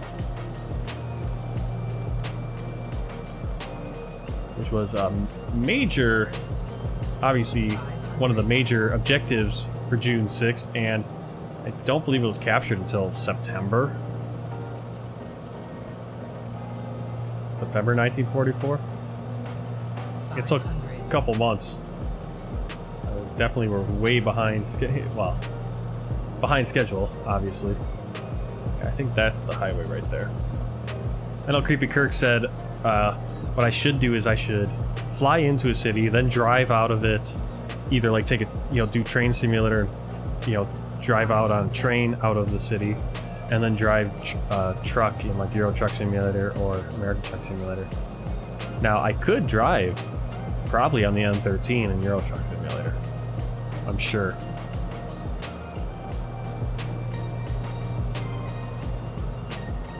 What I need to do though is I need to figure out how to. What do you mean Norway's gonna be hard? Like for...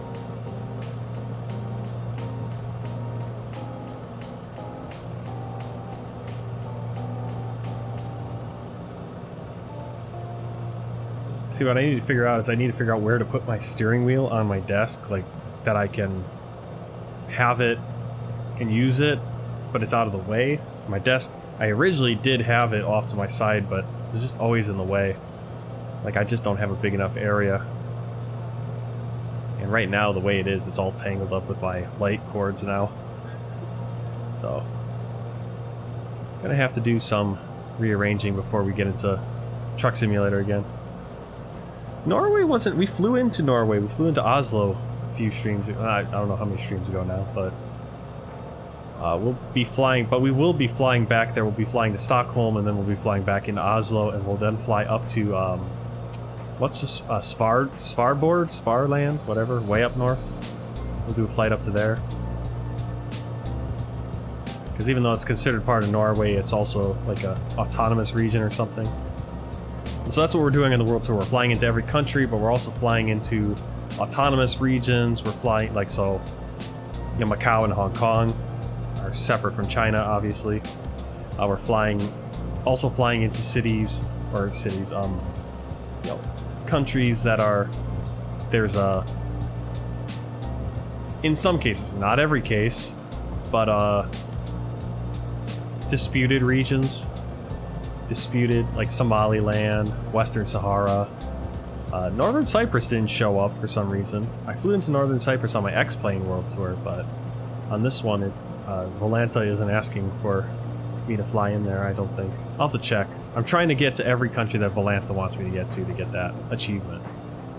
I was thought, oh, that'd be a really cool way to fly around the world. fly into every country, real commercial flights. Since I really like to fly the airliners, and especially an X-plane. Now Microsoft Flight Simulator actually makes it pretty fun to fly low and slow. But I already started the world tour high and fast in the jet airliners. And we're gonna keep doing that. So we got some, I don't know if that's like a hotel or, I don't know what that is. Hotel with a mall next to it or a shopping center or something. The weather was decent. Yeah, the weather was pretty decent in Norway and Finland when we flew in.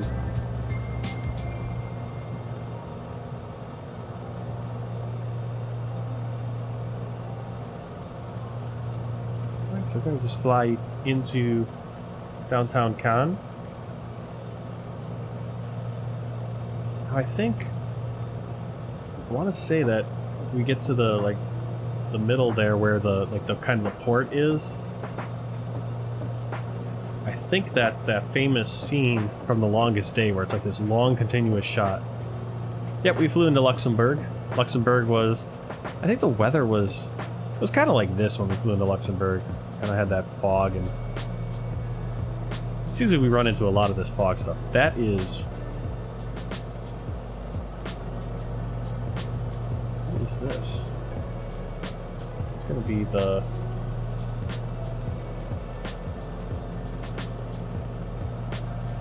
Stade Michel da Arnano. Find it. Uh-oh, lost it now.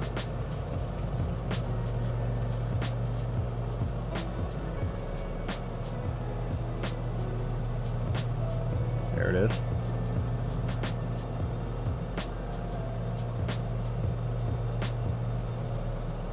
I'm trying to see if that's a... Well, where are we right now? We're in...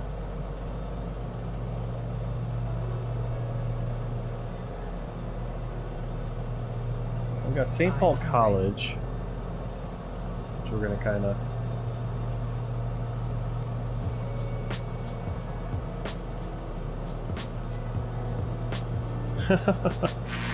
Oh no.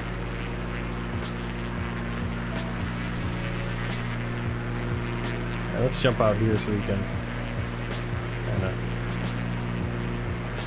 Whoa. Get a shot at this stadium.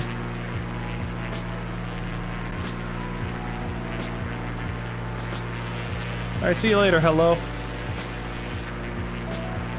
Not an incredibly detailed stadium. I'm surprised that it's as detailed as it is. Wonder if this was like Olympic stuff, because it does say like Residence Olympia. So maybe it was like an Olympic area when Paris had the Olympics at some point. We might have had some events up here.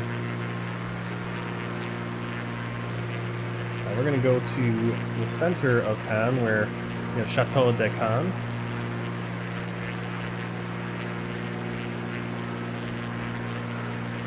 And I believe this is the like that famous scene in The Longest Day, where they kind of run down the. They're trying to take this whole area. That might be over here. I might be completely wrong on that. So that's the Chateau de Cannes, I guess.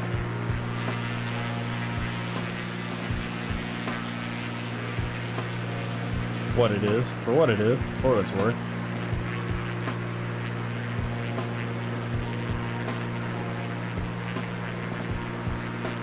Hello, Rizky. How are you doing? Welcome to the stream. Just flying over the city of Cannes in Francois, in France. Now we're gonna fly out, following this canal, this channel. And again, this was basically the British and the Canadians were to come down here and they were going to take Canada. It took them 2-3 months to do it in 1944. But then we're going to go and fly along the beaches of Normandy.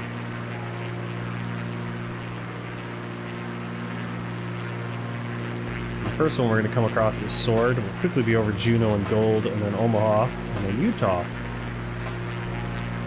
I believe Sword was... I think Sword was British, right? Juno was the Canadian beach. So Sword and Gold were British, and there were Polish in there too, and there were many different nationalities, especially from Eastern Europe. You know, people who had fled and then became special, you know, in many cases kind of special units, special forces units, waving the banner of their own countries that had been taken over by Nazi Germany. Polish being the most prominent probably amongst them, but there were Czech and Belgian and obviously Dutch and French, you know, Free France and all that. Hey Sandy Hunt, welcome to the stream. As I was saying, we're flying right now, we're flying up to Sword Beach on the Normandy beaches. Sword is where the British landed on D-Day, 1944. I want Zoom, bye. I don't know what that means. I want Zoom, bye. Okay.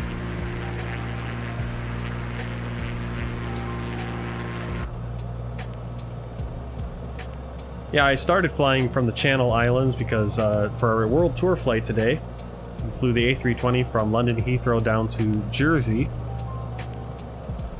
A very short flight in the A320, and then from Jersey we did flight 108, leg 108 of the world tour, up to Guernsey, which was about probably a 10-minute flight with the CRJ700 Canadian regional jet. And now we're just relaxing with a VFR flight from the Channel Islands, and now we're over on the Normandy coast, and we're gonna try to make sure. Yeah, so this is gonna be Sword, I think. Not sure if Sword is on the... It might be on this side of this inlet. When did I start the YouTube channel?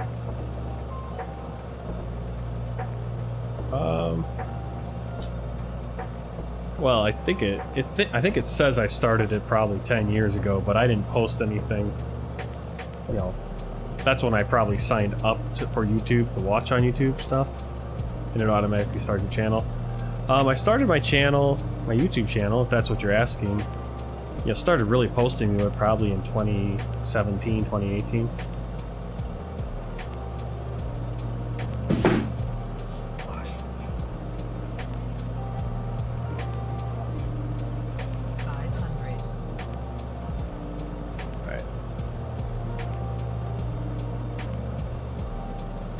Kind of flying up. Le Havre is right up there. Behind us is going to be Sword Beach. We're going to loop around. We're going to go over Sword and then Juno. Now Juno's where the Canadians landed.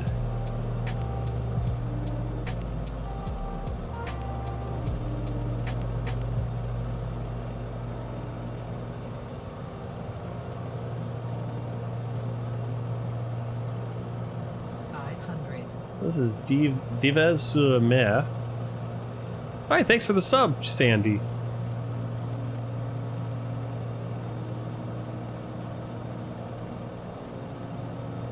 What airport? Like where which airport are we flying to? I don't really know yet. And I wasn't planning on streaming too much after midnight, but looks like we're going to now. So I guess we could have actually done another world tour flight.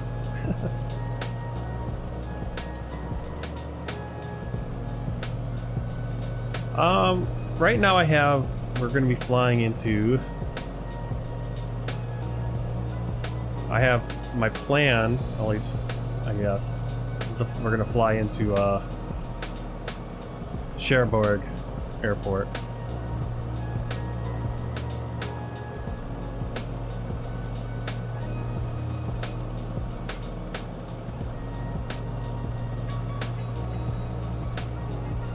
I want to say Gold is over here, but Gold might be that beach.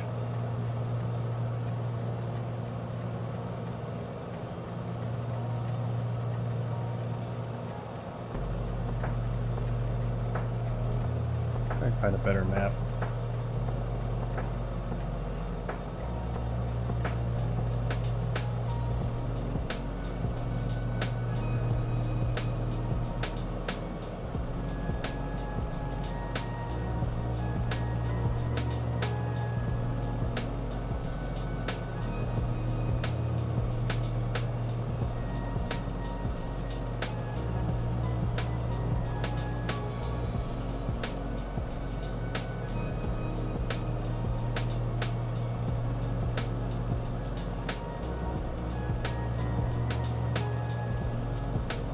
Yeah, I think this is the beach because right here you have on Sword Beach there was literally a casino. It's Casino Bere Westraham. I believe that's what it is. That's gonna be like right there, that casino.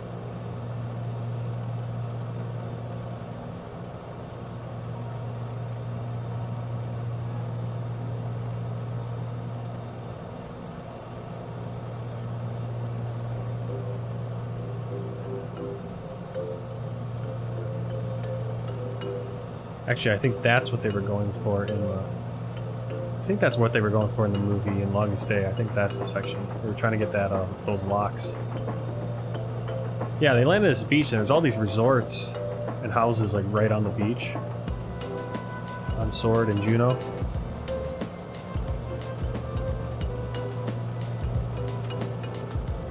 So this is where the British and the Canadians landed on D-Day.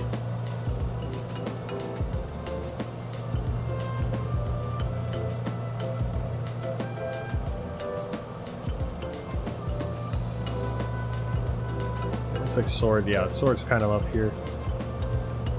You can see how the beach is not that wide and you're basically right on top of these houses.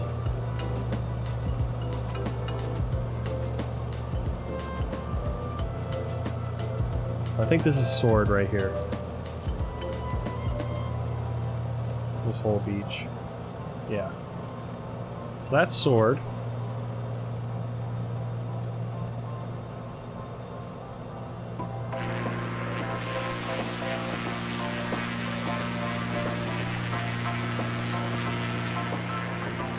Yep, I've seen Swiss 001.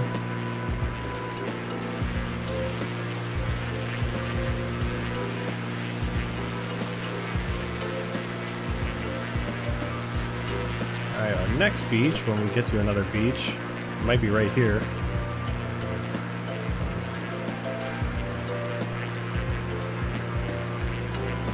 Somewhere over here is Juno. This is where the Canadians landed.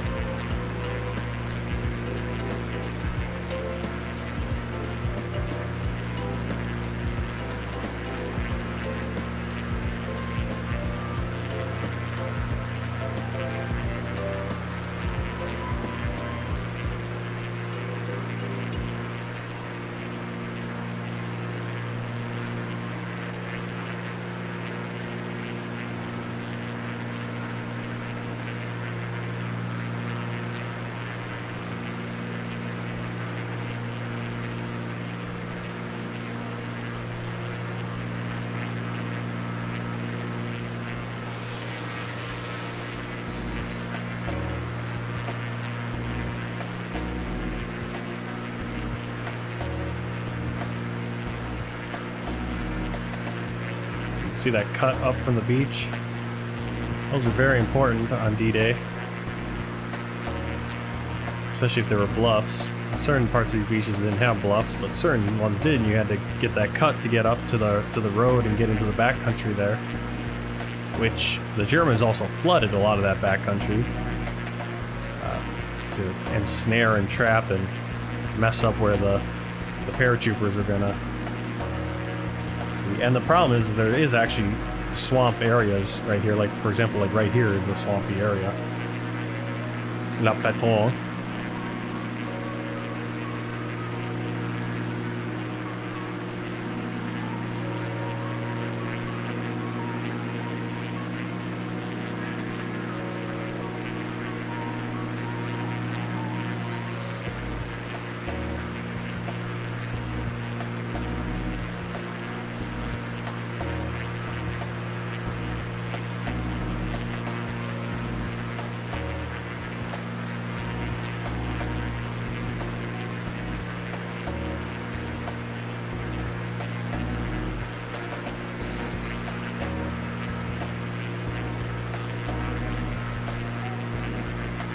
We're gonna be coming up on Gold Beach.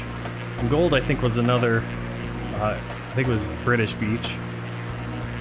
And the British landed on D-Day, June 6, 1944.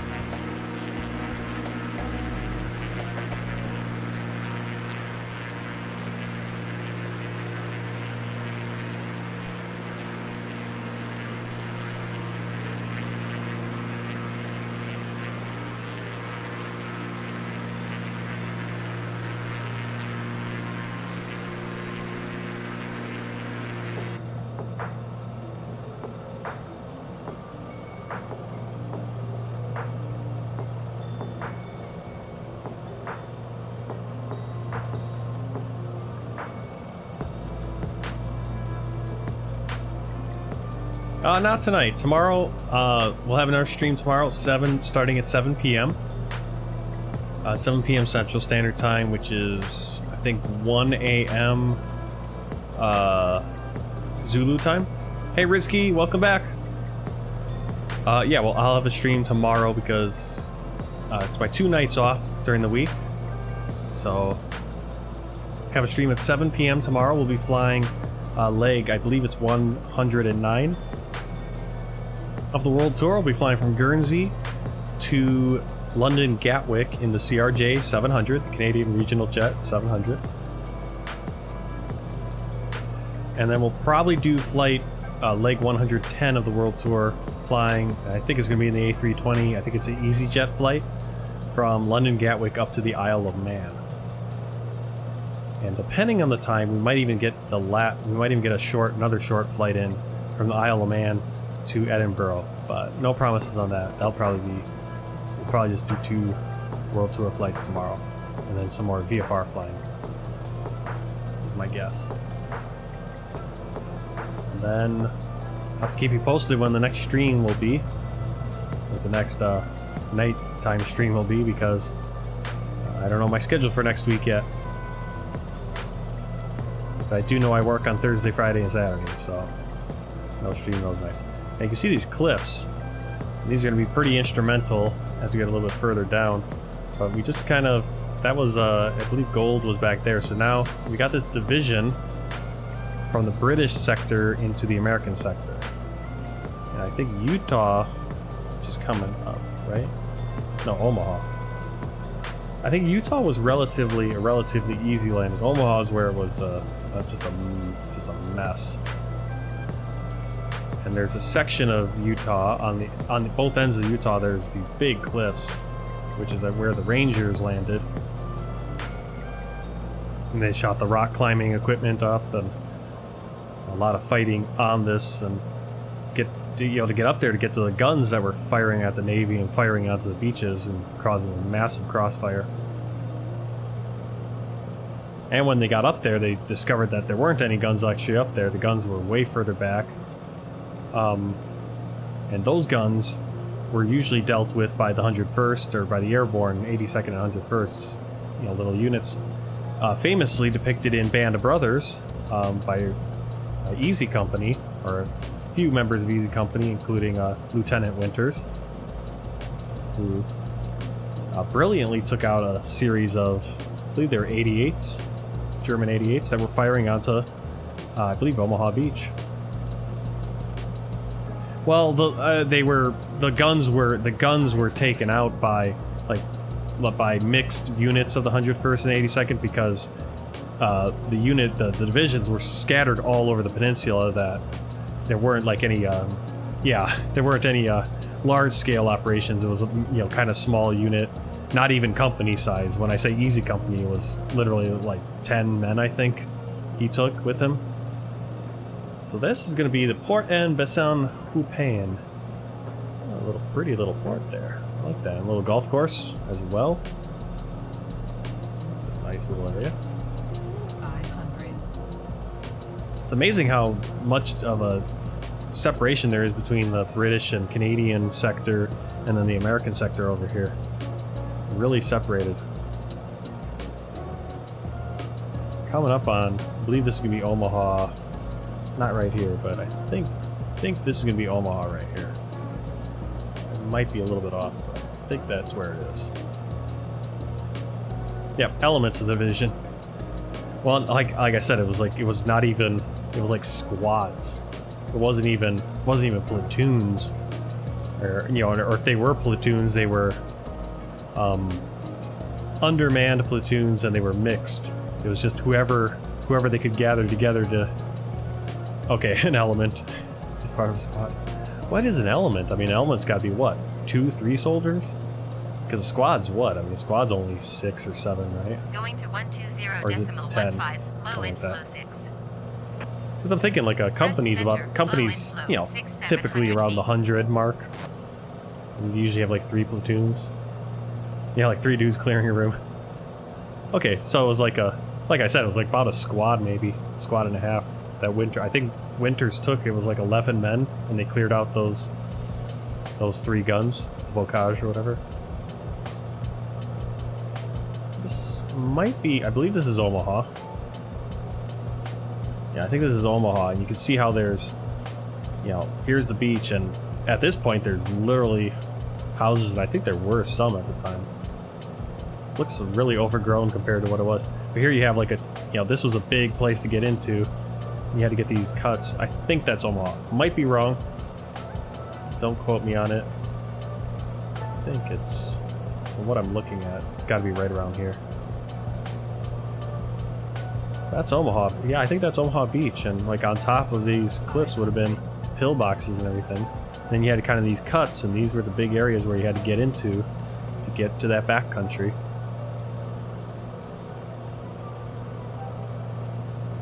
Yeah, that had to be Omaha, because now we're back to cliffs, and probably on the end there, that's probably where the Rangers would come, unless Utah was the same thing.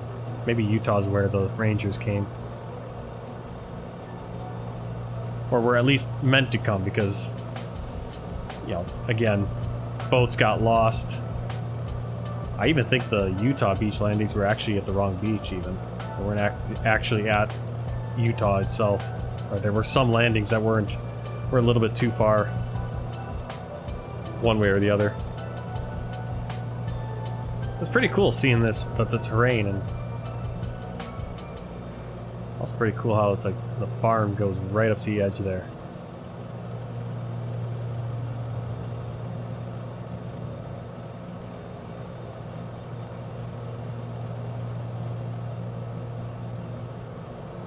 I think the problem is we don't have really any. We're gonna have to just go up to Cherbourg to land. Not really any airports in between. Well, this flight kind of went a little bit longer. I was planning, again, midnight. That's why I didn't want to do another World Tour flight. It always seems to end up going about 12:30, which isn't a big deal.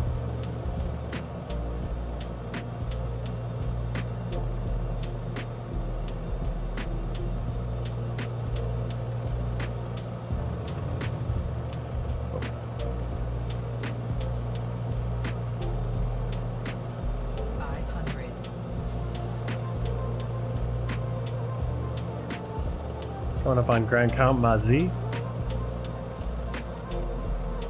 Yeah, Utah is going to be on the other side of this. It's going to be like over there.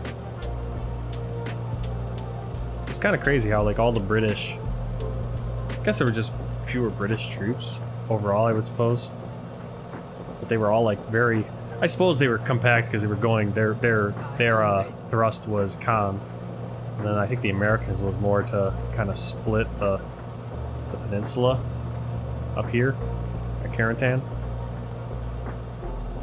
And kind of bottle in all those Germans that were a little bit further north.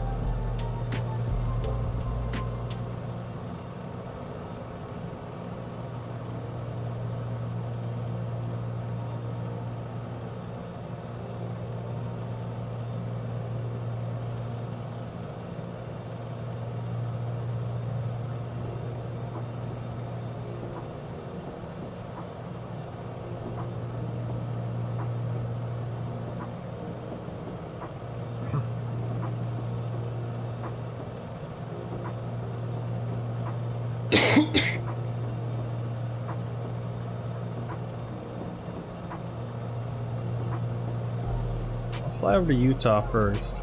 Utah Beach. Yeah, I think you can see it right there. I think that's it.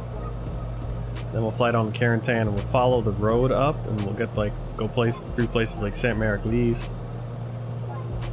Going to 120.35, low and slow. We'll fly all the way up to Cherbourg. Deauville approach, low and slow, 600-700 feet.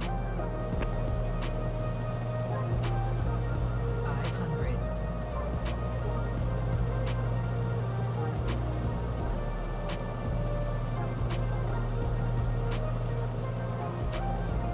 guess if I don't want to do a VFR flight for an indeterminate amount of time like this, I need to kind of make a plan. Like, okay, I want to go here and here. I just want to fly around the city a few circuits or something. Because it's kind of funny. This flight's actually probably going to end up being longer than the 2 flights we did on the world tour.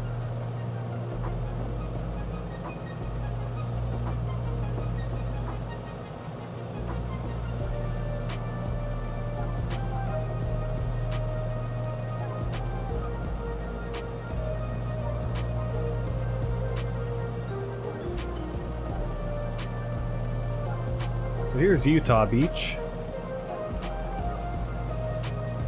You can kind of see the cliffs and the cuts down to the beach. You know, for people to access the beach.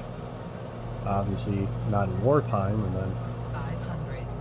During the invasion, those same cuts were obviously the primary objective to get off the beach and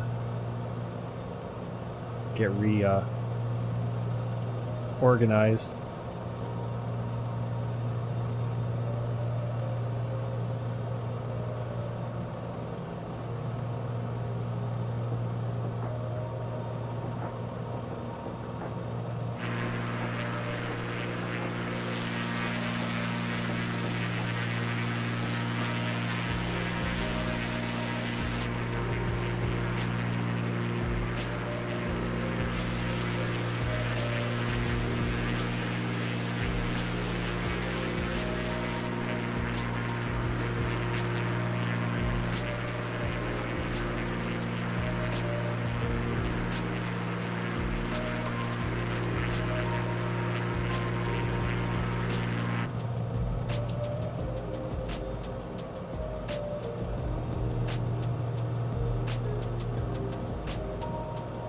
Alright, we're gonna fly over to Saint Merglis. We're not gonna fly down the Carentan today.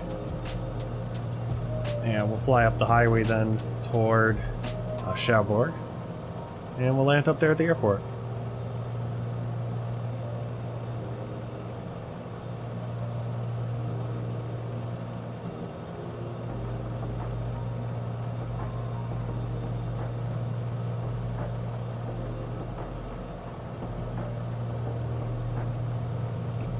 I say these are an example of the. Is it the bocage? Is that what it's called? Like all the where they literally the fields are all separated by these thick growth, and even to the point where there's like these mounds of land. Oh, that sucks. Yeah. But these thick mounds of land, and just growing over almost 1,000 years of farming here in France. The Americans and the British had a heck of a time fighting their way through these. What are they called? I don't know what it was called, but the separations between these fields are all trees and bushes and mounds of thick growth. Doesn't look that thick at this level. It's just like a row of trees or whatever, but that just might be what's being displayed, obviously. Kirk, let's see. Yeah, well, that's the crazy thing. It's like that coordination that had happened. It's like, I remember that like on Band of Brothers, they show that where it's like they're all getting together, and it's pretty light because it's 5 in the morning, and 5 in the morning on June 6th is going to be pretty, actually going to be pretty bright. And they're kind of getting together, and suddenly just huge, you just hear the shells rocketing over. I remember on that Band of Brothers where it's like there's huge shells, like what the heck is that? And that's the Navy, because the beach landings are going to be happening pretty soon, and obviously the paratroopers have a job to do, knocking out certain guns, and again, like they were scattered all over the place on this peninsula. Oftentimes impossible to cover distances from their objectives to support the beach landings.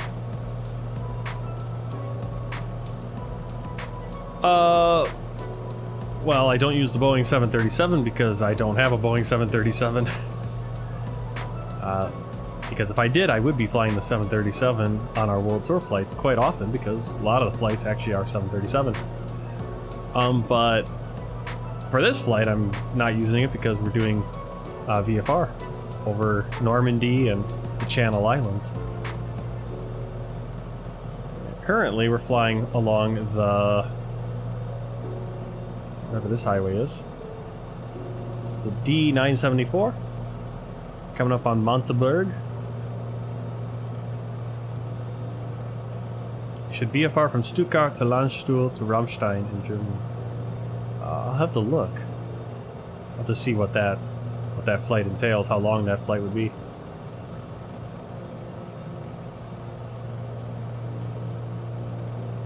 That could be interesting. Definitely want to fly VFR. VFR over Europe is really fun. VFR over everywhere is...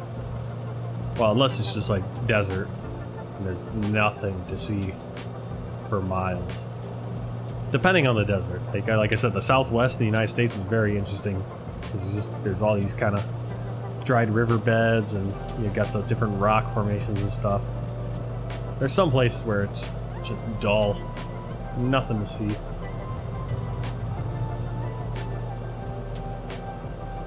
That was Mont Castle. There's a little quarry at Mont Ragno. So we're coming up on Valence.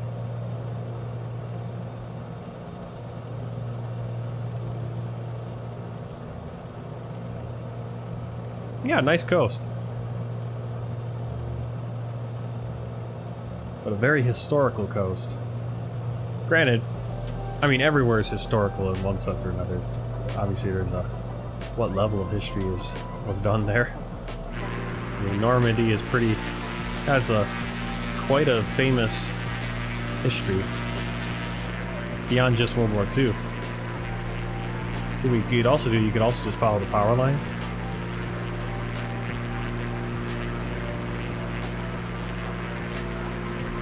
Actually, I think if you follow the power lines, we'll end up directly at the airport, the direction we're going.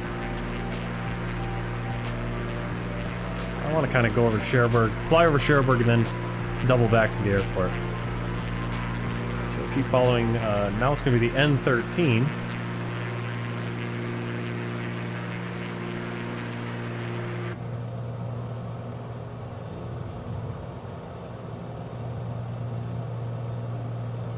And we'll follow that up into Cherbourg. And then we'll land at Cherbourg's airport.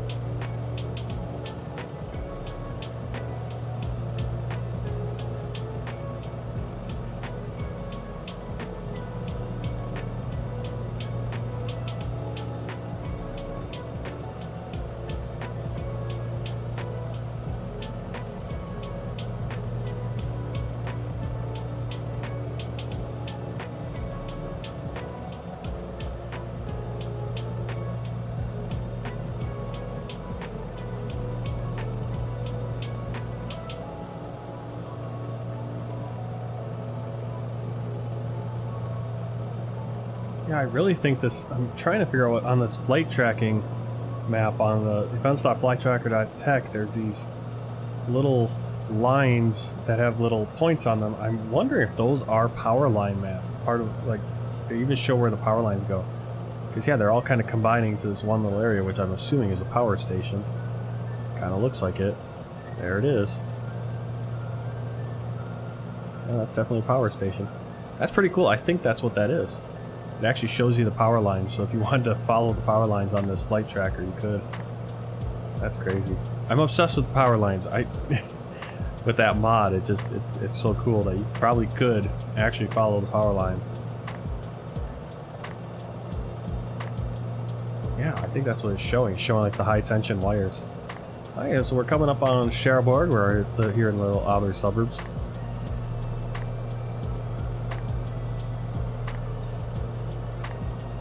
Look at that. That's pretty cool.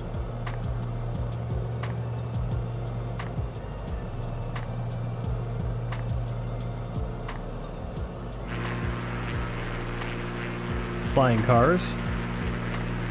Awesome.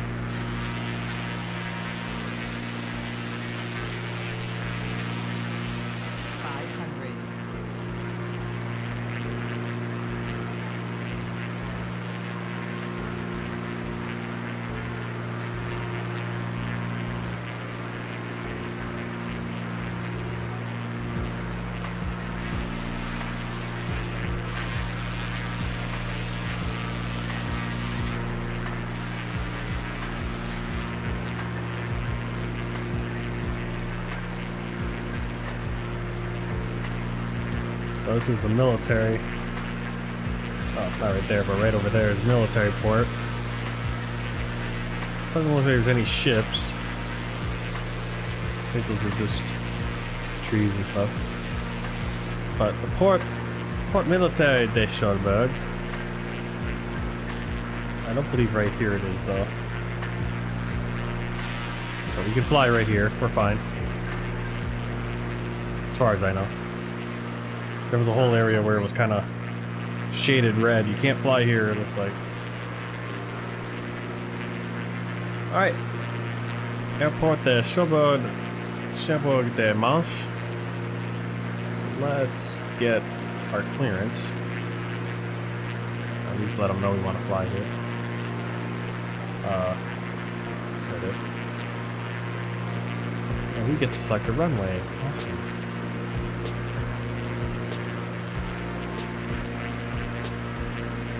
Do we have the MEDAR data though? Is there a port? We do not.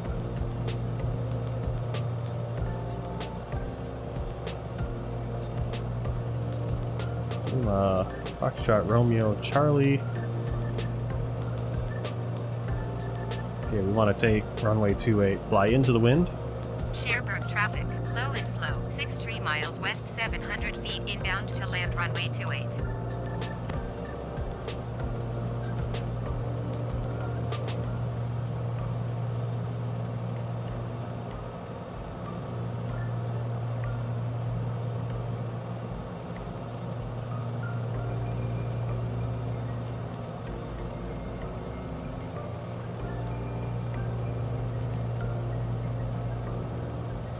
Change my barometer.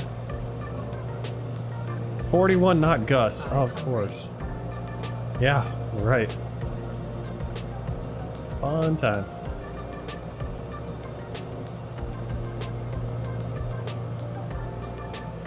Okay, so airport's off to our right. 500. I think that's the runway. So we got some runway to work with.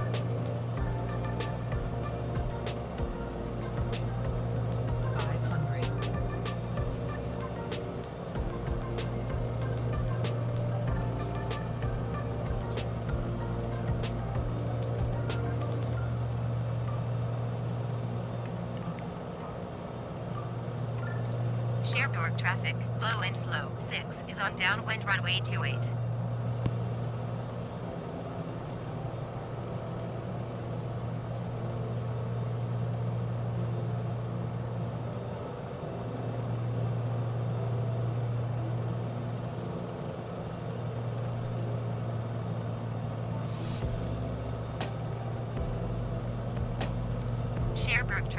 Low and slow. 6 is on base runway 28.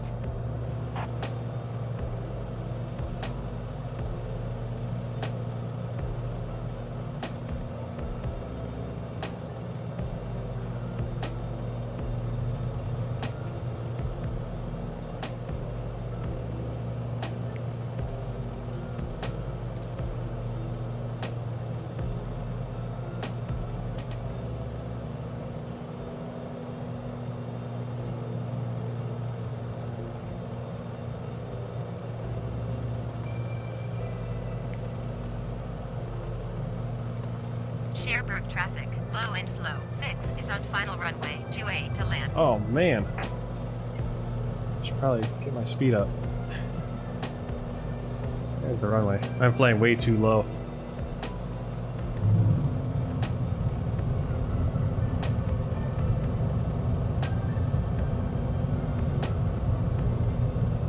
I kind of cut my speed a little bit too fast. That's why I was almost going right into the ground.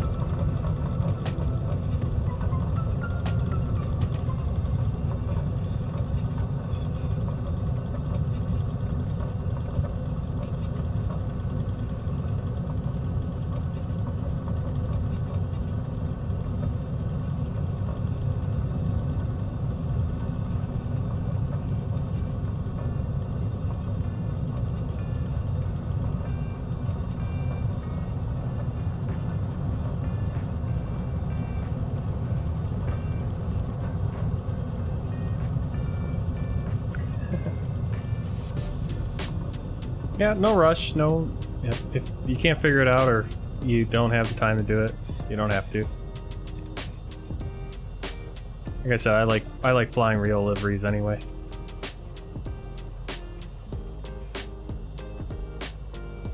All right, let's spin around here.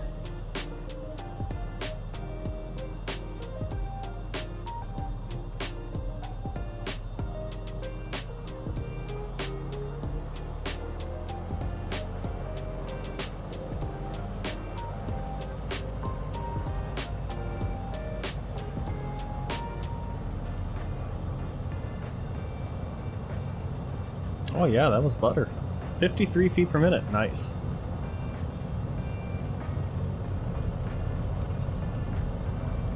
I think this is the plane I have the most experience flying in Microsoft Flight Simulator, as far as like not the A320.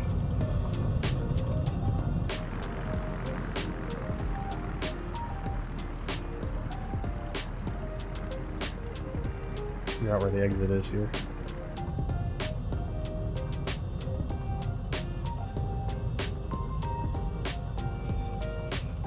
This is Beechcraft Baron? No. Beechcraft Bonanza 35, I don't know, what plane is it? 36. Beechcraft Bonanza 36. This is probably the most, I've probably flown this plane the most for VFR, I want to say. Obviously, I've flown the A320 and the CRJ way more.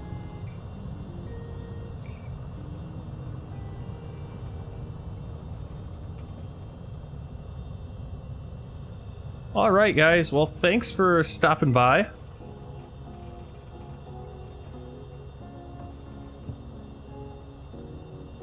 Thanks for stopping in and watching. The VFR took more of the time I think than the 2 World Tour flights, which seems to be the way it's going lately. But that's not a big problem.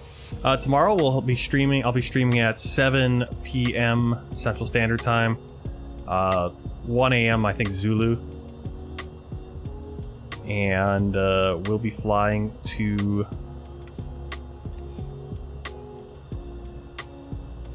let's kill the engine.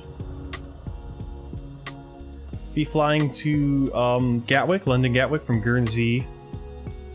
There'll be a CRJ7 flight, and then we'll fly from London Gatwick up to the Isle of Man in the Airbus, I believe, EasyJet. So that'll be starting at 7 p.m., around 7 p.m. It might be a little bit late. All depends on everything. Queensland time, I have no idea what time that would be Queensland time. So you can look that up. You can compare American Central Standard Time to Queensland time, and you can figure it out. There's probably a website that does that for sure, or go off of Zulu time, whatever. I have no idea. I'm sorry, I can't give you all the times. But check that out. It'll be, well, it's 12:30 for me right now, so it'd be 5.5 hours earlier than now. That's when I start my stream. 7 p.m. for me. So thanks for coming along. If you haven't already, hit the subscribe button, hit the follow button if you're on Twitch. Leave a comment below on the video. Give it a like and share it and all that stuff. That helps more people see it. And let's see, let me pull up before we back out too far, let's take a little look at the,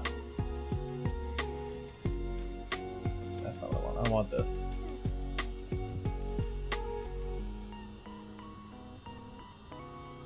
There we go. Let's take a look at the flight. So that's where we flew today. You can actually see the flights, all the flights we've done today. So we flew from London down to Jersey. Then we flew from Jersey out to Guernsey. And then Guernsey, we did this little VFR flight. I actually crashed here. That's why we got that bad landing. 58, 78. Ooh. But we flew around and came over here to the Cotentin Peninsula out to Cannes. Just flew around and got the butter landing right there. Unfortunately, that's not the one they're counting, it looks like.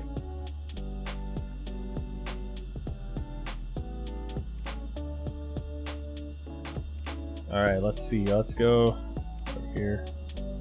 Alright, thanks for coming along. I will see you tomorrow, hopefully. See you all tomorrow. See you tomorrow, Creepy Kirk. Hope you have a good stream if you do one. If it pops up on my feed and I'm awake, I'll jump on and watch for a while. No problem. No problems there. Thanks for the subscriptions and everything. And until next time, happy flying and take care. Goodbye, guys.